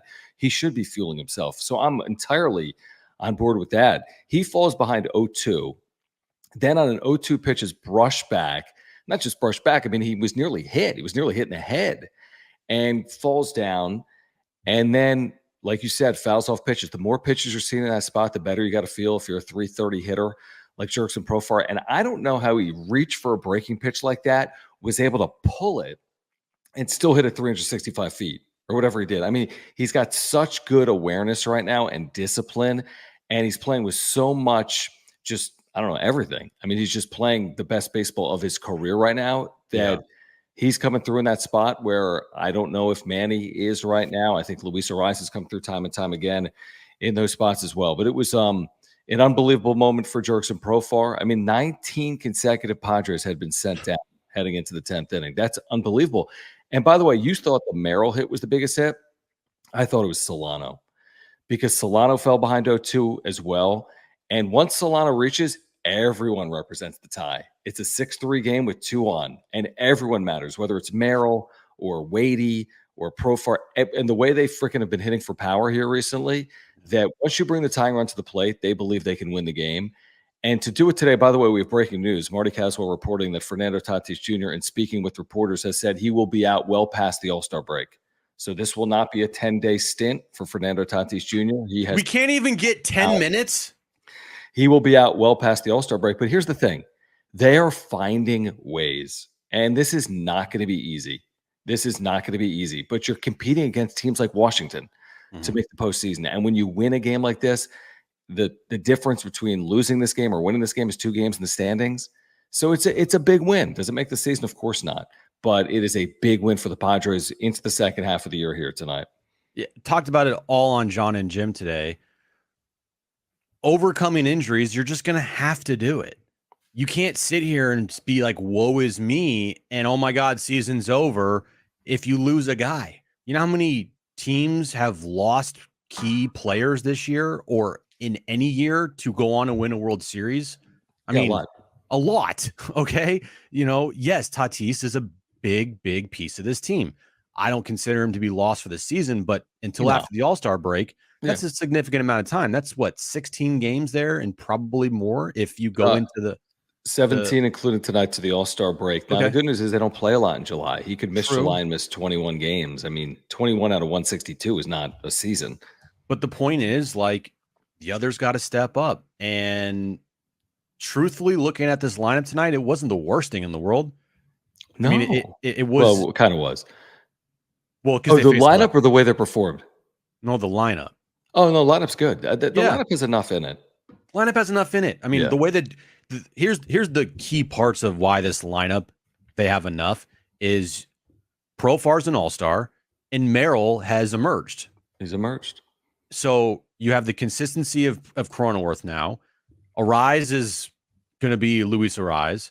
Absolutely. He's been great. Manny, you know, he's he's going to be a threat in that lineup regardless of if he puts numbers up or not. And the top 5 out of 6 top of your lineup like is all producing right now. So there's no excuses here. They got to figure out ways to get through these injuries here and get to the All-Star break and don't fall off a cliff. I don't think they will. But neither like, do I. I really don't. Get to the All-Star break, regroup, see where you're at, and get ready for arguably the toughest road trip of your season coming up right after the All-Star break. Yeah, Cleveland and Baltimore, right? Cleveland and Baltimore in that 9 game. And I mean, yeah, that's for a future day because we don't even know. Is Yu Darvish pitching by then? Right. We received word he's got elbow inflammation. Is Fernando Tatis Jr. back by then? We just don't know. Mm-hmm. Right now, to your point, this team's too good, in my opinion, to fall 8 under. And I don't know if they're good enough to get 8 over. So knowing that, they're in a treading water scenario. We're going to get to the supers in a moment. Thank you, guys. Subscribe if you're here. Year-round content for Padres fans, the home of real Padre talk. And thank you for the supers. We're getting to all of them tonight. We appreciate your support of the channel. Click the $ below the chat box. Just do what you're doing, Jim, is my point. Yeah. Stay 1 over, get to 3 over. I mean, you'll be fine. If they can do that in July, they'll put themselves in a position. We've talked about this early August stretch where they could maybe make hay, or they're playing bad teams. They'll be fine if they can get to August right around 500. And hopefully they get there above that spot. But Vicious Pac-Man, thank you for the first super of the night. Holy hell, Jim is married. That's what you got out tonight? News. Breaking news, everybody. I'm married. Yeah. Holy hell for the win, or holy hell Jim is married? Both the walk-off and Jim being married is holy hell. Thank you, Vicious Pac-Man. Johnny Blaze, appreciate your super chat. Appreciate the membership. He says, so happy, but I was so pissed how Profar did what he does. It would have been a bad loss. There's no question about it. Losing to another left-handed starter, not doing anything on offense, having your bullpen give up some, whatever, give up the lead. Not to mention, I don't even know, Jim, if this game gets to extras. We were both watching Game 7 of the Stanley Cup.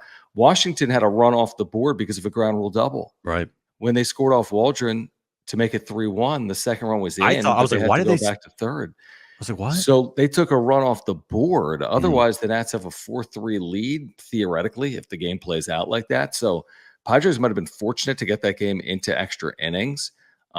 Would have been a bad loss, but it is a good win. So there's no reason to really harp over it being a bad loss because they won. So it becomes a really good win.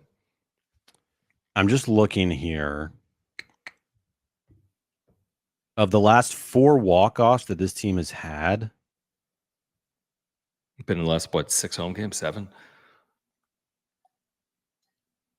3 of them, including tonight, they've all blown leads in them. So yeah, to get it to tied or whatever. Yeah, right. Trailing. So like my point is, walk-offs, dude, great. Win's a win. You don't complain about a win. Well, we can, but you take that and you say thank you, because the opposite and the alternative is way worse. But if we're looking at their walk-offs here and how they got to these points, 3 of the last 4 walk-offs, they blew leads in. And that still remains an issue. It is. It's a huge issue. It remains an issue.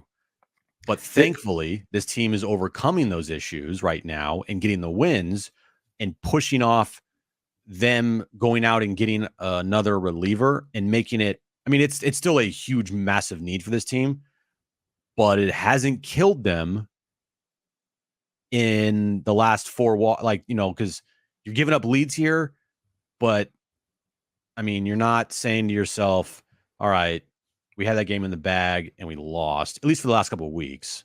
I mean, no, these are massive. Other than Philadelphia and game. You could argue, but the truth is, walking off blowing a lead is better than not walking off. Now, we don't see it that way.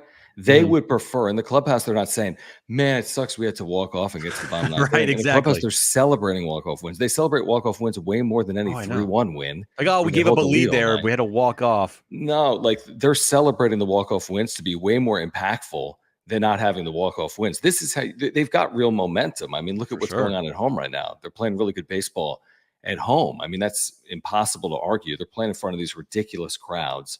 So I think the walk-off should be celebrated. And this team, again, a year ago, they weren't walking off. They had the fewest in baseball. A year ago, they weren't winning extra innings. They were 0-11 at one point, the worst in baseball history to start a season. This team is 3-0 in extra innings and it's had 5 walk-offs, and it's June. I know. So it's really incredible. Let me get to Ben Varela. Thank you for the super chat, Thanks, Ben. We Ben. appreciate you, man. He says hello from Nashville, where I think he's on tour with Jason Mraz right now. So thank you, Oh, Ben. must be nice. He says Victory Monday is a great way to start a 7-week tour. That's right. He said 7 consecutive weeks on the road. Padres don't go on the road for that long ever. No. But yeah, that's a hell of, again, if you're going to stay up in Nashville in the East, where it's 3 hours later and it's 1 a.m. right now, then you better do it for a win. And that's what happened here tonight. So thank you, Ben. You're Racing with Dale. We appreciate you. He says, what a damn game. Profar is a legend. I mean, he's really turned into kind of a Padre legend, truthfully. Yeah. Merrill, amazing. Of course, Tatis's injury is more serious than they lead on. Not good about Darvish's elbow. Listen, both things can be true. In the short term, the Padres have some lightning in a bottle stuff going on with these walk-off wins and finding ways to win series against good teams like Milwaukee.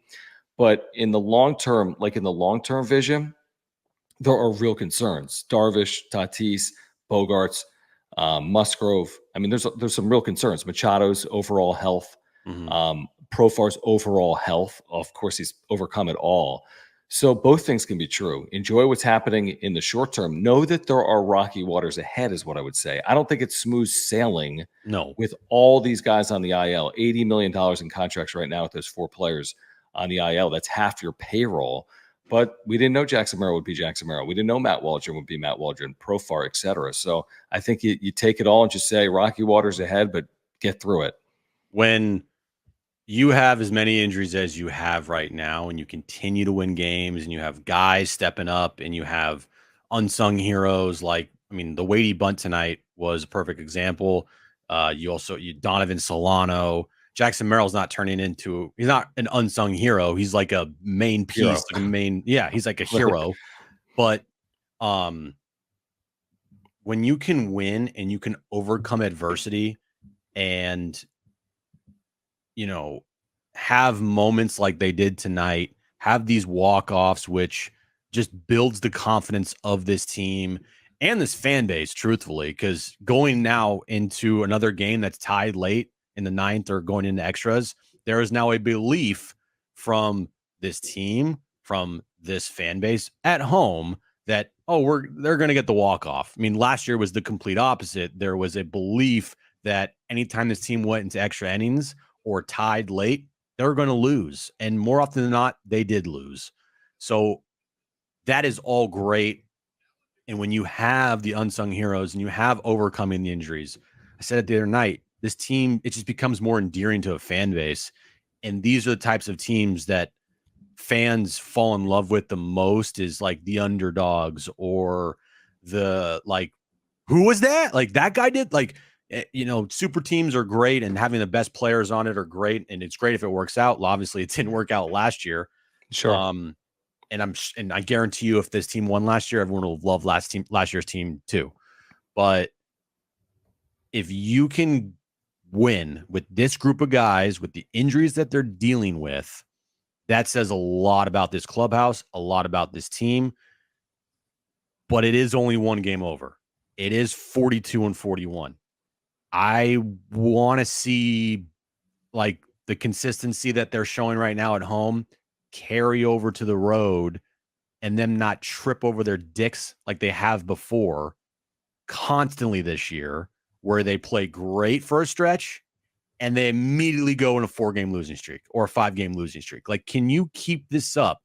You're going to lose games. I get it. That's totally fine.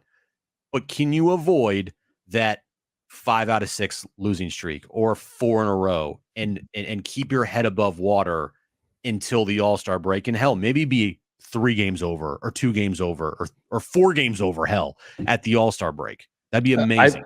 I'd be cool with, honestly, if they can get to the All-Star break where they are. This is a little bit of like beggars can't be choosers, is how I see it. Anything above where they are is gravy for me, considering their circumstance. Darvish, Musgrove, Toddy, forget Anywhere, about Bogey, but what's that? anywhere's gravy.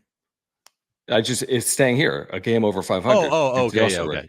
Yeah, Oh, no. I don't want to see them fall. If they fall 4 or 500, that's not treading water. I say if they can tread and stay where they are got it. until the All-Star break, I got no issues with it. Now, I would take better, but like to me, consistency over the next 16 games is getting to the All-Star break over 500. Yeah. And that means you go 8-8 to close here. Mhm. Maybe they go 10-6 to your point. Amazing. They're 5 games over 500. 9-7. But then again, the alternative is they go 6-10 and they're 3 games under 500. So that's why I would take, I think, considering everything I know about where they are. Now, they got something that they didn't have last year. They just have this clutch gene. They're not out of games. Mhm. They rally. They have 4-run innings. So I think they'll steal games like they're stealing games. I think that's going to continue to kind of allow them to hang around. I don't love banking on it, but they came back from 8-0 down randomly. They come back from 6-3 down tonight randomly after having 19 consecutive batters retired and having no Fernando Tatis Jr. They just have a knack for doing this, and it's not like this is the second game all year they've done it, where there's the 8-0 game and there's tonight. Now, there's a handful of examples of them coming back from 4-5 down and winning, and I think that'll continue because they're just building up momentum and they believe in this group right now. Evan, thank you for the super chat. Guys, over here, please subscribe here on Content for Padres fans. We're trying to get to 6,400 subscribers tonight. We need your help. And thank you for the super chats. Click the $ below the chat box. We appreciate your support. Like Evan, who says the 10th was the most clutch inning from the Padres all season. Profar's drive, Wade's bunt. Merrill is having the best Padres rookie season since Fernando. I think it's one of their most clutch innings. Again, I think the 8-0 comeback was just on the tip of my tongue there a moment ago, and they had some big at-bats in that game as well. But yeah, in terms of one inning, this was right up there probably, Jim, as good of an inning as maybe they've had this year, right there, 1, 2, or 3, I'm sure. I mean, it just happened, so you kind of feel like, yeah, of course, that was the best inning they've had all year. It was an out of the blue inning, especially from like being down 3 and what happened in the top of the 10th, and you're facing kind of you're just like sitting there like, okay, did they just blow this game right here? But they didn't, and it was a just really well executed bottom of the 10th inning. And once again, another 4-run inning that this team has had that they put on the list. 28 of them. Yeah, I'm sure Kevin will go into a deep dive about how many 4-run innings the team will have at the end of the year, and it's going to be a lot. I would love to see it. It's going to be a lot. Yeah, I don't think they had maybe this many all year. Think about that. They've played 83 games. Yeah, I don't think they had this many all year, which is just bonkers. It's not that they're quote unquote a better lineup. They're just more resilient than they were. Yeah. By the way, Merrill's rookie year so far, just go back and look at what Tatis did in I think 88 19? games in 19 before his before he broke his back.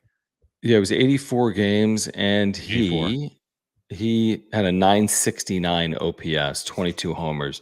So yeah, no, it's not that season, but that's an amazing season. I mean, Tatis would have walked away with the Rookie of the Year if he played.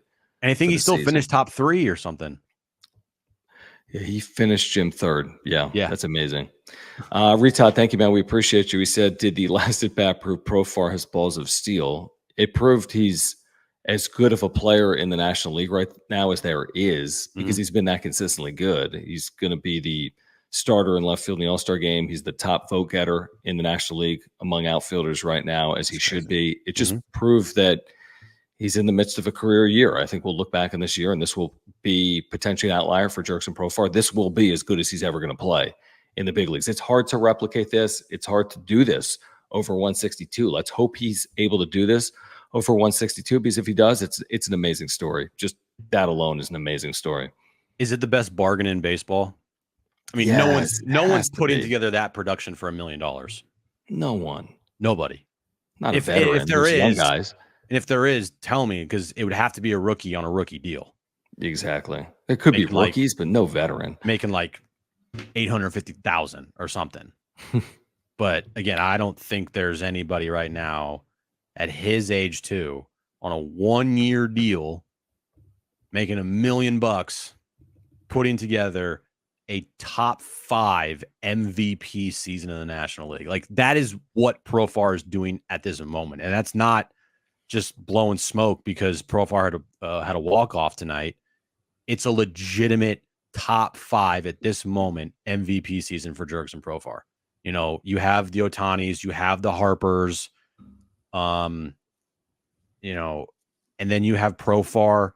And if I want to, you have, I think Ozuna from the Braves is having an incredible season for them. And then give me another one, John. Anybody else that comes top of your mind? Did you say you said Freeman Betts is out? I did not say You Freeman. said Ohtani. I said Ohtani. Betts was having an MVP season before he got hurt. Right. Yeah, I think you got Harper, you got Ozuna, you got Ohtani. You could put Freeman he's got in that no place. shot to win the thing, but who cares? And you got Profar. I mean? Like, he's not going to win top 5 it. in baseball in the Yeah, National it's amazing. League. He doesn't have the name of Ohtani, obviously, but who cares? Like you said, he's a top 5 hitter right now in the National League. By the way, he was 0 for 4 in this game before the 10th inning. Luis Arraez, who was intentionally walked, was 0 for 4 in this game. Look up Ozuna's stats, Omar. Look up Ozuna right now. You're not going to put an LOL after that. Yeah. Matthew, thank you for the super chat. Says, do we win this game? Do we win this game? So this game, if we had Bob as manager, I don't think it had anything to do with the manager. No, I think it had everything to do with the team. I mean, Solano's been an amazing pickup. Like the fact that Donovan Solano is even here and doing this is ridiculous. Like he's had so many clutch moments. This guy isn't even like a power hitter. That ball nearly left the yard.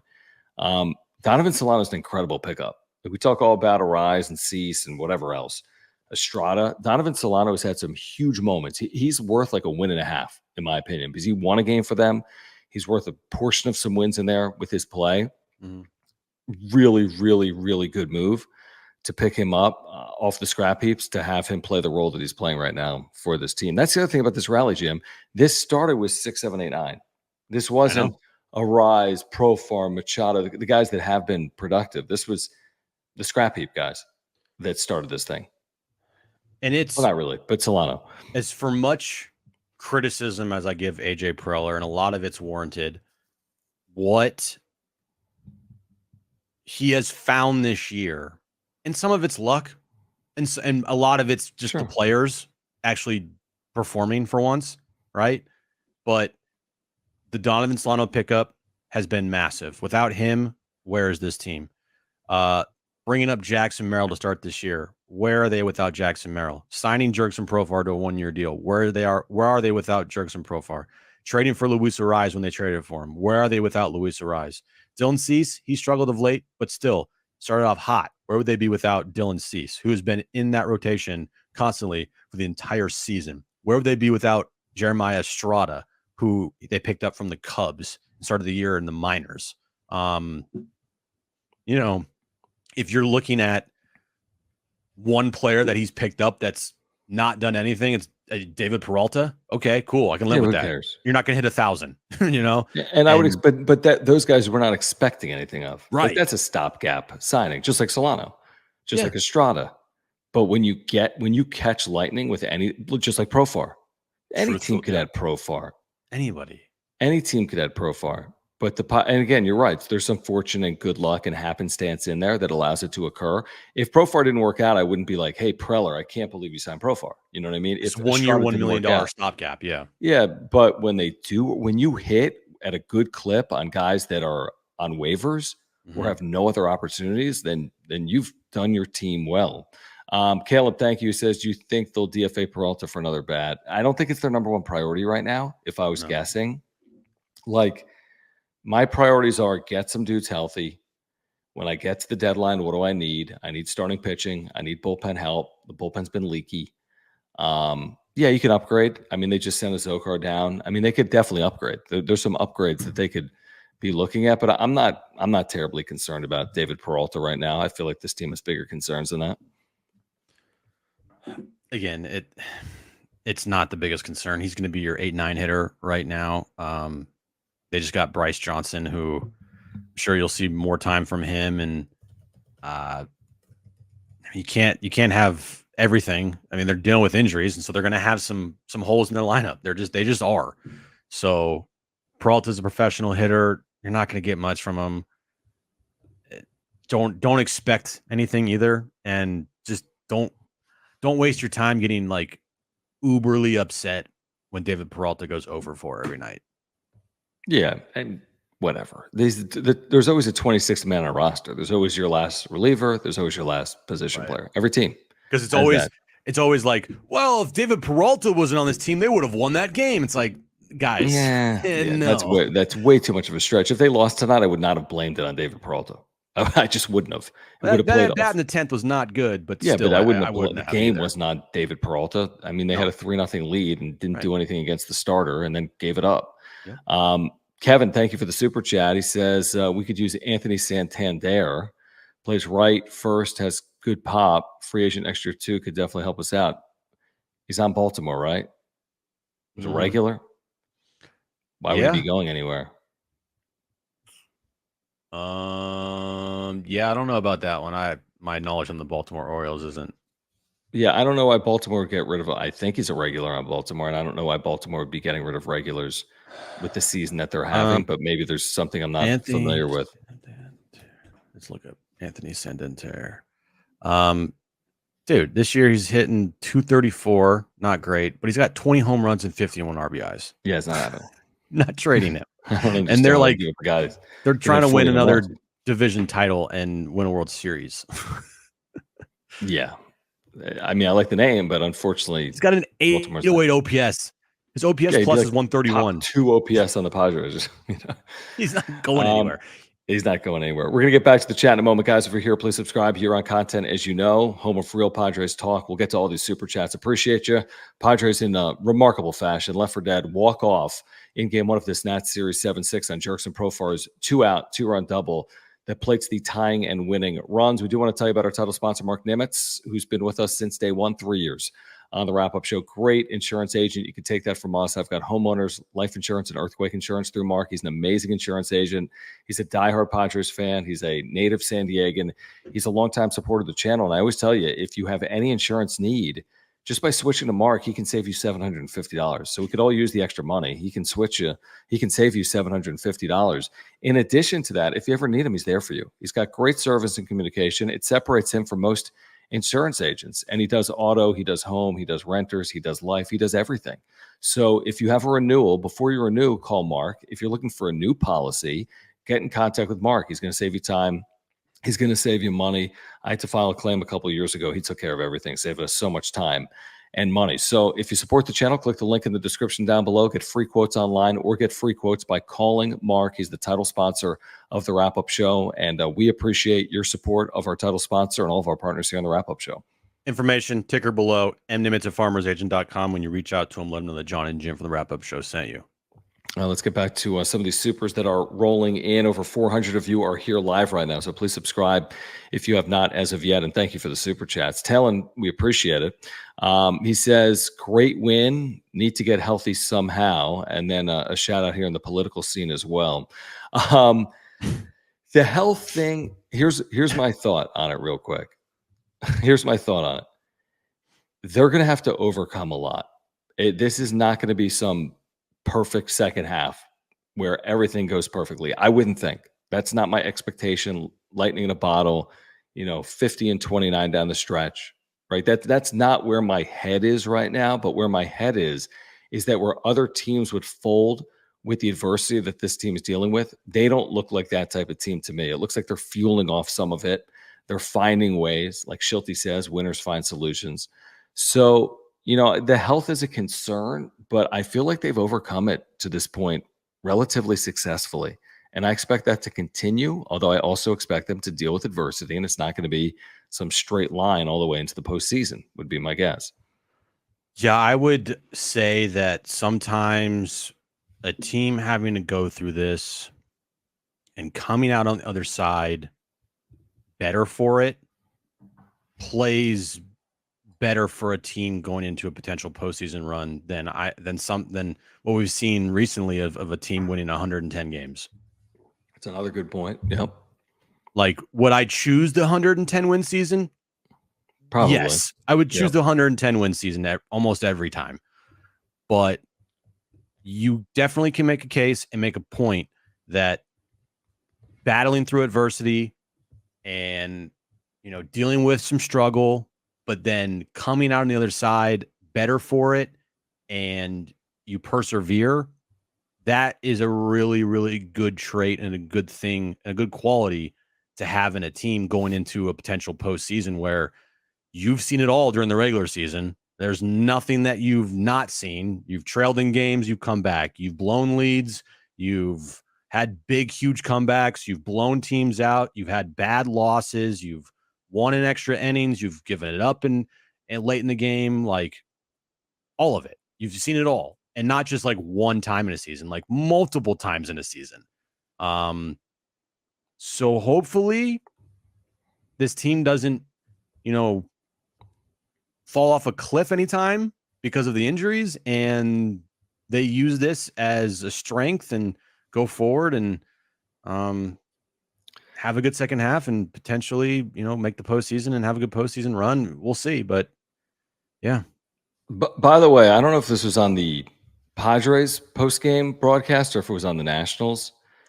I think it might be the Padres, but the Nats supposedly were not thrilled with Profar's celebration because he stared into the dugout. I think probably because they walked Arraez and he was trying to make a point, don't walk someone to get to me. I'm going to make you pay. And then all these players, I'm watching it back, that too much Morton's hasn't. I was listening to the audio. Okay. And what's interesting about it, I have absolutely no problem with it at all. But what's interesting about it is the Nationals clearly took exception to it because there's a lot of guys still on the warning track and in a dugout, which doesn't typically happen in a regular season game. You just see guys go into the clubhouse. At that point, the fact that guys stayed around leads them to believe that they did take exception with it. Whatever, pitch better if you just want to, It's your fault that you lost the game, obviously. But what's interesting here is what I would say is that I'd be on somewhat of high alert on Profar tomorrow. Is what I would say. Okay. And also they play each other again soon in DC, not to mention the next 2 days, but they play each other in July, right? I think we said in DC. I'm just telling you because there's a video also where Tatis is calming down the Nationals dugout at the end of a 2-minute celebration. Tatis not in uniform. He's on the IL, was looking at the dugout we're good. We're good. He's celebrating. I mean, I don't know what he was. So when I see what Tatis was doing, which was kind of all good, we're celebrating, you can tell that the Nationals took exception. Again, this is a very baseball thing. This is a very unwritten rule thing that when you celebrate a walk-off, you do it with your team. You don't do it looking into someone else's dugout. It's just something to consider going into tomorrow. Again, Padres don't retaliate. We've seen that play out with Mike Schilt this year. They've not retaliated on anything. Will the Nationals, quote-unquote, retaliate for this? I don't know, but it's something to keep an eye on. Mackenzie Gore is on the mound tomorrow for the Nationals. That's interesting. You certainly can't lose your starting pitcher. I promise you that. Doing something that's just utter stupidity. Maybe you see something on Wednesday because it's the getaway game. Maybe it's a reliever. Depends what happens tomorrow night. If one of the teams is blown out the other, you could see something happening. I don't know. Mackenzie Gore got some red ass in him. He's not the type of guy to back down from a challenge. I don't view him that way as that being that type of guy. By the way, did you see also, I don't know if you did, there was a video of Jesse Winker arguing with like this old man behind. Yeah, I saw that. And the fan was like, they threw a Profar. I mean, oh, hey, buddy. Hey, fan. No, they didn't. Right. Like I'll bases are loaded in a 1-run game in the 10th inning. You're trying to tie the game. Yeah, I'll back the fans until the fans prove to be idiots. And this is a moment where I know that the Padres just won and you're puffing out your chest and everything's great and all, but like, bro you're not that. Don't be that guy. You're not the manager. Like, come on, man. Now, listen, was it up and in? It was, yeah, it was. And in that circumstance, what are you going to do if you're Jurickson Profar? You just got to wear it, so to speak. Yeah. And I don't know what the exact purpose of the pitch was in that exact moment, but it didn't work clearly because Profar came through a couple of pitches later. Let's get back to some of these supers, like this one from Vicious Pac-Man. Thank you, guys. Subscribe if you're here, and thank you for the super chats. Click the $ below the chat box. Padres walk off the Nats in game 1. He says Tyler Wade is a sneaky, useful bench piece. Absolutely. I mean, absolutely. Yep. Really good bunter, really good utility piece. A good enough defender, has come through in moments for this team in a variety of ways. He absolutely has provided more value than I think most people thought. And Mike Schilt loves this guy, and he's playing with that, belief that his manager believes in him. Yeah, he's a ball player, John. He's a ball player. Of course he's a ball player. He's just a ball player. He's a baseball player. Tyler Wade, I feel like, and I would love to ask Schilty this. Doesn't it feel like Tyler Wade is like Schilte's favorite baseball player? It has to be. Like, has to be on this team. On this team. Yeah. Like I feel like Jackson Merrill could also be Schilte's favorite baseball player, but like, I don't know. I just feel like the way that he's talked about Tyler Wade this year, he would choose 26 Tyler Wades every day of the week. Like they'd be with 26 Tyler Wades, they'd have the 0-81. Yeah. But I'm talking about just of like how Schilte's a big how about you go about your business type of guy. He's a big process guy. He's a big like putting your work in guy. And I feel like Tyler Wade's just always gonna be the guy of like, what do you need me to do, Skip? I'll do anything. Like, hey, you need to be a backup catcher? Sure. You need to play right field? Sure. You need to play shortstop? Sure. Like, I'll do anything. You want me to put a bunt down? Sure. I don't care about my stats. I'll do this, whatever for the team. Truthfully, you need those players to be a winning team, and you need them to be like just buttoned up. They can't go out there and just suck it up all the time. They need to actually have like some moments where it might not be remembered in the box score, but if you watch the game, you go, that was a very impactful moment. And Tyler Wade's had a couple of those, maybe more than a couple of those this season, including tonight with his bunt in the 10th inning. Yeah, one thing I know that we spent an entire year on also was clubhouse dynamic last year and like culture and what's wrong. I cannot say that if this team fails to make the postseason, I'm not pointing at dynamic culture clubhouse. Like that's not at all what I'm thinking about this team, at least 83 games into the season, because it seems like they play for each other. They actually do have heart, that they do overcome deficits, that they don't just roll over. It's a good quality, and we didn't necessarily say that a year ago. HBBV, thank you for the super chat, and thank you for this public service announcement. Jim, he's going to be selling cookies outside Poway Target tomorrow at 7 p.m.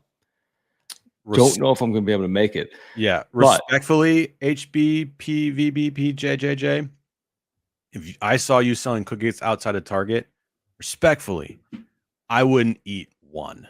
Sorry. Wow, I would. I'm just saying, I wouldn't take cookies from a stranger outside Target. That's just me. He ain't no stranger, man. He's been contributing to this channel for like a decade. Again, do we know what HBBBVPPBJJJ looks like? No. Do we even know his real name? No. But if we see him selling cookies, we could put two and two together. I don't know if I would be buying cookies from somebody outside of Target that's on YouTube. Their name is HBPPBVPPJJJ. Wow. Sorry. Right, you're not going to see Jim tomorrow. Sorry. And you're not going to see me, but maybe some of our viewers will swing by Target tomorrow in the second inning of the Padres Nationals game to buy cookies. Tristan, appreciate the super chat. He says, I was there. What a game. We're back again. We're back again with one game over. Well, I don't think they really they're actually playing really well. I mean, they've won 5 of 6. So, I don't forget about turning points and all. They're playing well. Since they lost 5 in a row, they have played well. They've won 5 of 6. Now, they've also dealt with injuries over that stretch. But here's my thought on this whole we're back or we're not back. I don't think they've ever not been back or been back. I just think this is who they are. They've been a relatively 500 club most of the year. Very rarely have they been more than 2 under. Very rarely have they been more than 2 over. So this is who they are. I think what we've seen is the team that they are. And tonight, again, they proved their mettle in coming back the way they did. Look, there's still 2 games left in this homestand. But this upcoming road trip through Boston and Texas, it's important because even though Manny blames the media for this narrative, like they have flipped the script from earlier in the season where They were an amazing road team and they were a shitty home team. And now they're become an amazing home team and a shitty road team. So if you can finish off this homestand by winning one of the next two, like I'm not going to try to be greedy with this one. Yep. Just win the series, have a winning good homestand where you've won 5-2 again. 5-2, back that up after the last 5-2 homestand. Go on the road and play some decent baseball and don't trip over yourself once again. Agreed. By the way, I'm just looking at a quote from Tatis. We could play it from Marty's YouTube channel at some point, but the quote that Marty just tweeted out is, "It got to a point where it was going all through my body. It's going to be some time. We're talking about something serious in my right leg." Fernando Tatis on emotions of going on the IL, trying to play through injury and when he could return. And she, tweeted earlier that it'll be well past the All-Star break. I think was exactly what he said.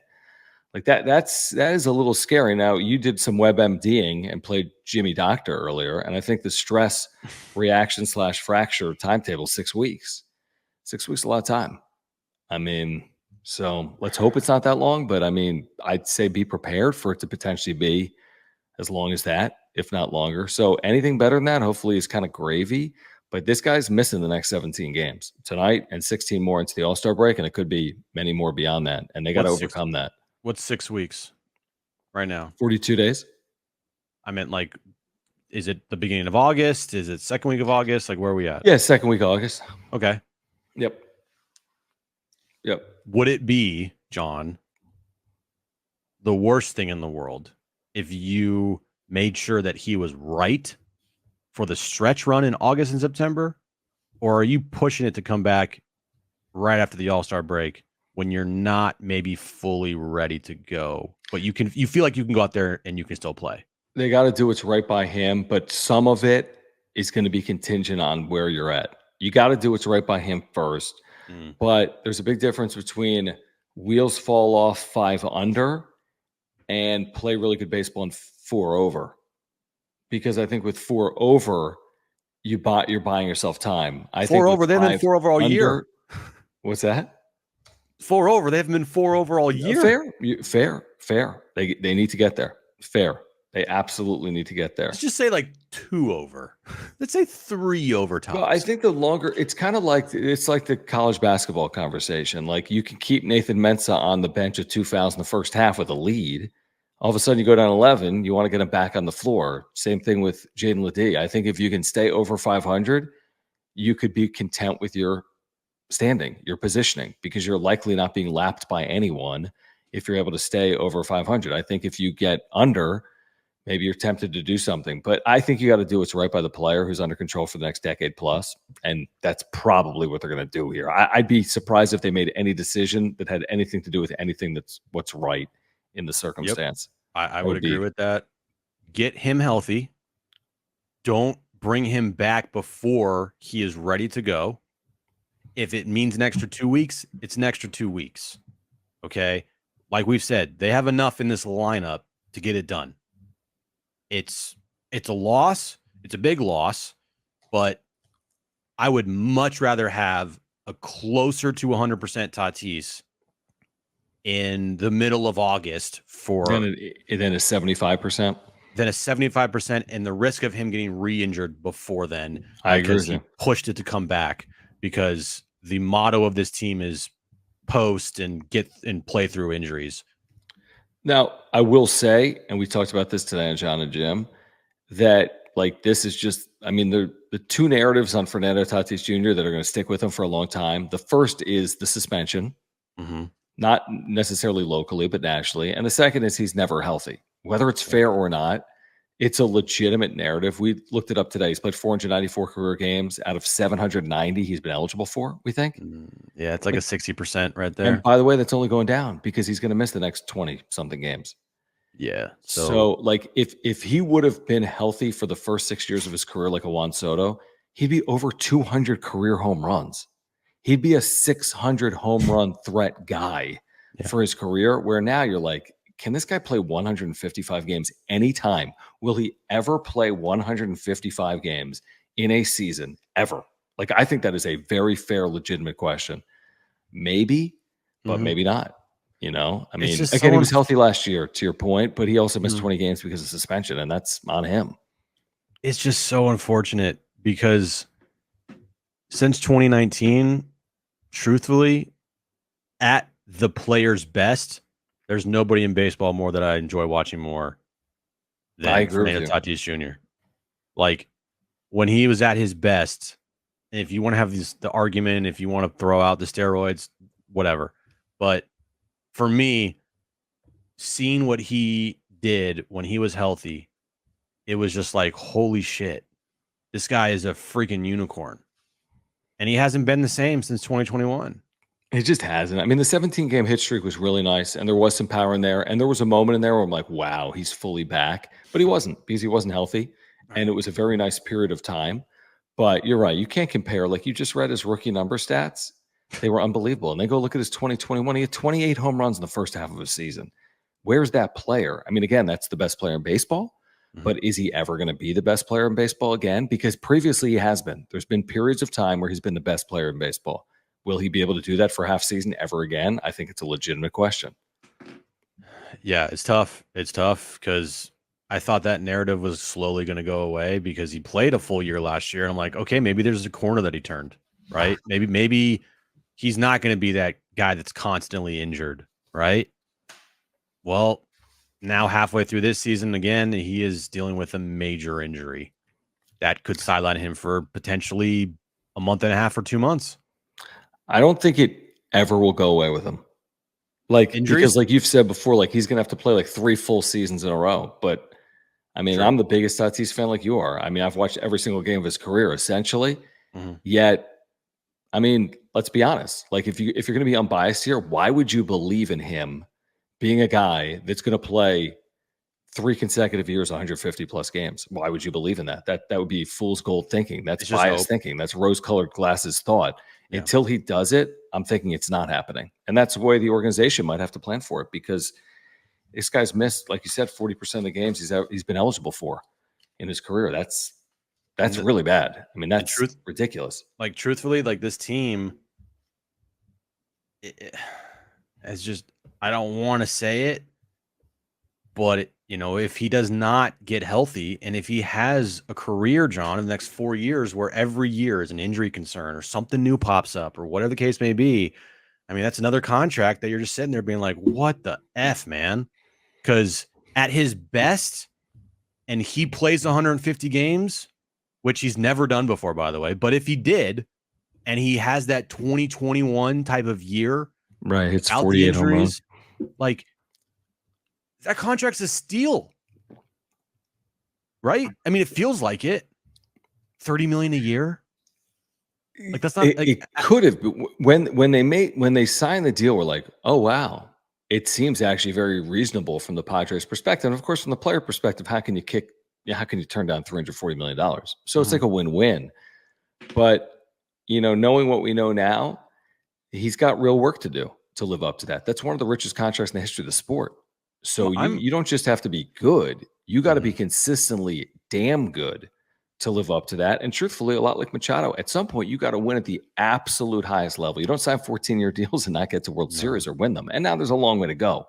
You got to make all-star teams. You got to win potentially MVPs. Like, now he made an all-star team. He should be on this all-star team. Like, he's not going to play, but this should be his second all-star team. Truthfully, his third. He's 2020, not his fault. There was a pandemic. He would have been on the all-star team. So he's been a very good player when he's been healthy. The problem is you have to, have the caveat of when he's been healthy. Let's get back to the super chats in a moment and the conversation. Guys, if you haven't heard, we've got a brand new partner on the wrap-up show. There are less than 50 of these remaining. Mova Globes, all right, officially licensed through Major League Baseball, an amazing product. They spin based on light, natural light, or just turn a light on.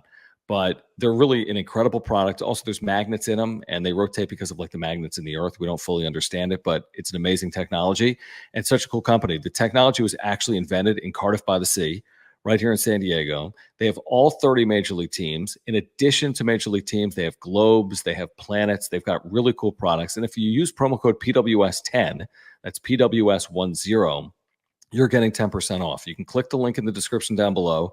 It's an amazing keepsake desk item. My 5-year-old son thinks it's phenomenal. My wife thinks it's so cool.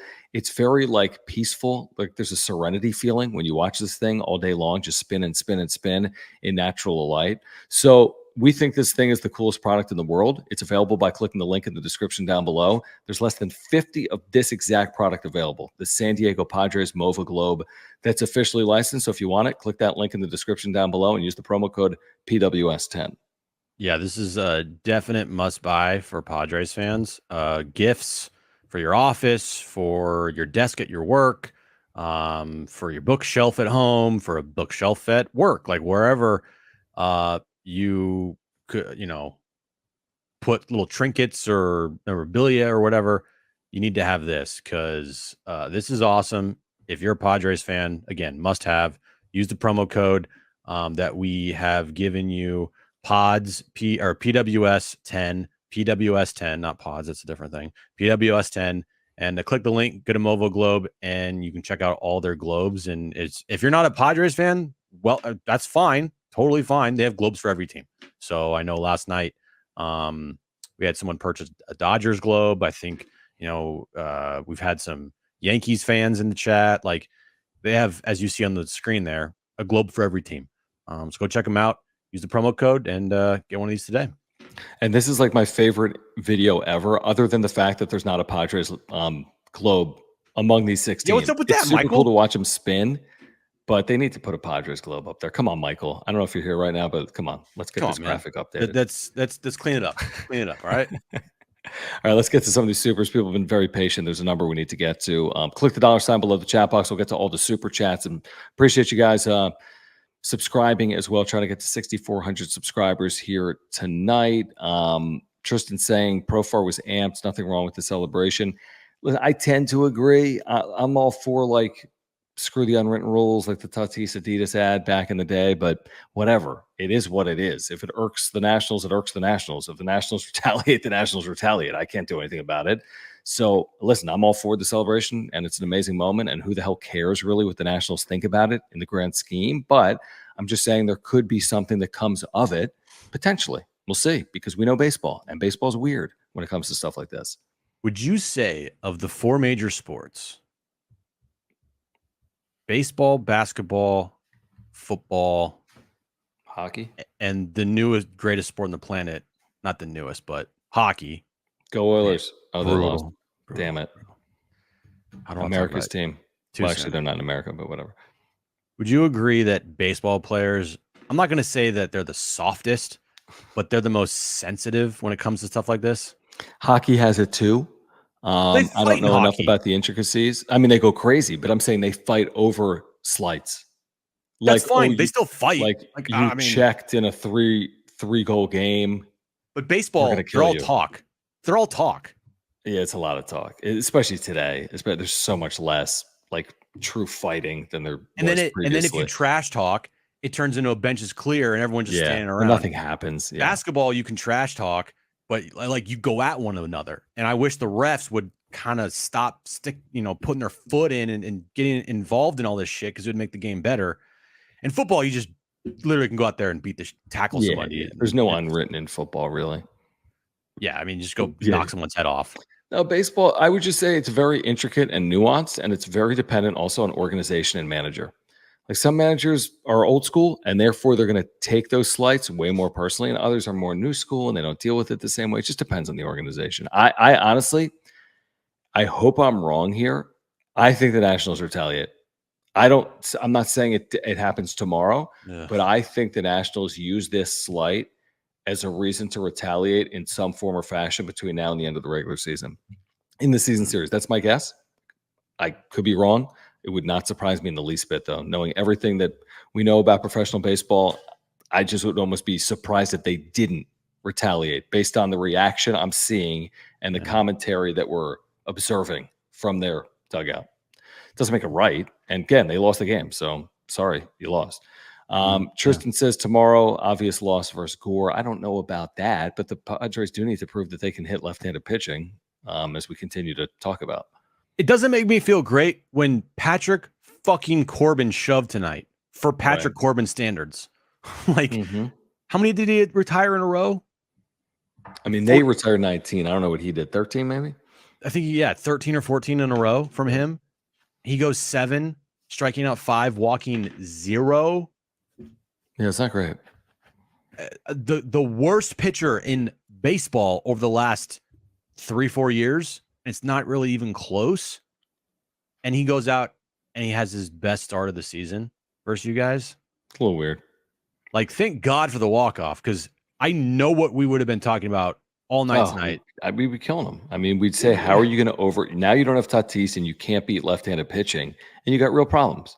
Yeah. We haven't even touched on Darvish. But a win has a funny way of solving things, at least for the short term. JD Gasher, thank you, says, I gave you a cookie in 2023, Jim. You had no issues. That was at Fair Play. Remember that? You brought us cookies. JD Gasher. Oh, we know you. We've seen you. You also brought me a sealed cookie from Philadelphia from like an actual cookie chain. Correct. So, yeah. Correct. The homemade cookies I might be a little like skeptical on. But if they're like cookies from like a cookie chain that they're packaged, then I'm all game, man. Give me a cookie all day. Tristan, thank you again. He says, nah, guys, we're back. So back. Win streak with all ILs, like all these guys in the injured list. Listen, maybe. I mean, they'd won 4 straight before yesterday. They win again. It's 5 of 6. We'd love to. We'd all love to see them go 9-1 over a 10-game stretch. Haven't done it this year.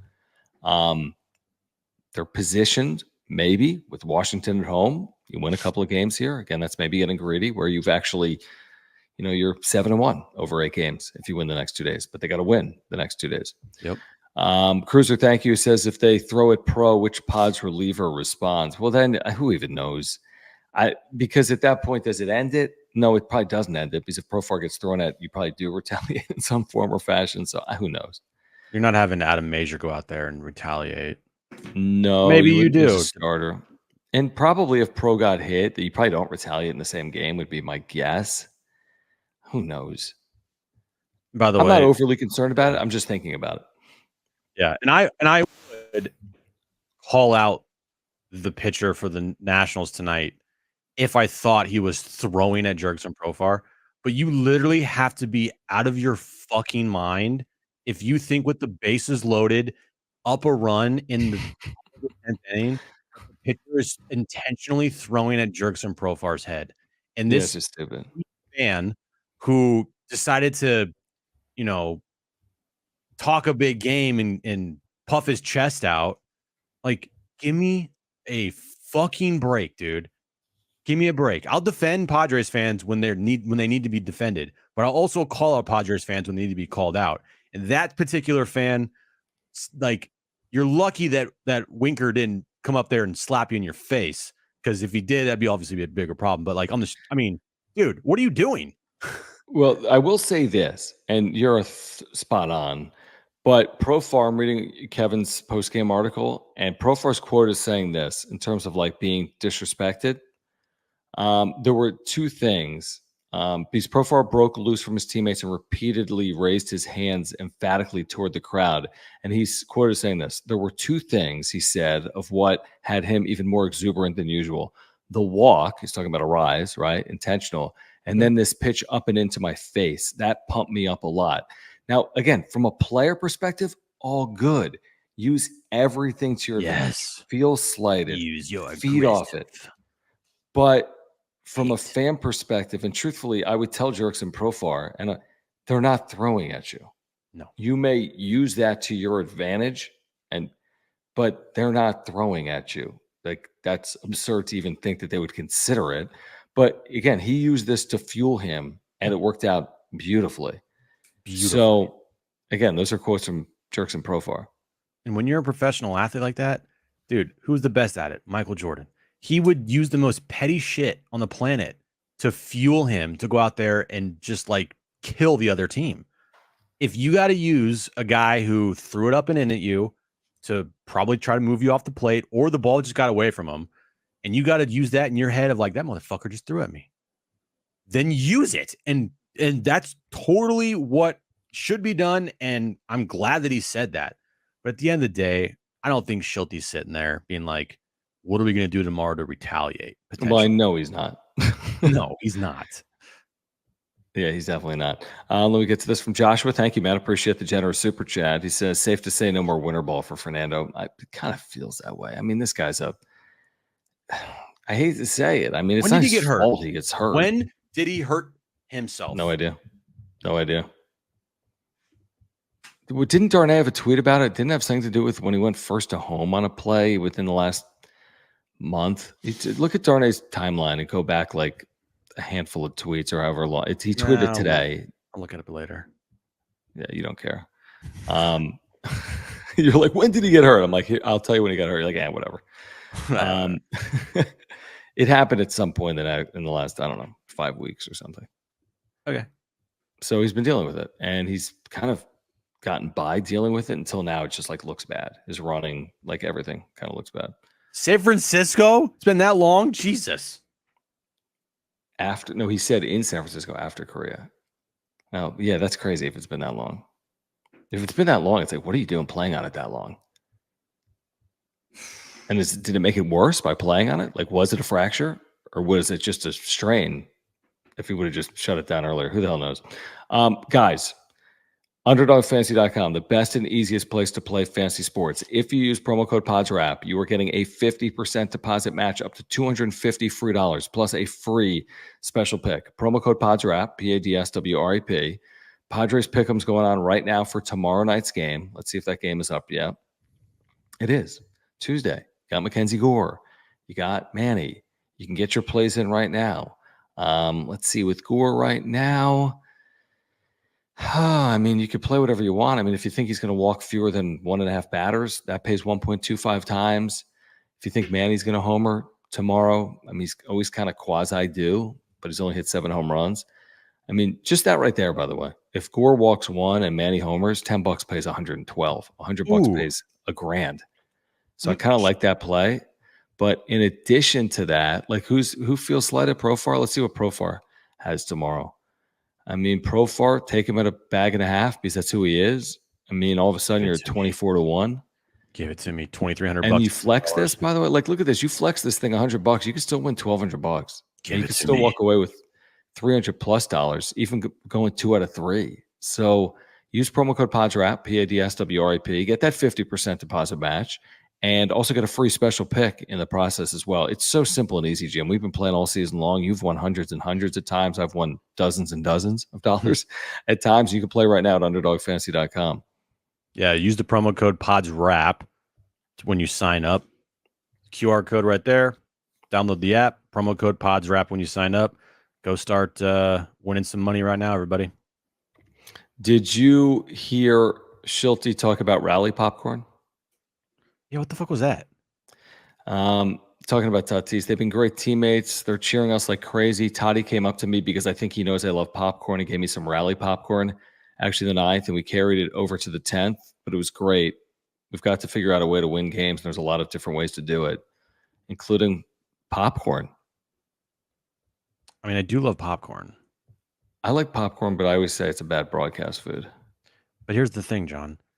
When you eat popcorn, you're probably not going to go on a broadcast anytime soon, right? Well, what if I had it tonight, for example? What if you had it after the show tonight? If I had popcorn after the show? Yeah. Huh? Do you really want to eat popcorn at 11:30 at night? You sound like you were underwater there. Yeah, dude, I can eat popcorn anytime. I'm good to go. You're kind of like a late night guy, though. Like you stay up till 1 in the morning watching like Revenge of the Disney or whatever. Yeah. Okay, wait. Before we get out of here, we're going to shout out Marty Caswell. Subscribe to her channel. Crediting Marty for this video right now. She's a great resource for Padres fans and for us on the wrap-up. Turn up your volume, by the way. Your volume is very low on the Dude, what are you talking here. about? The volume button on the video here, click it and make it louder. Thank you. Okay. Here we go. Very sorry about what happened. What are your thoughts right now that you know, hey, what you got and that you're going to be out for a while? Some serious stuff in my leg that it can get worse, and we definitely don't want that. So I was playing through it, and I probably could have kept going, but the doctors recommended for the best to heal it now, for that way it doesn't get worse, and it's just better that way. It clearly had been, anyone could see, had been starting to bother you a little bit more. You were still hitting though. Like, how surprised were you that it was as serious as it is? I kind of knew right away. I know what I was feeling. I know it was not muscular. It's some really sharp pain, but at the end of the day, we're here for results, and it doesn't matter how tough it gets. We just got to go out there and show up. Do you remember when it started, or did anything specific spark it, or has it just been progressively getting to where it is now? It's been a long one. It's been progressive. After Korea, I got cramps all over my body after that last game, and then, but when it got real serious, so the first when we played that first series in San Francisco, I started feeling it then, and from that point, it just started getting worse. How much do you kind of comprehend the big picture here? The fact that this team will need you down the stretch, and then if it can get healed, what that could mean for you guys? I just need to get healthy to help the team in every single way, but the quicker the better. You clearly went up here for the team with all the injuries they're going through. How much did you contemplate just finding a way to just grind it out through the season? I was doing that for 2 months already. I feel like I hold it as long as I could, but, it got to a point where it was getting, it was feeling in my right leg, but it was going all through my body. Have the doctors and medical staff given you any realistic timetable when you might be able to return? It's a huge gap. I don't want to put it out there because people are going to expect stuff, but it's going to be some time. We with the Rice stuff, we're trying to aim after the All-Star game, but we're talking about something serious in my bone in my right leg. So more than the 10 days on the IL, the original 10 days? Yeah. Let's just not fool ourselves, and everybody knows it's going to be more than 10 days. Okay, you had a Thank you. reaction, I believe, in your lower back your rookie year that ended your season. Is this not as bad as that? Do they know yet? Is there any comparison between the two? It was a comparison just by the name, but I feel like there's different areas. My rookie year was in my back, which is, it can drive to really serious stuff. Although this one is in my right leg, but I feel like we're a little bit less dangerous than that one. How hard for you to deal with this just mentally with all that you've been through the past couple of seasons? It's tough, and especially when you prepare yourself in every single way. You just want to come out here and show your fans, the people that love this game, how I really take care of myself. In the off season, how picky I am with my body, and in every single area. But at the end of the day, this game is just hard, and it's just gonna happen, stuff like that. What's your confidence level in your teammates picking you up, keeping this ship afloat like Profar today? No doubt. Doesn't matter how good you are. You can never carry a team by yourself, and this is a good team, and this team is gonna go for the long run. What were you thinking when you were watching your boy get that hit and then his celebration? I love him to death, and I just know Profar is gonna show up. He's gonna play as hard as he can every single time, and the dude is. He's an all-star. He's a really good player. Thank you. All right, that kind of explains a lot of things, by the way. It does. And when I said thank you, it's because I respect the hell out of Tatis for just saying, look, I'm not going to fucking try to fool anybody here. Right. This is a serious injury. This is going to be longer than 10 days. I don't know when, but this could be a little while, and we'll see what happens, but definitely past the All-Star break, probably longer. Thank you. Why are we beating around the bush with these injuries sometimes? Just tell us how it is. Yeah, that's fair. That's fair. I mean, it's. I mean, the way he was speaking about the significance or the seriousness of this leg injury. Yeah, that's the part that got me thinking. Well, is there a guarantee that he's even back? He'll be back. I'm sure he's not having surgery. I'm sure he'll be back. But then here's the other thing. Like we've been questioning, I'm like, well, why is Tatis not Tatis? Why is he not emulating his successes from 2019, 2021? What's the reason? Why is he not the same excitable figure? Why does he not run the same way? He's been a good runner in the outfield. But he's not. I mean, he's been dealing with it since Korea. Are you kidding, dude? You know how long ago Korea was? At 3 months. It was Forever March ago. 20th. I wasn't married back then. I know it was it was 95 days ago. And he's been dealing with this and trying to play at the highest level of this sport. And by truth be told, his numbers stack up very well across baseball. And then you add on that this ain't something that we're making up. I mean, he's been dealing with this for 3 months to some extent. Like, so it makes it maybe more impressive what he's been able to do. And just imagine if you actually can heal this thing, maybe it does take off. Maybe he's got a 30 or 40 game stretch at him where he's actually healthy and he looks like we've seen previously. It's hard to bank on that with Tatis, but he was having a nice year. What are his numbers right now? What's his OPS as he goes on the IL? His OPS, John, I want to say was above 800. 821, 135 OPS plus. He's been a very productive player this year. 279, 14 homers, 36 RBIs, 8 stolen bases, 822 OPS. Like, yeah. And he did that on one leg. Right. So again, this is about getting you as healthy as you possibly can so you can return this season and not trying to get back out there as soon as possible. Because the most important thing, I would take, and this is going to sound really low, but 45 games of a close to 100% Tatis for the stretch run. Would you take that right low now? Because it's not that low. That means he misses 34 games, which I guess it's a big number. It's a big number, but it's not a crazy number. He's going to miss 17 right now, guaranteed. And then after the break, you could push the end of July. 45 games right now. Would you take it or leave it? Close to 100% Tatis. I mean, you kind of have to take it. You kind of have to take it. I think I would too. By the way, I didn't realize this. 2 of the last 3 days for the Nationals were the walk-off loss on the pitch clock, and tonight. Oh my God. The last 3 days, they've lost on a pitch clock violation to walk off. No, they won on a pitch clock, right? I thought they lost. No, they won. They took 2 or 3 from the Nationals. No, they lost that game, 8-7. Oh, okay. Are you sure? I Google it.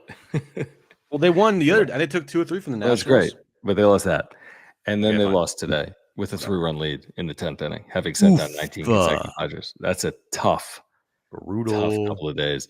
Final super of the night from JD Gaucho, who says white cheddar or caramel corn for the win. Combo pack. Combo white cheddar and caramel with. No, I just go. Give me caramel and white cheddar. Give me combo. Okay. Yeah. What do you think about this before we get out of here? Is Manny is he capable with his current health? It's set up for him, man. And I know that he's dealing with shit too, but like it's set up for him, and they kind of need him. They kind of need him in a bad way. I mean, there's a fair point from Sad Fryer. I mean, and he made a good point. Toddy did. I mean, one player can carry no team.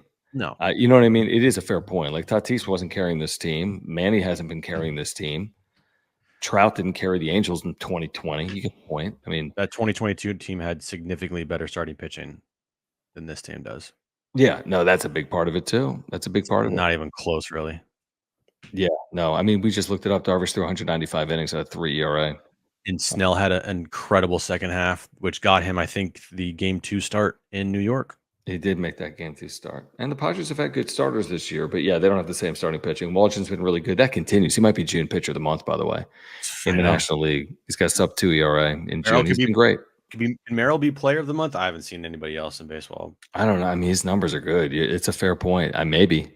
All right, guys. We'll talk more about it tomorrow on John and Jim, San Diego Sports 760. Join us at 3 p.m. And then tomorrow night on the wrap-up show, Mackenzie Gore on the mound against the Padres in San Diego at Petco Park. What happens in game 2 after a thrilling, exhilarating 7-6 Padres win on a Monday night at Petco Park? How'd they do it? I don't know, but they managed to do it. They did it. 7-6 with 4 in the 10th. All right. Subscribe. All right. We have year-round content for Padres fans. Have we gotten to 6,400 subscribers? I'm going to be disappointed if we haven't. We haven't. Okay. Well, then I'm disappointed. John's disappointed, guys. Good job. You No, guys we've made got John. a handful. We're 7 subscribers away from 6,400, guys. There's no way everyone here live on replay is a subscriber. Be honest with me. I'm looking at you guys. Just tap the subscribe button. It'll make John's day. Forget about I'm watching you. I'm watching you, Falker. That's someone to subscribe. We're 6 subscribers away. We're 6 subscribers away. We're watching you guys. Got my eyes on you, Come on, we've Falker. been trying to get to 6,400 subscribers. It might be good luck, potentially. What movie is that from, John? What movie is that from? I got eyes on you, Falker.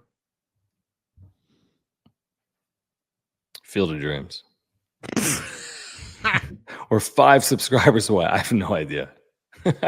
We're 4 subscribers away. Oh shit! This could be the momentum swinger that we're all talking about. We get to 6,400 subscribers. This team takes off.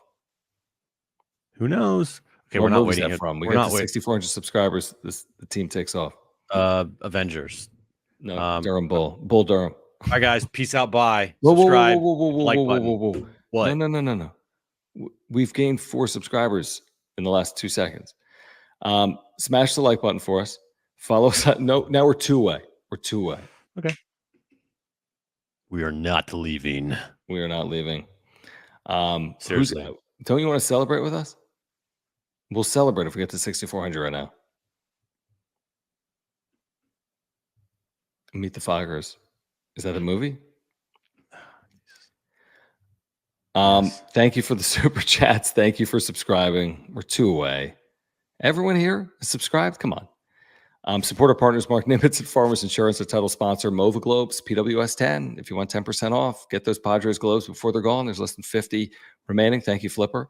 And use promo code PODSWRAP, PADSWRAP, if you want a 50% deposit match. Somebody just unsubscribed. Now we're back. 63.98. Dude, we're 1 away. Subscribe. Who's going to be number 6,400? Put it in the chat when you do it. Subscribe and put your name in the chat. We're going to celebrate you. Darnay. Watching you. 6,400. Dude, let's get some clap. Pure emojis pressure for works, everyone. everybody. Pure pressure works. We need to get to 6,500. 6,400. We're not leaving until then. Who just did it? Oh, FM Grain? Carson made a new account. And somebody just bought a Mova Globe, a Pods Globe. How we doing? Let's go. So how many, Michael, can you put an update? How many do we got? You said less than 50. We got like 49. We got 41. We got Greatest night ever. Listen, if you want those globes, seriously, if you want this Padres globe, hold on. Get it, because it's going to be gone. And then people are going to say, how do I get the globe? And then it's going to be gone. This is a cool gift. This is a great keepsake. Yeah. Look at me. It's perfect. Look at him. Look at me.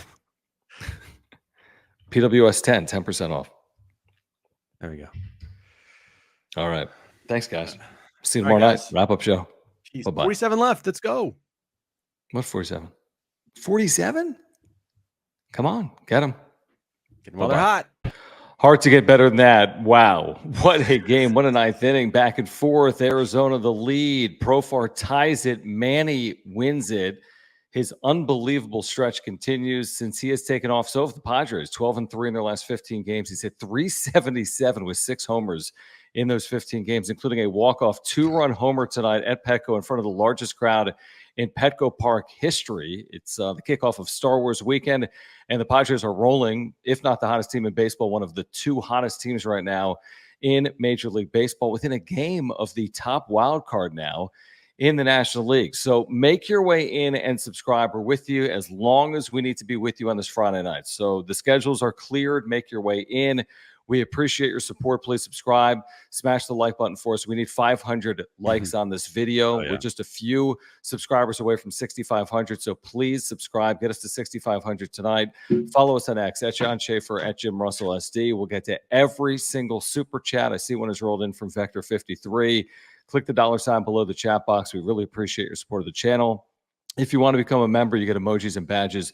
You can click join down below.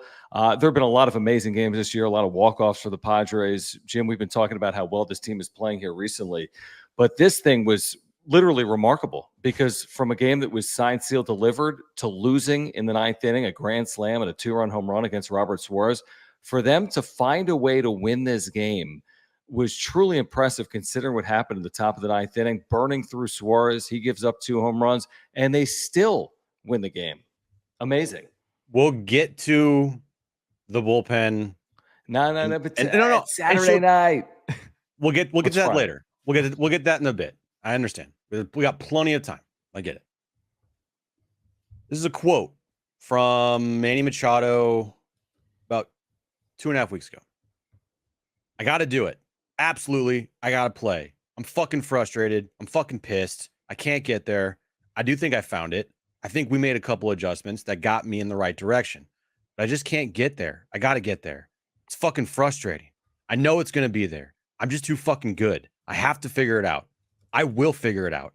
Even if I blow my fucking elbow out, I will figure it out. Mic drop.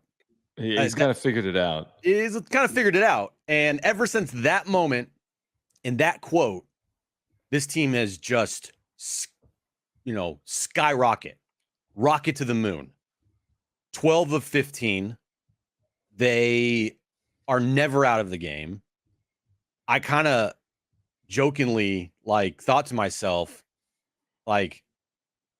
honestly, giving up the lead isn't that bad because they're going to win it anyway.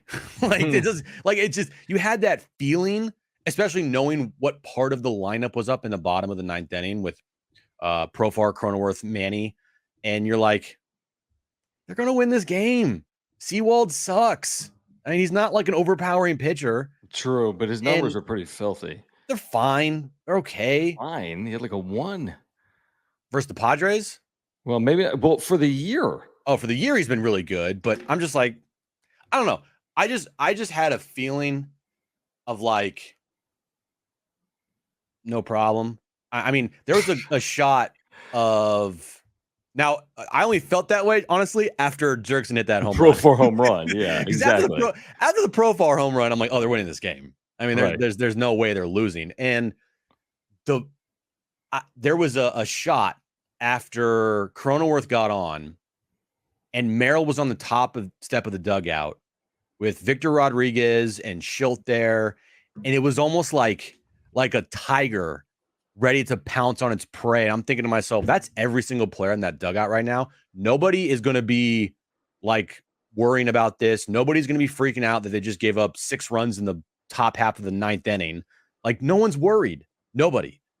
And it just, that entire bat to Manny, I'm like, dude, Manny's going to home run. It just, I don't know, John. To me, it felt like that they were just once again going to find a way to win this game after they gave up 6 runs in the top of the 9th inning. I don't know. Maybe people feel differently. Didn't feel like that. I get it. The home run that Randall Grichuk hit felt back-breaking in the moment, but that's a credit to this team being different. And Manny Machado was so locked in. I mean, 4 for 5 tonight. He fouls off a 2-strike pitch and completely unloads again on a pitch. Vintage Manny, left center field into the bleachers. He's so scorching hot. Earlier in the year, when he started getting hot, he wasn't hitting for power. He was hitting for average. And now he's hit for average and power. And he just looks healthy. And I don't know if he fully is or not. He certainly looks confident, which he kind of always is. But from the moment in Philadelphia where they had lost 5 straight to 49-43, one of the hottest teams in baseball, 7 games until the All-Star break, take nothing away from the possibilities of the next 7 games. I mean, you can't bet against this team. It's really incredible. It's incredible. Like you said, we'll get to the bullpen. Like I've been saying over the last 10 days since Tatis went out, and it's more than 10 days now. That was a week ago Monday. That's 12 days since Tatis went out. I'm like, you know what? Let's just treat this like a long Saturday night. It's a binge. We'll worry about Monday later. We'll worry about the repercussions of Darvish, Musgrove, Bogarts, Tatis, whatever this all means later. But right now, it's like the night of our lives. And they're on that run where they're 12-3 over 15. Let's run through some supers because a million people are here and supporting. So, guys, we appreciate it. We'll get to every single super chat. Subscribe. Smash the like button. Thank you for your support of the channel. Click the $ below the chat box. As you know, we get to every single super chat. Vector, thank you for getting us started here tonight. He says, so encouraging to see the consistency and grit. Grit squad. Grit squad Strikes again. They are consistent. They are gutsy. They deal well with adversity, no doubt. Moises, thank you. No words needed. Fair. Yeah. We'll try to give you as many words though as possible tonight. Thank you, Moises. Rick, appreciate you, man. He says, refuse to lose is the scariest mentality a team can have. That's a great summary, Jim. They had another multiple run comeback. Forever ago, they trailed 2-0. I mean, forever ago in the first inning, which means they've now had 11 wins this year when trailing by multiple runs, more than they had all of last year, continuing that trend. Bonkers. Tell you what, Circa's like, okay, you know what? Walk off. I mean, it's just like, damn, how many more Circa millions or Circa things can they give away here? I know. Alejandro, thank you. He says game of the year. There's no question. There's been a lot of them, but I'm with you. A lot of games of the year, honestly. De Los Santos has to be DFA'd, though. Shout out to John Doe Pat. Appreciate you, man. And we got our Maple Surf t-shirts. You do. I'm wearing one. You're not wearing mine. No, De Los Santos isn't going anywhere tonight. I'm pretty willing to say that based on this game. Yeah, he struggled, but I don't think he's going to go anywhere off of this. They had guys down tonight. What did he say? Morejon was down and Estrada was down. They were only using Suarez in a safe spot, obviously. He didn't have it, maybe. He allowed 2 home runs.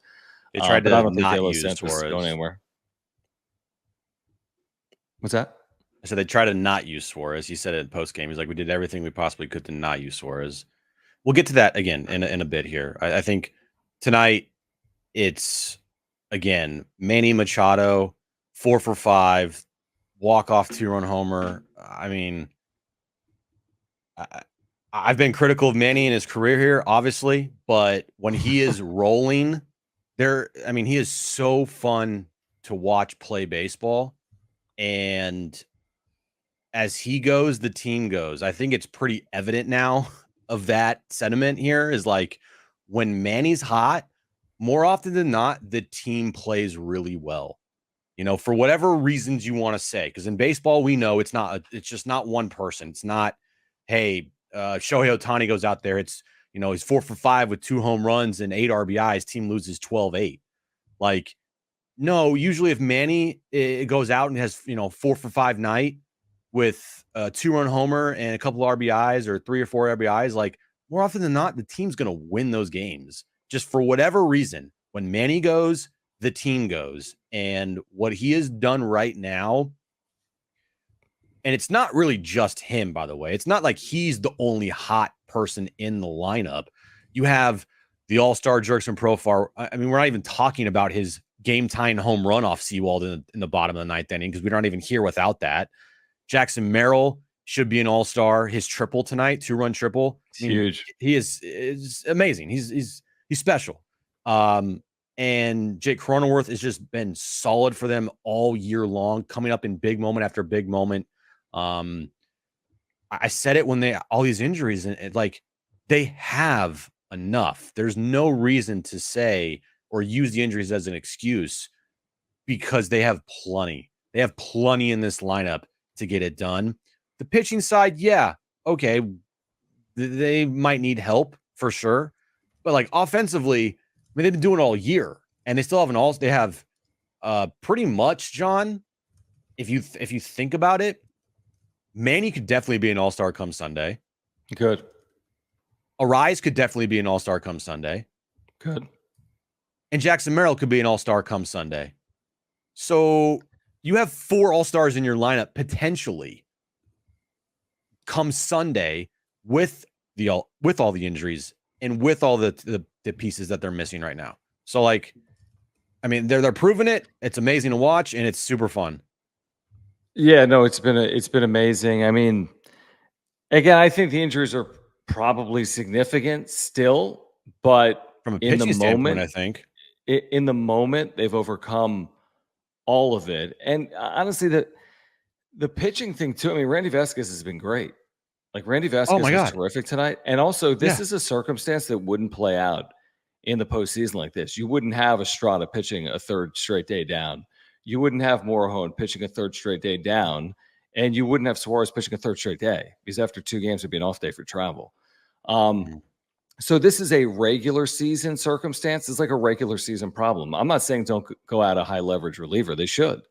They've got some guys that have been ineffective. But that happens over the course of 162 games. You can't turn to your top 3 relievers, Morejon, Estrada, and Suarez, every single night. By the way, this is not a Suarez conversation. This has nothing to do with Suarez. I would have pitched him in that exact spot. How could you not? It's a safe situation. 7-2. Tying run is in the on-deck circle. And he gave up 2 homers, which matches how many home runs I think he's allowed this year.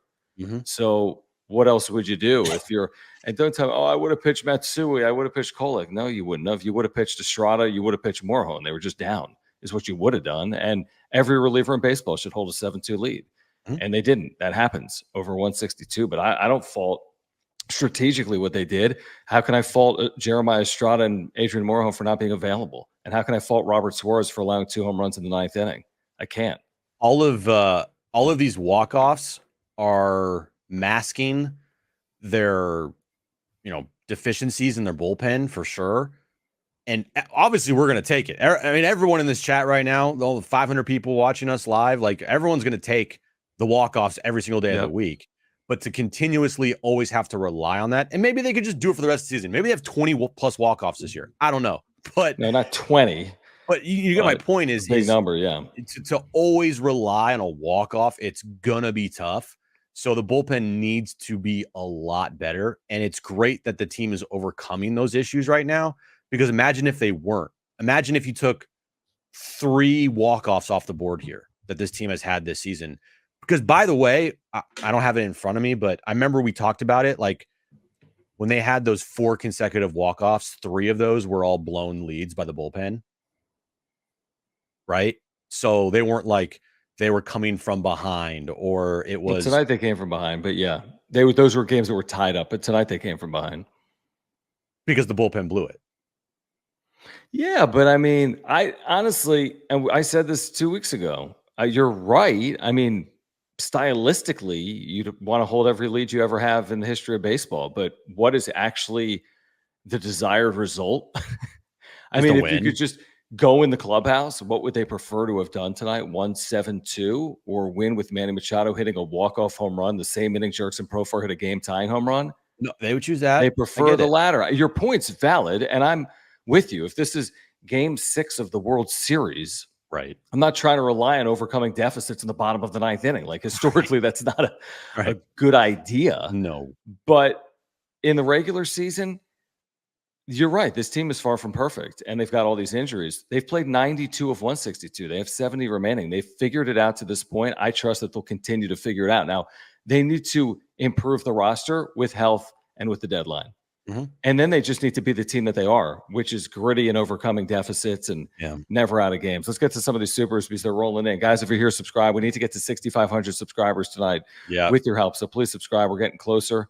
With your help, I want to say we are 28 subscribers away. So a number of you have not subscribed. I just know that. So please subscribe. We have year-on content for Padres fans, the home of real Padres talk. Thank you for the super chats. Just click the $sign below the chat box like Darapot. Thank you, Darapot. Who says, looks like Suarez can't go 3 days in a row. However, our fight this year has been incredible. Manny's on fire right now. Jesus, Jurickson hitting that leadoff home run in the 9th made me believe. That was incredible. I mean, that 9th inning, to think about it, was really incredible. I want to say Profar fell behind 0-2 like he did against the Nats before he ripped that ball into right center field. But he did. I don't know if Suarez can't go 3 days in a row. I just know that in this spot tonight, it didn't work out, but I'd probably still take Suarez 3 days in a row over another option. Probably. And he also had a 4-out save mixed in there. Correct. So, it's a lot from Suarez and giving up the grand slam first pitch to the guy that I forget who he gave it up to, but that was kind of like maybe Hammett. Yeah. That kind of was the signal of, I don't know if he's truly got it tonight because you can tell when Suarez has some rest, he's virtually unhittable. But 3 days in a row, yeah, that's gonna take a little bit of a toll on him. Mhm. And now with him being completely unavailable tomorrow, like, you're gonna have to make sure that you don't have the situation that happened tonight happen again tomorrow. And maybe he's off for the weekend because 3 days off, like, or sorry, 3 days on, 2 days off. Who knows? But still, like, yeah, he just didn't 4 have and it tonight. 5 is probably the max. That's what real closers are capable of doing at some point in a season. 4 games in 5 days, 4 save situations in 5 days is reasonable, especially with the All-Star break coming. And then they're off Monday, they're off Thursday, they're off for 4 days. So we'll see. Here's the thing about tomorrow. Of course, Suarez is down, but you won tonight. It's yeah, So that's what whatever, matters. Yeah, you won tonight. You go into tomorrow. You are red hot. Your offense has been on fire. Manny Machado is on fire. Jurickson Profar, Jackson Merrill, Jake Cronenworth. Like, I mean, they put up the stat, and this does not include tonight's game, John. Did you see this on the television? Yeah, like they're like top 2 in baseball and everything over the last 15 games, essentially. So not including tonight, last 14 games in all of baseball, 11-3, ranked second in baseball. They're hitting 287. They're hitting 356 with runners in scoring position. They're averaging almost 6 runs per game, and they have 23 home runs in their last 14 games. That's all top 3 in baseball right now. Baseball, all of baseball. And Yeah, over the last 15 games. How could it? Yeah. I mean, how could it not be? It's probably top 1 after tonight with the 10 runs on 14 Those all go hits. up. Those all go up, Yeah. by the way. It's only 15 games, so they're going to go up a lot. Albert, thank you for the super sticker. It shows up on YouTube but not on our software. We do appreciate your support. Let me get to Jared, who is a longtime viewer and member and mod. Thank you, Jared. He says, DBacks broadcast, I saw this tweeted out and listened to it. During Manny's home run was so chef's kiss. They were like all quiet. They were so confident too during the Grichuk and Thomas homers. What an inning. I mean, both ways. I mean, wow. 6 runs for the Diamondbacks, 3 runs for the Padres. That's an epic inning. I mean, I'm just sitting on my couch and I literally out loud at one point said, "What the fuck is happening?" I know. Because how many 9-run ninth innings have there been in baseball this year that have had lead changes? Not a lot. No, not a lot. The grand slam happened, and you're just like, I'm like, they'll still win the game. Seriously, that's what I thought. Yeah, it's fine. They're gonna win the game, but the score's gonna be 7-6, and tonight's show would have been like, great win, but what the hell with that bullpen? Like, and then he gives up the 2-run homer to Grichuk, and you're like, okay. Well, the Corbin Carroll double was huge. Yep. Obviously before the 2-run home run. And then the home run he gave up to Grichuk was a freaking shot. Oh, dude, it was a moonshot. Because he hit I think like 2 pitches before that, John. Dude, he was out in front of it. He hit that ball 400 feet. Yeah, if that ball he gets in front of that, that's a home run too.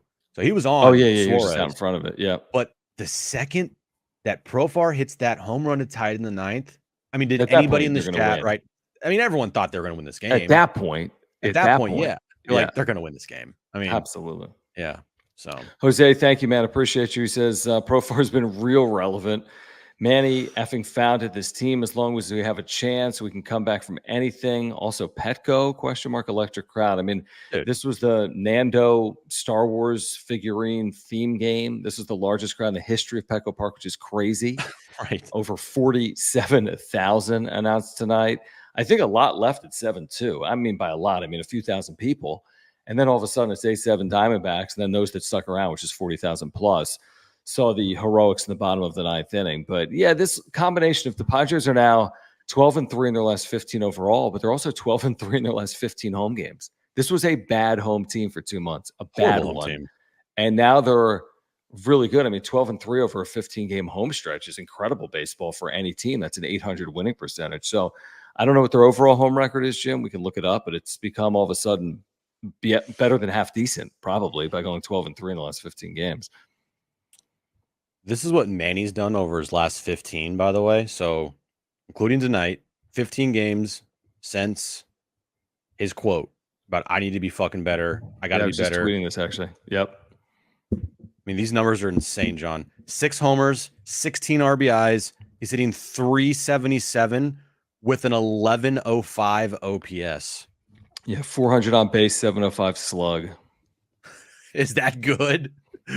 He's been red hot. It's one of his hotter stretches as a Padre. I mean, it just is. It's hard to be hotter than this. It's one of his hotter stretches as a Padre for this long. I mean, this isn't crazy long by Manny standards, but this is 15 games, is 1/10 of the season. Right. So it's a good stretch. This is what we were talking about. Like, you know, if he could put together the July that he put last year, like that's going to help this team so much. It was just hard because of what he was telling everybody of like, dude, my elbow's bad. Yep. And so, of course, we're going to sit here and be like, I don't know if he can do it. I mean, you're 80 games in, 75 games in, you got 6 home runs, dude. And you're telling everybody 6 in the last 2 weeks. Yeah, and you're telling us that your elbow's like not good and you can't get to the pitches and you feel like it's there, but it's not happening for you. I mean, what are we supposed to think? He's telling us that. But then he also was saying, like, I'll be fucking better. And it's always when you say those things, it is always all right, now go show me. Go prove it. Because you don't want to be all talk. You want to back up your talk with actions. And Manny has backed up his talk with actions in a loud way. And it's been everything that this team has needed for this season. And this is the stretch of the year that has been the most impactful and important. And if the team makes the postseason, John, I guarantee you we'll be talking about this stretch for sure as like the biggest part of their season, potentially. I mean, the 30,000 foot view on Manny, and who wrote about it? Jason Stark. He wrote about guys that if their career ended now, who would be in the Hall of Fame? And he didn't say Manny would be one of them, but he said he's like, in football terminology, he's like in the red zone.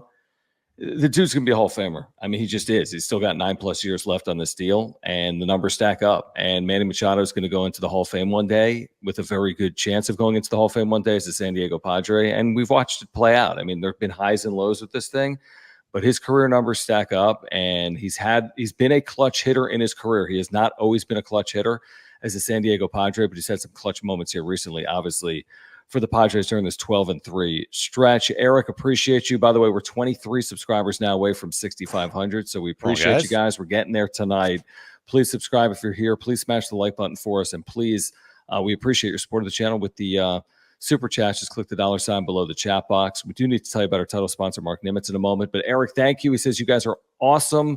Love catching the show every game. Go Pods. Dodgers, we are coming for you. Dodgers did win tonight. They did. But the Padres are 6.5 games back. Appreciate you saying that. We met some people today at the Naughty Barrel that have been longtime viewers of the wrap-up show, or even listeners back in the radio in like 2020 and 2021. So we appreciate you guys. We know a lot of you guys, maybe it's your first time here, but for others, maybe you've been listening or watching for the better part of the last 5 seasons. So we appreciate everyone that is hanging out here live or on replay. On a Friday night, too, by the way. We have over 500 people on a Friday night on a holiday weekend. Get more in here. Let's see if we can. I don't know what the record is for most people here live. Maybe during the Dodgers postseason series, 700, 800, 900, something like that. SJL Stevens, thank you for the membership. Thank you for the very generous super. He says, what a team. Left after Walker's out in the 9th, 7-2 to 8-7. Oh, and 8-7 by the time I got to the car. Wow. Manny walks it off as I walk into the front door. LFGSD, great seeing you guys at Naughty Barrel today. Super cool. Yeah, thank you for hanging out on cue. We were just talking about that. Thank you for the super. I mean, I imagine a lot of people left. 7-2 to the 9th inning. You're trying to beat some traffic. Game's in the bag. Well, it was in the end in the bag because of Manny.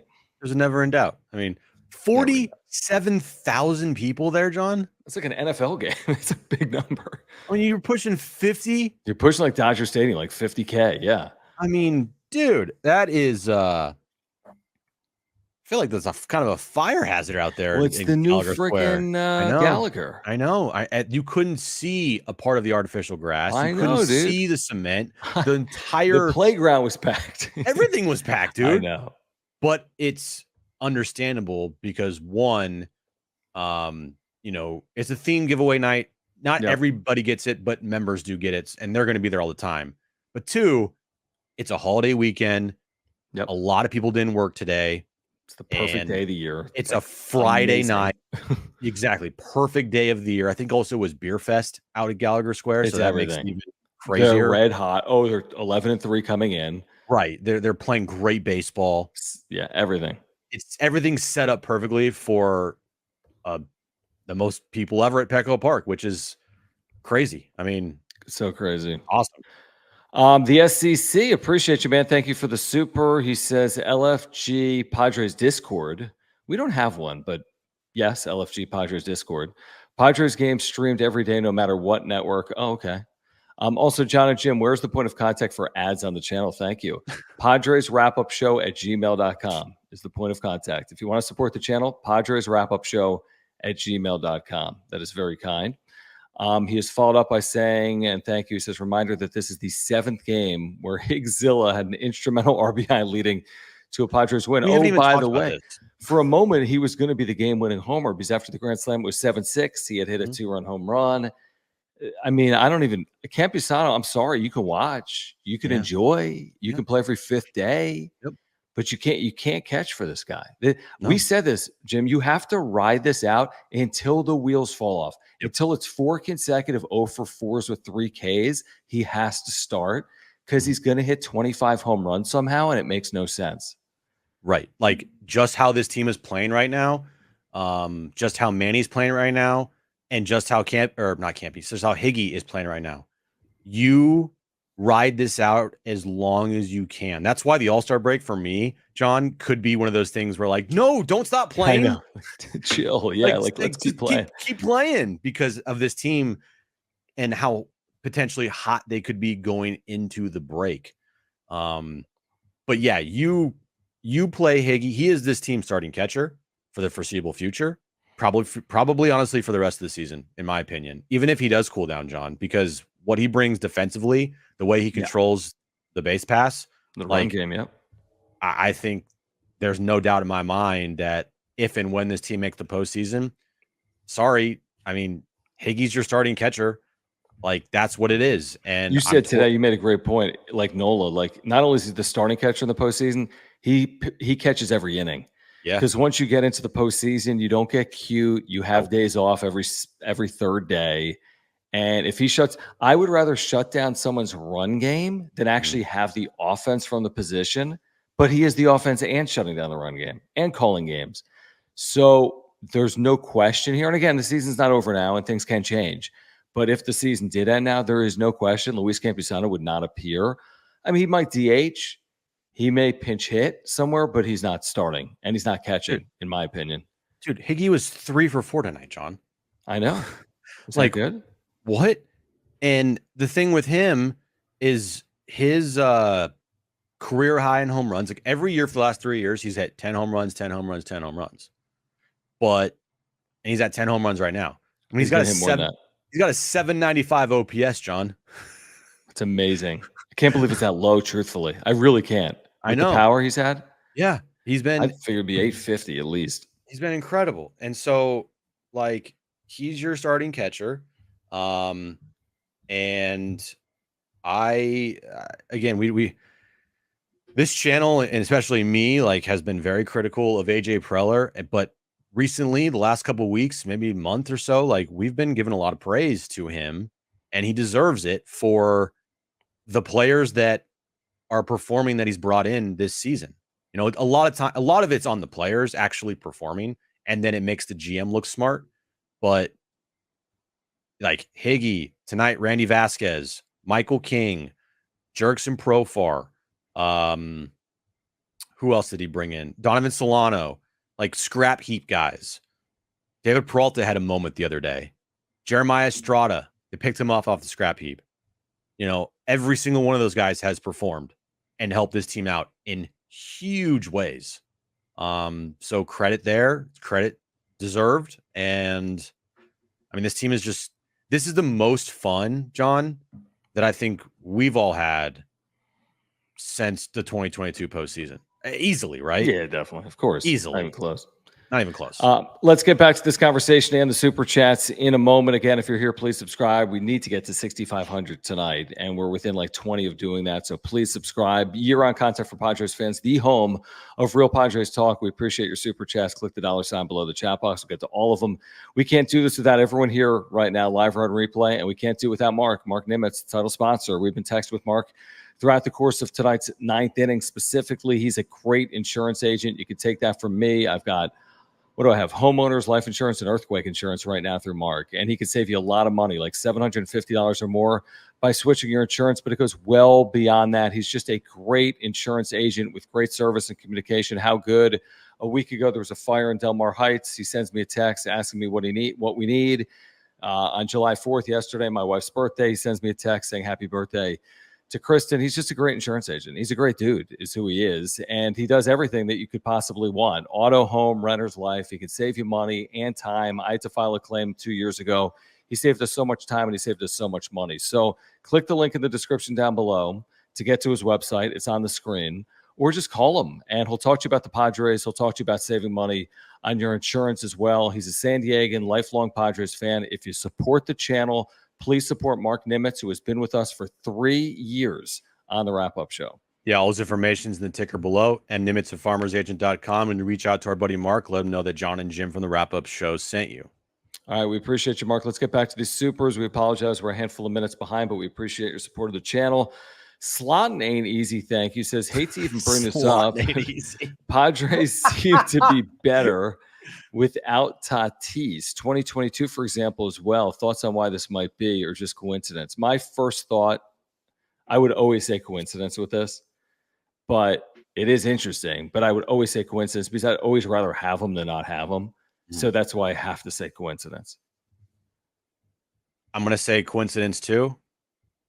But I also do think it's interesting, and I don't think it's nothing, that when Tatis has not been playing, Manny's played his best baseball. It's interesting. Like 2022 and now? I mean, if you want to go 2020 is like 2020, they were both really good. They're both really good. I get that. But I just, anything that happened in 2020, I just can't take seriously. I know. I just can't. It's just I agree. Completely different times. Yep.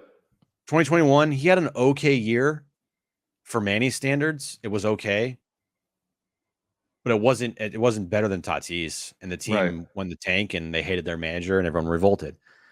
2022, that's Manny's best season in a Padres uniform overall. Tati wasn't here. Last year, everybody was here and Manny wasn't really that good. He put up his numbers at the end of the day, but again, they weren't like the most impactful things on the planet. And when he did perform, the team was actually really good. But anyway, I think Manny feeds off of the like I'm the big guy, I'm the big dog here. Like if I look around, I'm like he feeds off the clearly being the alpha in that lineup, I think. And when you don't have Tatis or Bogarts there or no Soto this year, right? Like, I don't know, man. I think he feeds off that. And I think everybody, when they look to him, I think he plays better that way. I don't know. It's just a weird thing, I think, that happens with him where you have an entire lineup around him that they're all like in Game of Thrones, like everyone's submitting to Manny Machado. No one's trying to take Manny's throne in the lineup, if that makes any sense. Probably not to you, but he's the big dog in that lineup. I think he feeds off it because he knows it. I think he feeds off the like doubters. Every time it feels like it's completely teetering, media, that too. Perception, narrative is when he'll turn it around. Very rarely is there this like media fuel against Manny and he just goes in the tank. Like I feel like every time S hits the fan is when he turns his season around. And but dude, this was 75 games. I mean, they're 92 wins. For the first 77 games, he was lost. I mean, we said after the 77th game, like, is this guy ever going to turn it around? Yeah. Or is this going to be a lost season? Because he was questioning himself and he was coming off the elbow and he was dealing with whatever, the hip flexor, and he's blowing bubbles, jogging down to first. I mean, it was bad for 77 games. Essentially half a year. And now it's been really good for 15 games. And it's amazing what 15 games can do to turn around the perception of a season. And if he can continue to do this, then he's going to put together a very quality year in 2024. Moises, thank you. He says, talking about Machado, take strike. Foul, foul, foul. 0-2. Hitter's timeout. Homer. When he's on, Machado's a wizard at the plate, a professional hitter. There's no question about it. He's got that beautiful swing. I mean, gorgeous swing when he's on. He's just confident right now. And he was unbelievable. Watching that moment for him in the batter's box, looking into the dugout, flipping the bat, racing around the bases. That moment tonight is a hell of a moment for Manny Machado and his teammates. Can I just ask you a question real quick that's completely off topic? Yeah. What did you put as a pinned chat in our chat? You put a link to something? And it said yes or no? I have no idea what that is. That's my bad. Take But that we have down. 174 votes on it, and it's yes. So, I mean, it's maybe a good thing. Oy vey. It's when you're trying to do the show and do it at the same time. What is I'll it? change that. What I is was it? trying to put, have you liked this video and subscribe to the channel? Oh, and then you just put a link to hopefully it's not like other. It's not anything crazy. Okay. I don't think. Like go watch someone else. I don't know. Take it down. I'll repost. If you can take it down, I'll repost.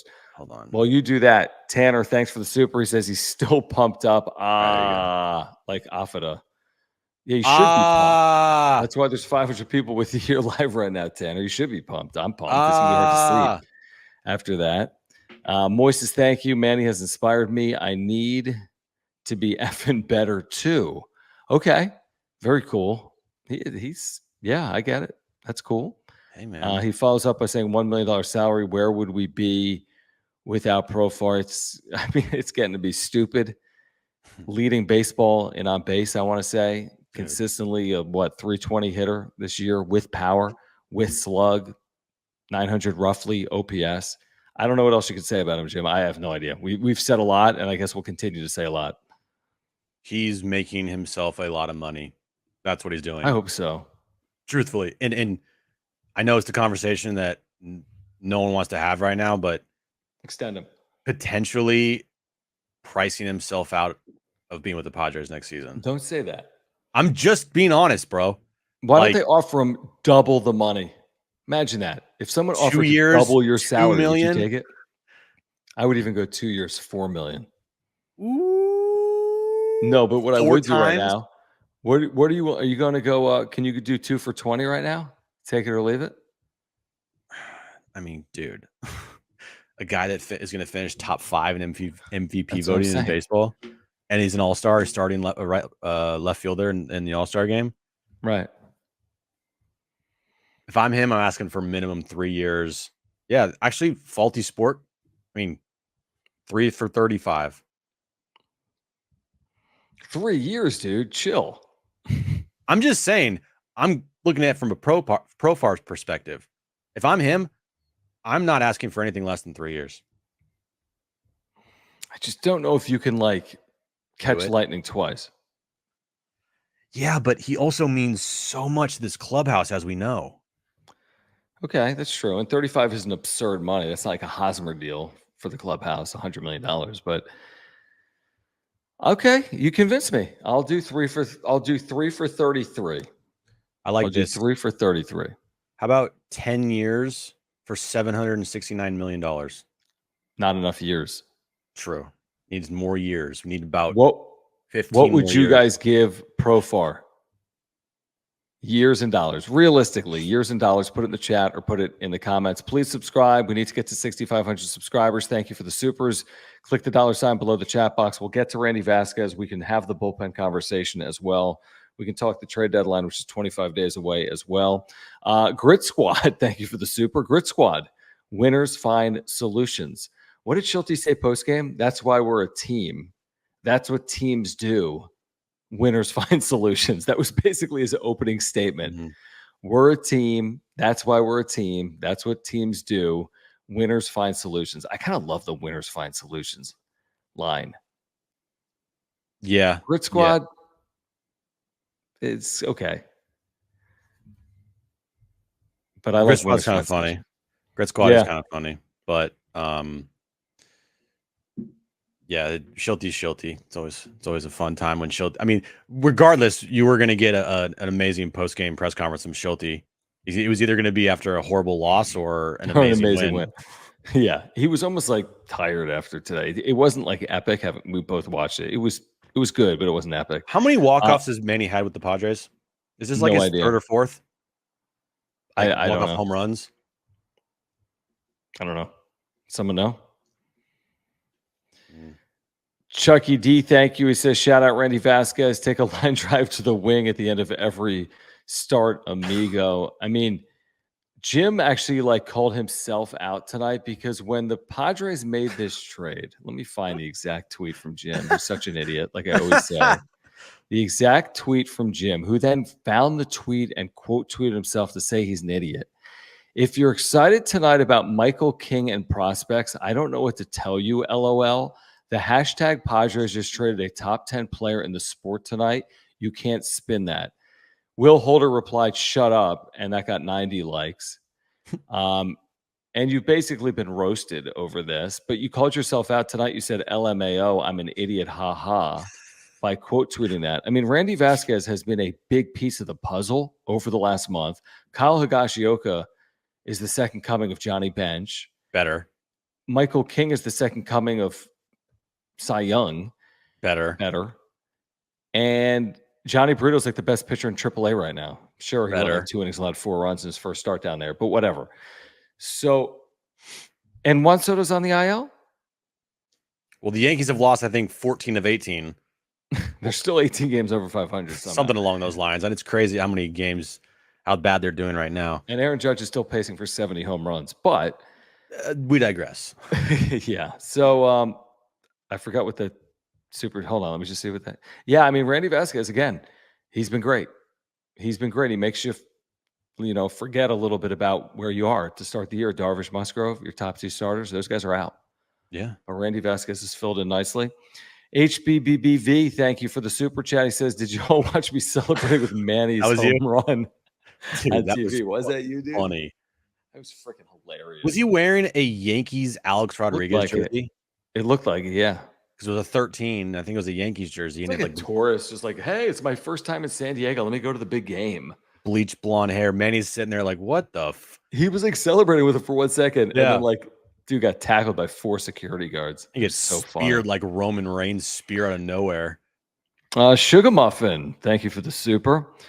Turning point for me is drama in National Series. Yeah, that's Some him. people hate Manny, but he's loyal to his teammates and will have their backs when threatened. Yeah, Manny had that huge moment after Profar was hit and after the bench is cleared and after Manny yanked away, but whoever it was, Keibert Ruiz, of the Nats. Yeah, I mean, they've played really well since that moment. Whether that had to do with it or not, Jim, they've really taken advantage of that series. There's no question about it. Yeah, there's been multiple moments over the last 15 games. You're like that moment, that series, right? But Manny has had now the walk-off home run tonight. He's had the movie-esque cinema moment with the 2-run homer after the whole bullshit with the Nationals. His quote, as the team is almost about to get offered on a road trip, and he's not playing really good baseball. He was lukewarm at the time. I think we can agree on that. He was lukewarm, getting a lot of singles. He was getting hits, but he wasn't hitting for power. He wasn't making crazy impact on games. And then ever since that moment, it's just been holy shit. What the hell, man? This is incredible. And, Manny has been a guy over his entire career. He's been considered clutch.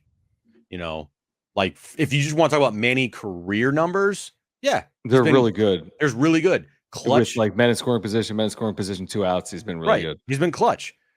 But we've also said over the last 2 years, at least over the last year and a half plus, those moments have been far and in between. Before the 15-game stretch here, he's had I could count 3 moments where he's really come through in big clutch time moments this year. And for some people, 3 moments is a career's worth. But for Manny, you feel because of who he is, where he's in the lineup, you expect more from him, and he expects more from himself, obviously, because you saw what he said. And then now it's like, okay, he's back. That's the Manny we all saw in 2022. That's the Manny we saw in July of 2023. Like, all right, let's hopefully see this Manny for the remainder of the season. And this isn't just like a nuclear hot stretch or like a shooting comet. And all of a sudden he kind of tails off after like the All-Star break or after July or whatever. Like, you need this Manny, I feel like, for the majority of the rest of this season. Especially if you're going to be dealing with all these injuries in your lineup. I mean, it is amazing the injuries they are dealing with in their lineup, and how they are overcoming them. But they're finding ways. There's no they got question about $500 it. million on the IL in the lineup. Yeah, and they have more than that overall. I know, but just like hitters, like guys in your lineup, you got a $280 million guy and a $300+ million dollar guy. That's 620 plus throw 100 on for Darvish, 720. Throw 100 on for Musgrove, 820. There we go. All right, $1 billion plus in the IL. 20 more for Darvish. Is, you're 850. You're 850, and they're overcoming that with guys that are making $700K like Merrill and $1 million like Profar and $1 million like Solano. That's what they're doing. Solano's been great. I mean, he has been just everything this team has needed, and it's going to be just, I think, just very interesting when Xander comes back, man. I think it's going to be very interesting because Donovan Solano is putting up numbers you expected to see from Jurickson Profar, at least like average wise, and his OPS. And I mean, you're taking a essentially a almost 300 hitter out of the lineup to put in a guy who has a 500+ OPS. Right. That's exactly right. So that's exactly right. That's going to happen soon, by the way. He's not like he's just doing his rehab assignments right now. Yes, he started his rehab. That's exactly right. Will, thank you for the super chat and the membership. He says the young pitchers getting experience this year is going to pay big dividends for the Padres this year and into the future, 2025, 26, etc. Yeah, I mean, listen, Burrito and Vasquez, how controllable are they? They've got years here because they're essentially like first or second year, major leaguers. So yeah, you got time with them potentially to watch them continue to develop. King is here through next year, right? He's under control through next year. Cease isn't a young pitcher, but he's here through next year. Darvish and Musgrove under contract, whether that's a good thing or a bad thing. Yeah, there's not a lot that is like free agent eligible when it comes to like starting pitchers. Adam Mazur, for example, is future. He's a young guy. Is anyone free agent eligible in their rotation after this year? No. Waldron's got 4+ years of control. Yeah. So, I mean, it's a fair point in terms of like kind of keeping the thing intact, like their rotation. Nothing's really changing. That was a big emphasis for Preller is anytime he makes trades is they got to be guys with years of control. And rarely have you seen Preller at all in the last handful of years get big pieces that aren't controllable for more than a season. Like, yes, last year was a fake trade deadline, but the moves that he's made over the last couple seasons, they're for guys with multiple years of control. So hold on, timeout. What are you doing? Oh, Mova Globes, guys. If you haven't heard about our newest partner on the wrap-up show, now you have. These are officially licensed Major League Baseball globes. So here's the deal. In front of natural or artificial light, they spin. All right? You see it? They're constantly spinning all day and all night. Not at night if there's no light, but during the day, they're spinning all day long. This technology was founded by someone in Cardiff by the Sea, right here in San Diego. They've got all 30 teams available. You can click the link in the description down below. They're amazing items, great desk piece. The way they work, we're not exactly sure, but there's magnets in them and it works with the magnets of the earth and it has to do with the light and yada, yada, yada. But it's really an amazing item. And if you use promo code PWS10, that's PWS10, and you click the link in the description down below, you'll see the promo code. You're getting 10% off right now. Great desk item, great keepsake. Perfect for the baseball fan in your life. They've got all 30 major league teams. You can see their website right now with the spinning Mova Globes. What else, Jim, about Mova Globes? They're terrific. And again, you get 10% off right now by using promo code PWS10. Yeah. If If you're a Padres fan, this is a must-have item for your desk at work, your bookshelf at home, side table at home, wherever. This is a must-have item for Padres fans. Also, they don't just have a Padres Mobile Globe. They have globes for every single Major League Baseball team. I know we have a lot of people in our chat that watch us that maybe aren't Padres fans, and that's totally okay. But you can go and get a mobile globe of your favorite baseball team right now, or you can get a globe of the Nebula here. Corinne Nebula. Yeah, and you can also get globes of the Earth. They have everything you need. It's a very, very cool item for your home. What's the promo code again? John? PWS10. I like that. What? PWS10. I know. It's right. Yeah, PWS10. Sorry, I just was blanking there for a second. PWS10. Use promo code. Pick up a mobile globe right now. Look at that. I've never seen John more like. I love these things. Infatuated with something than a MOVA globe. Pandas. I love pandas. Dude, if they had a panda MOVA globe, if they had a panda holding a MOVA globe, oh my you would God. literally lose your mind. Dude, Manny almost hit that ball to the Corinne Nebula tonight. Almost landed on the Corinne Nebula. Dude, I know. If that's a planet. Nebula. Anyway, click the link in the description down below. All right, let's do a quick update here on where we are, where things stand. Where things stand is we're 20 subscribers away from 6,500. And where things stand, so please subscribe and please smash the like button for us. Where things literally stand for the Padres, like the standings, is going there. They're one game behind Atlanta for the top wild card. I have to go there now. 92 games into the year. What am I waiting for? What are we waiting for? It's almost 100 games in. So 92 games in, they're a game out at the top wild card, and they are 3.5 games up on a playoff spot. So they're creating some separation. They're 6.5 games out in the division, but they're creating separation on a playoff spot. They're a game away from, if the season ended today conversation, them hosting a 3-game playoff series. How about that? Hosting. And where this team was a month ago, dude. I mean, we were all just like losing our minds every win, every loss. It was just like, can we please stabilize this thing, guys? This is literally like giving me a headache every night, you know? And now you're 6 games over. Still not like you're 16 over. Right. But with how they're playing, how they're built, they have secured the identity of this team right now. I mean, through the All-Star break, you kind of feel like you know who you are, unless something catastrophic happens. Yeah, I agree. So, like, unless something catastrophic happens, knock on wood, it doesn't. This team, we know who they are. They're a gritty bunch, grit squad. They are never going to give up. They're always going to fight. And they are one of the best offensive teams in baseball. Like, that's just a fact. True. So, like, those are pretty good things to hold your hat on for a baseball team. And I do think this team thrives in the underdog role with underdog players, with guys that are just, as Schulte likes to say, just a bunch of baseball players, a bunch of ball players out there, right? Just a bunch of ball players.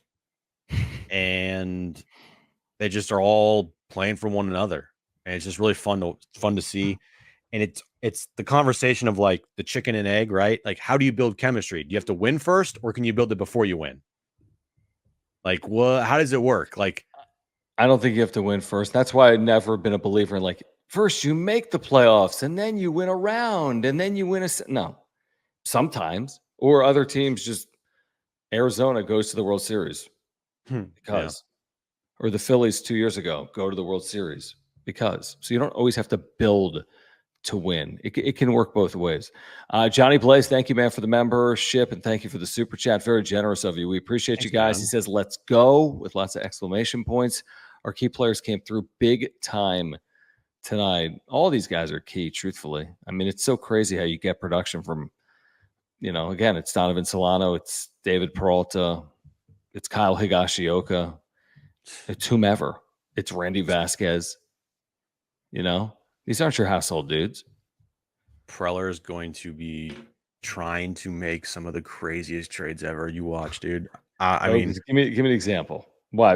Like, in what regard? Like, he's not trading away who's on his really major league roster right now, by and large, I wouldn't think. do not touch Leo DeVries. Did you see what he did tonight, John? Yeah, did he hit 2 home runs? Yeah.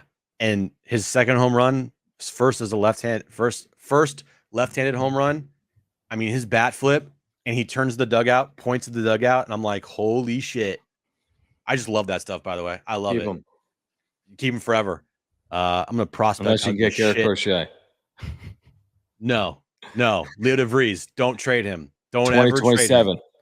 I'm just saying from a standpoint of, we all know 100% Preller will be making multiple moves at the deadline. Yep. I can guarantee you that. Mhm. Guarantee you he will be making multiple moves at the deadline. I just don't If he doesn't, know. I'm going to be pissed. I will be pissed too. This is what we do for a living, so I want to talk Correct. about it. Yeah. I mean, we cover an AJ Preller baseball team. They're going to have to make moves at the deadline, or what the fuck's happening?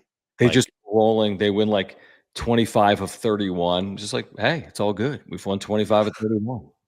You can always be better, dude. And we know that Of because course. the bullpen has been an issue, and they need a high And I just don't know reliever. if Matt Waldron is starting game 1 of a playoff series. As great as Matt Waldron has been, I just don't know if that's a game 1 playoff series starter. JD Gaucho, thank you. He says Profar gets the LeBron deal. 2 years, 104, no trade. I liked it. I think it's too much money. 100 like maybe. it. I like But it. 104. We're thinking about seeing Team USA on Wednesday night in Vegas. They're playing Team Canada before they leave for the Olympics. Maybe for another channel. Moises, thank you. He Except for our says, NBA channel. right, prior to today, Alec Thomas had 1 homer, 4 RBIs, and batting under the Mendoza line. It was a fluke. Give it up to Suarez for going out there. Hater wouldn't go. Probably true. I do think it's a fluke. I don't think Suarez is allowing 2 home runs another outing again this year. I just don't. So it happened. Things happen. He blew a save in Philadelphia. This is his second blown save. They've won every game he's appeared in except that game in Philadelphia. Maybe he's been more human, Jim, over the last month with the Philly appearance and then here today. But I'm all good with Suarez. I'll take Suarez over whoever the hell was pitching in the 9th inning for Arizona tonight. Paul Sewald. I think the Philly game was more of a fluke than this game, because this game, I feel like you could chalk it up to 3 straight days mixed in with a 4-out save in one of those days. That's where I'm going with that one. Honestly. By the way, it was Sewald that gave up that opposite field long fly to Soto in game 1 of that doubleheader. Right. Remember?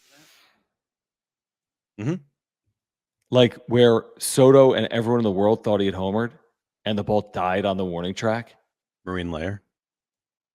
Yeah. That was a big turning point for the Diamondbacks last year. It was. That's when they got going. It was August, I think, of last year. But it's like the ball, like they did not hit home runs like they are right now a year ago. It's so crazy. I mean, this team is, I don't know, dude. It's incredible to watch what they're doing with the issues that they've had. They still need a reliever, though, like badly. Like they need better than De Los Santos for sure. They need to have another high leverage guy, because right now they're using Suarez a lot, and they're using Estrada a lot, and like I just don't like when Schulte, some of his moves that he's made bullpen wise, they're kind of suspect, and you're just like, well, I hope this doesn't hurt the team. And then it does. Like they need another. What's the Schulte suspect move? I'm gonna go back to the Schulte suspect move. Tonight, it was for me taking out Wandy Peralta after he threw 9 pitches after 1 1/3 innings, and putting in De Los Santos. That was burn through Wandy there. You want him to go 2 1/3 innings in a 7-2 game. You could at least go 2 innings. You throw 9 pitches, bro.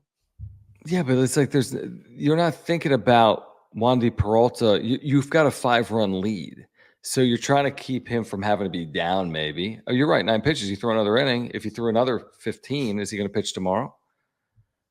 No, but if you can get some length there, and by length, I mean finishing off the second inning, then you start a clean inning with De Los Santos. Okay. And then you could maybe finish off with Kolek if you're up 7-2. I don't know. Just like it's easy to say. My point is, it's easy to say in retrospect. It is, but he does have a tendency to make moves in the middle of innings when guys are kind of rolling, and then having guys like carry over to a next inning. And it's burned him a couple times. You know that. It's burned him a couple times. I don't know, dude. I mean, I'm sure it has, and I'm sure he's also not been burned by clean innings and guys getting hit too. Well, I mean, you could look at it both ways if you want. You can. There's been multiple times when this has happened and this has happened. Yeah, exactly. He's not perfect. Look at it this way. But there's been Santos issues. Comes into there. the night with a 3.5 ERA and a 1.19 WHIP. Who? I'm not worried in that. So he comes in with a 3.5 ERA and a 1.19 WHIP.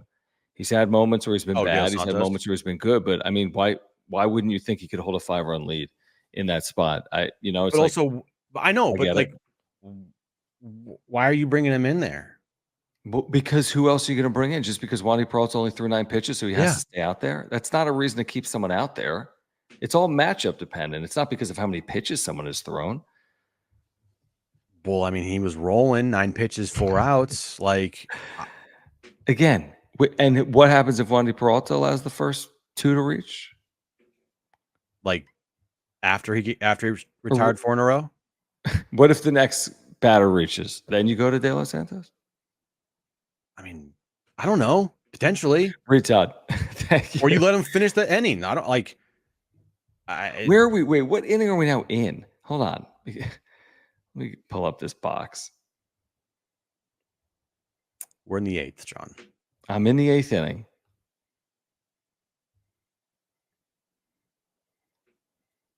Yeah, no.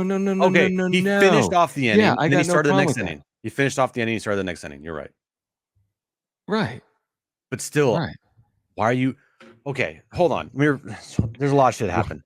So, okay, there's 2 outs in the 7th, correct? And they went to De Los Santos. And they went to De Los Santos to finish off the inning after Ronnie Peralta threw 9 pitches there. That's where I have the problem. Why are you doing that? Just let Wandy finish off the inning and then start a clean inning with De Los Santos. You want to know why? Why? Because of matchups. One's a lefty and the other's a righty. So they saw it as a matchup advantage. Up 7-2? Yes. Why it happened is, and if I'm wrong, then someone tag me on the tweet and why they did it. And look, I'm not like saying it's the worst thing in the world. I'm just taking the side of maybe you don't need to always try to roll over guys from one inning to the next and just let guys finish innings and then have guys start clean innings. That's all. Wait, say that one more time. Instead of having guys, which he does a lot, finish off an inning and then start the next inning, why not just have that pitcher that's out there? If he's rolling, which Peralta was, why not finish off that inning so you can give De Los Santos the clean inning? He came in a clean inning anyway. I get it, but why not just have him start the next inning without having to like go to the dugout and come back out? That's all I'm saying is why not just be like, okay, Wandy, finish off this inning, and then we'll have De Los Santos come in for the next inning to start the inning out of the bullpen. It's just, it is weird sometimes how he makes pitching changes with 2 outs in an inning after a guy's been like rolling. Probably fair. I would say there's a strategic advantage to make pitching changes with 2 outs. Here's what they are. If a pitcher then ends an inning, he doesn't have the 3-batter minimum. And also he could face just 2 batters the inning, allow one to reach and get the second out. You go to another reliever. So that's a strategic advantage. And plus, I think a lot of the times he's making pitching changes mid-inning are because of supposed platoon advantages. Lefty on the mound, right-handed batter, he goes to a right-handed reliever in that spot. And that's what happened, by the way, here today as well. Retod says, nice, good placement for Quintera impression, top shelf, Jim. Well done, Jim. Oh, you're welcome, retard. Hentrick, if I'm saying that right. I think so. Thank you for the very generous super. Appreciate you, man. He says, Snakes showed you don't need to load up superstars to make a run. A year ago? I think that's accurate. Yeah. Yeah. Yep. I think that's accurate. Yeah. They kind of lightning in a bottle. Got some veterans at the deadline. Got some veterans on that bench, you know? What do I, some guy in the chat's like, I don't even know what the Jim's saying. I don't think he does either. Like, what are we talking about? I don't know what I'm saying either, but I'm also, I mean, like, again, I'm literally there's saying gonna this is what I'm there's gonna saying. be games where guys don't hold leads. But they're up 7-2. Okay, this is my point. All right. I think Schulte sometimes loves to bring in a guy to finish off an inning when there's really not much need to do that. And then he loves to have them go to the dugout and then start the next inning. Mm-hmm. And I would say a lot of times when that happens, the guys don't pitch as well in the second inning, or those guys give up runs. They don't pitch well the next inning. And I think he does that a lot. Do you have the data on that? I just watch every game, John. Can you look at every box score and see if that's like my point is this: are the pitchers that do that pitch it, finish off an inning, and return to the mound less effective to relievers that start clean innings? Doesn't it feel though that like when that happens, maybe there are examples? Yes. Peralta has been an example of that. De Los Santos has been an example of that. But also Peralta and De Los Santos are examples of guys that have had struggles regardless, probably. Correct. But still, I'm just looking at it from in a vacuum. This night, you had Wandy Peralta throw 9 pitches and record 4 outs with 2 outs in the 7th inning. Nobody on. You take him out. 2 outs in the 8th. 2 outs in the 8th, excuse me. You take him out to go to De Los Santos. I mean, it's not like Wandy was facing 4 straight lefties, by the way. So how can you say his matchup? Fair. I think here's my guess. I can't speak for Mike Schilt, so maybe he'll join us in the chat. Here's my speculation on that exact thing. 2 reasons. One, the first batter he faces, I'm assuming to end the 8th inning, and I'd have to look it up, and I'm looking at the game summary right now, is a righty. Am I right in saying that? Is the batter he faces when he comes on a right-handed batter? He must be. Hold on, let me check it here. So you got the 8th inning, Kevin Newman. Okay, so he gets a righty out. So A, it's that, and B, he's thinking, I got Peralta for 4 outs. I'll get De Los Santos for 4 outs. The game's over. I'm splitting up the last 8 outs. I'm not taxing one of the 2. I'm with you. Only throw 9 pitches. That's a very fair argument to be made. The theory being, if he gets the final 4 outs, Jim might not take 9 pitches. I mean, what if it took 22? It easily could. That's not some crazy total. Then he's throwing 31 pitches. Then he's down the next day. So I think the theory is split up the outs. You're up 5 and win the game. It was matchups. Okay, whatever. It was matchups. I get it. But I just sometimes I think he gets a little too cute. He may. That's fair. That's HBBBV. He gets too cute sometimes. He gets cute. He might get cute. HBBBV, thank you. He says, leave Salas alone and trade De Los Santos for Gomber. De Los Santos ain't getting traded. No one's taking him. He doesn't have any value, unfortunately, based on his ineffectiveness. But yeah, Salas isn't going anywhere. Don't worry. Brandon, appreciate you, my friend. He says, blown lead plus comeback walk-off equals typical Padres. This year. It's fun. Yeah, it's been fun. That's a good point. And Richard, thank you. Appreciate you, man. He says, with about 15 teams in the hunt, good luck at the deadline. LA is desperate for pitching and outfield help. Leaves only 9 teams who will be sellers. It's a seller's market. There's no question about it. It's a seller's market. Yeah, it could be hard. But not every team is going to go out and get Garrett Crochet. There's other options. Not every team is going to get, like, who are the We ran through it today, like a Max Scherzer or a Crochet or whatever. Starting pitching, relief help. There's going to be a lot of players that are moved. And teams are going to be able to add, including the Padres. Even if they don't get the number one player on the board, you'd think they'd be able to add because they have AJ Preller. Omar D23 says, Jim, your Monday morning quarterbacking. You're so mad about this. Schilt played the matchups and just didn't work out to it this time. That's our job. Our job is to literally play Monday morning quarterback. You're so mad about this. No, I'm not mad. I know you're not. I just think that, sometimes I watch and a guy being taken out with 2 outs in an inning. I'm like, that's interesting. And I know he is matchup guy, and I get it.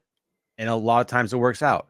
But there's been a lot of times this year that hasn't worked out in his I favor, agree with that. Yeah, I agree. And I know he's not perfect, but I do think he has a tendency to take guys out with 2 outs in an inning if they're rolling and have that pitcher that finishes off the inning roll over to the next. Last point on this. Am I literally just like not making any sense here? Can you understand the words that are coming out of my mouth? What? Am I talking? We can't hear you. Speaking English. Huh? Am I speaking English to you out there? Because apparently because I'm part not. of the thing you were saying, I'm with some of the viewers here. Because initially, it didn't make a lot of sense. You're making more sense now.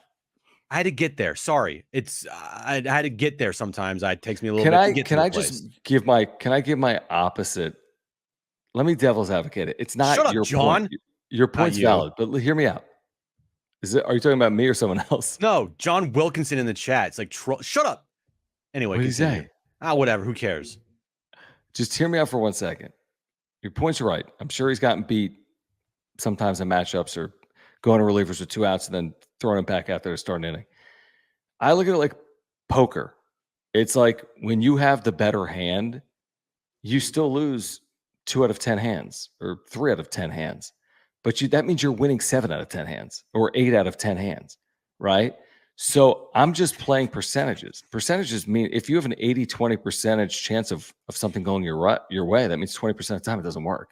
So over 162, it's not always going to work, even when you play the percentages, because your percentage is never 100 to 0. It's 80 to 20. It's 90 to 10. It's 70 to 30. So my theory is he's playing percentages. Sometimes you're going to get beat on percentages because you get the point. By the way, if you have listened to us the entire year, then you think Jim is on drugs. No, rarely have we spent a wrap-up show criticizing Mike Schilt for his in-game decisions. I agree. And I have a couple times. There's been a time or two. I don't remember the circumstance now. I have rarely done it, but I have. I have. I've been critical. There's been a couple times I've been critical. Not a ton. I was more critical of Melvin with his bullpen than I have been of Schilt. Correct. And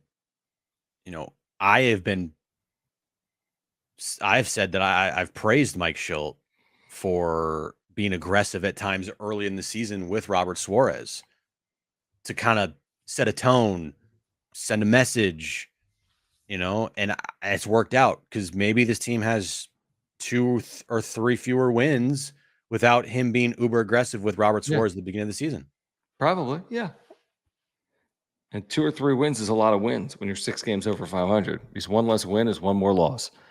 So, yeah, their margins aren't huge as of yet. But, all right, let me remind our viewers about our partner here in the wrap-up show, Underdog Fantasy. You can play along beginning tomorrow by using promo code PODSWRAP. That's PADSWRAP. If you use that promo code at underdogfantasy.com or on the app, you're getting a free special pick plus a 50% deposit match up to $250. This means if you deposit $500, you get $250 free dollars, but you could deposit $20. They'll give you $10 free dollars, and so on and so forth. It's so easy to play and win. You can play pick'ems across all sports, simple higher or lowers.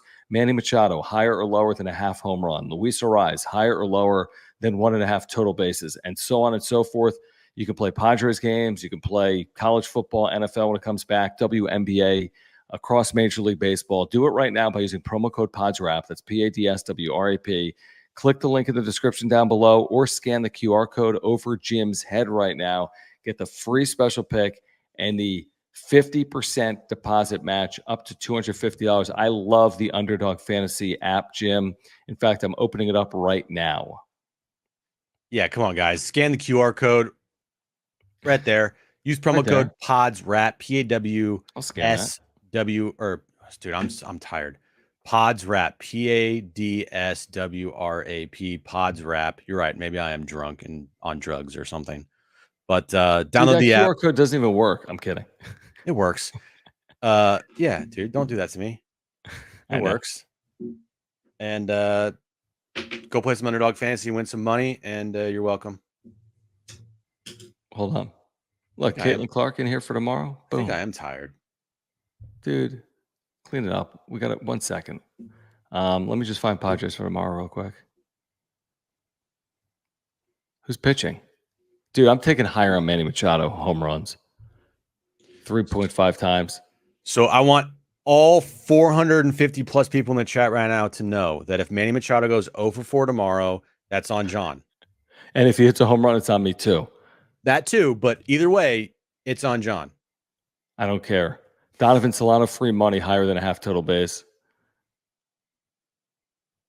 And Is it Waldron Day tomorrow? dude, Profar and Manny homer today. If they both homer tomorrow, hold on. If they both homer tomorrow, $10 pays $577.50. $10 pays $577.50 if Manny and Profar Well, both homer again tomorrow. You know what happens if you win that? We're going to Team USA versus Team Canada next Wednesday. Fine, I'll in put Las it in. Vegas. I'm putting it in right now. Who Okay. wants to join me at Underdog Fantasy? Put all you got to do. Think a 2-play pick'em. Machado homer, Profar homer. $10 pays $577.50. Join me. I'm doing it right now. Do it. Do it. Oh wait, your picks must be from at least 2 different teams. Yeah, you idiot. Idiot. Can't just do Well, give one me an team. anti-D-back play. Give me a Ketel Marte higher than a half total base. Is that even gonna be on here? Let's see. He's got 1.5 total bases, dude. Oh, you can go lower. I'll go lower. Good lower. There we Okay. go. If Marte has lower than 1.5 total bases and we get the home runs we need, then $10 pays $1,000. Do it. 982, but 10. We'll go to 2 Team USA basketball games. I did it. Wow, big did time it. money. Big time money over there. Picks are in. All right. It's up to John. We're going Come through. Team USA. We're going to all you can eat sushi. We're going whatever people do in Vegas. We're doing that. We're doing it all. Doing it all. Just kidding. Not really. All right. Let me just check where we are because I was hoping to get to 6,500 subscribers while we were live. I think that's kind of fizzled out. We're 19 subscribers away. Tyler, Jim, make bro, your passion play. they're all in the cart, my guy. I'm ready. They're in I'm your just closet. waiting to hit that purchase button. They're in the cart. What is that? 15 grand in your cart with those $500 jerseys? Every player that I've put their jersey in the cart for, it's just there. Wait, why is John on drugs? Because I said Profar and Manny will homer tomorrow? Oh. I'm trying to make you guys generational wealth, man. If we all had an extra $982, we could quit our jobs and move to freaking Fiji. Never have to work again. $980. Buy homes on the coast. What is this, like 1902? Tweets from 1900. If I had $958, I could build myself a house. Dude. Seriously, though, if you had $958 in 1902, would you be considered like rich? No, I don't. Maybe. I don't think so. What was the average salary? Average salary in 1900. Do people have jobs? Look it up. Yeah, like Okay, coal mine so workers. in 1900, construction laborer was 17 to 60 cents an hour. Oh, God, that's not great. that's not great. Dude, they should have had a YouTube channel. I mean, bricklayer 46 to 50 cents an hour. All right. So let's do the math on that. Yeah, hold on. So 50 cents times 8 is $4 a day. Times 5 is $20 a week, which is $40 a pay period before taxes. So it's $40 a month, No. right? No. No, dude. We said it's $4 a day. That's 20 a week. Do 20 times 52. That's the annual salary. $1,040. So the annual so that would have been, if we went on Underdog tomorrow, that's the annual salary for a worker in 1900. That's crazy, dude. In one day. In what? Annual salary? But see, this is interesting for Moises. $950 then is 35 grand now. That's crazy. Oh So my basically, God. we're all making $950. We'd be so like rich if we were go back to time. No, he's saying, oh, yeah, but he's saying if you made 35K right now, let's say you're out there making 35K, that's 950K then. Like if you made That's what the equivalent is. if I like per day. No, dude. Oh. If your salary is $35,000 in 2024, you can afford the same things that someone in 1900 could afford with $950 a year. Oh, gotcha. You know what I'm saying? So basically what Moises is saying is if your salary was double that, like 2K in 1900, that's like a $71,000 salary today. Got it. It's kind of interesting. They didn't have Underdog Fantasy though in 1900. I know that. No, they didn't. Yeah, but like here's the point. Ice cream cones are like 5 cents. And now baseball tickets are like expensive. Back then they were like a penny. Yeah. Ooh, average lifespan, we'd both be dead. I'd be way dead. We need a financial wrap-up show. No, we don't. I'll be confused as fuck, dude. I can't do numbers. You really will. I can't do numbers. John can do numbers. I can't do love numbers. I cannot do numbers. This has been a fun show. It's been fun. Yeah. Oh, wait, great. I missed it. Oh, wait, hold on. We missed a couple supers real quick. Appreciate you, Moises. Jim is right. Peralta move felt wrong. Ha. Did you say that? Yeah. Okay. And then this from HBBVV. I can't bet, but if I do, I'm betting on Manuel Arturo Machado. Manny Machado. Okay. We like that. We like that. We appreciate that. How much do you think a Rita's Ice was back in 1902? Like Honestly, 2 cents? 5. Yeah, no more than like 5 cents. I'm craving a Rita's Ice right now. I don't know why. The Rita's Ice from the Philadelphia suburbs. Rita's Ice from Aaron's like hometown. Yeah. So it's because it's really hot in this room right now. It's hot here too. I have the window open. Want a gelati. Well, you also live like where it's probably like 100 degrees. I'm in You're Imperial close to Beach, water. dude. Yeah, not that's right. How hot was it today there? Like 80. Yeah, it's not Fuck bad. here. Yeah, it We wasn't were even downtown all downtown. day, It was dude. not hot. It wasn't hot. No, It's just fine. nice. Yeah. It's gonna be hot the next week, by the way. Dude, how hot's Vegas gonna be? Oh my god. Like 150 degrees, dude. Let me look that up real quick. So what time we get in on Wednesday? Oh Lord, we're there. Every year this happens. We're there on like the hottest possible day. Yeah, July. 116 on Wednesday, 115 Thursday. That's when we're there. What time we get in on Wednesday? Like 10:30? Yeah, like 10 something. It'll like you can cook an egg on the sidewalk by then. How is it even livable? Like, I'm serious. Like, Like, how do people live? how- Well, they don't live outside. how can the Earth in parts of the country be like, oh yeah, it's 117 degrees? Yeah, and how can there be like ice caps in like the Antarctica when it's 200 degrees here? I mean, just imagine in like 20 years, it's gonna be like the high is gonna be like 132. People are gonna be dead. We're gonna They're cook, already dude. dead. There's people that are dead. Well, yeah, that's what happens every day, John. People die and then they're born. Dude, right now in Vegas, remember last year we walked outside at night? It was like the hot air in your face at night. We're like, oh, It's right now 91 in Vegas. what did we do? Oh yeah, we walked the strip. We walked the at strip, it was hot 95 as degrees. hell. No, it was so hot, dude. We're so stupid. Remember we did a show outside. It was 116 degrees What at the pool. What are we thinking, dude? Dude. They were like, "Oh yeah, go to the cabana." We're like, "This is awesome." And then I turn my computer on, it's like overheating, and I'm like, Dude. Oh my gosh, it was so hot. "We're We're broadcasting inside. We've Yes. reached we need a climate change channel, dude. No. Dude, how about freaking Palm Springs today? Highest temperature ever in Palm Springs, 124. What the fuck? Am I dude? wrong, Fred? 124? Yeah, I saw it on the news. Highest temperature ever.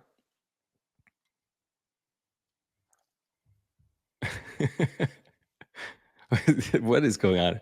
People die when they're born. Come in, John. That sounds like a gym line. No, I said people die and people are born, and this is It's like circle of called life. the circle and the way of life. The climate change wrap-up show. I I'm like going to this. Palm Springs in August. I know it's the end of the show, Is it? but How do you know that? Because we're talking about the weather. Climate change. At John MLB3 on Twitter, Yeah.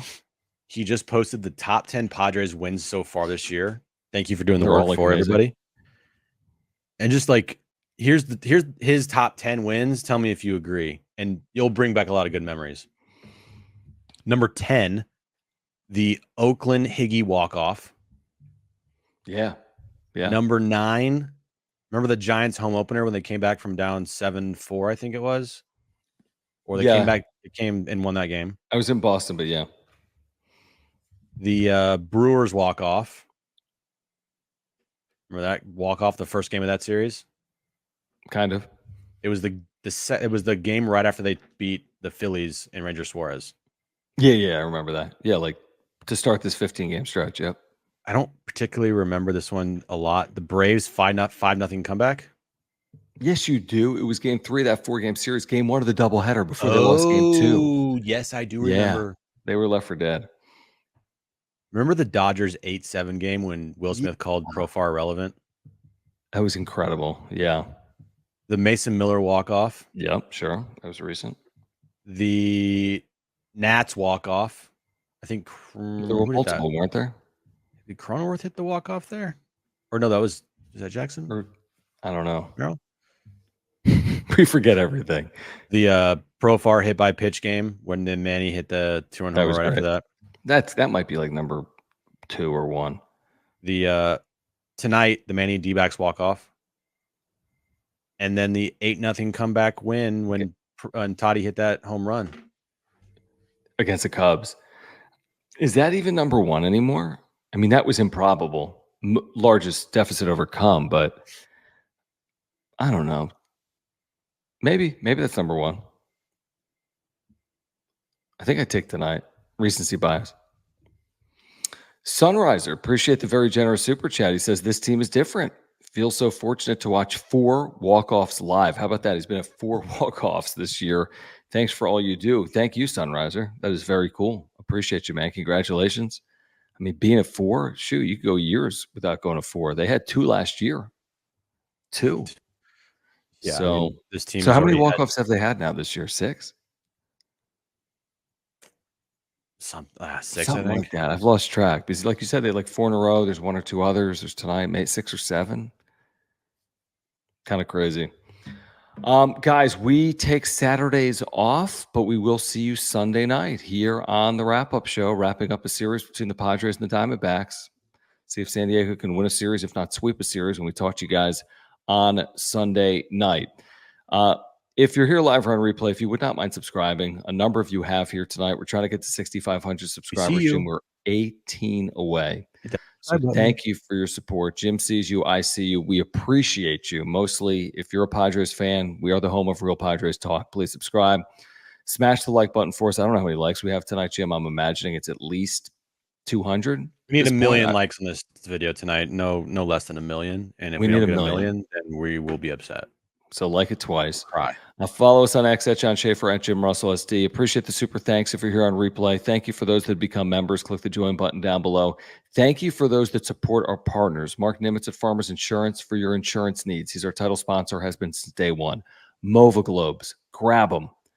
Since Mova Globes signed up, the Padres are like 12-3.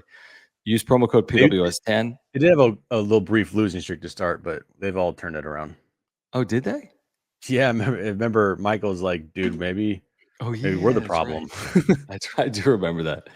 And there's Michael on cue. PWS 10, get 10% off your MOVA Globe. Click the link in the description down below. Underdog Fantasy, use promo code PODSWRAP. That's PADSWRAP. Get a free special pick plus a 50% deposit match. Join me in tomorrow's action. Play a Machado and Profar home run with was it a Marte under 1.5 total bases? Is that what I played, Jim? Yeah. Join me. $10 pays like $1,000. Underdog Fantasy. Oh, geez. Well, maybe they're 15-8 because the 5-game losing streak was before they're 12-3, 0-5. They're 12-8. Hey, that's good. Good winning percentage. That's not bad. All right, guys. We will be back on Sunday night, 9:30 Pacific. Until then, for Jim, I'm John. This has been the Wrap Up Show. Thanks, guys.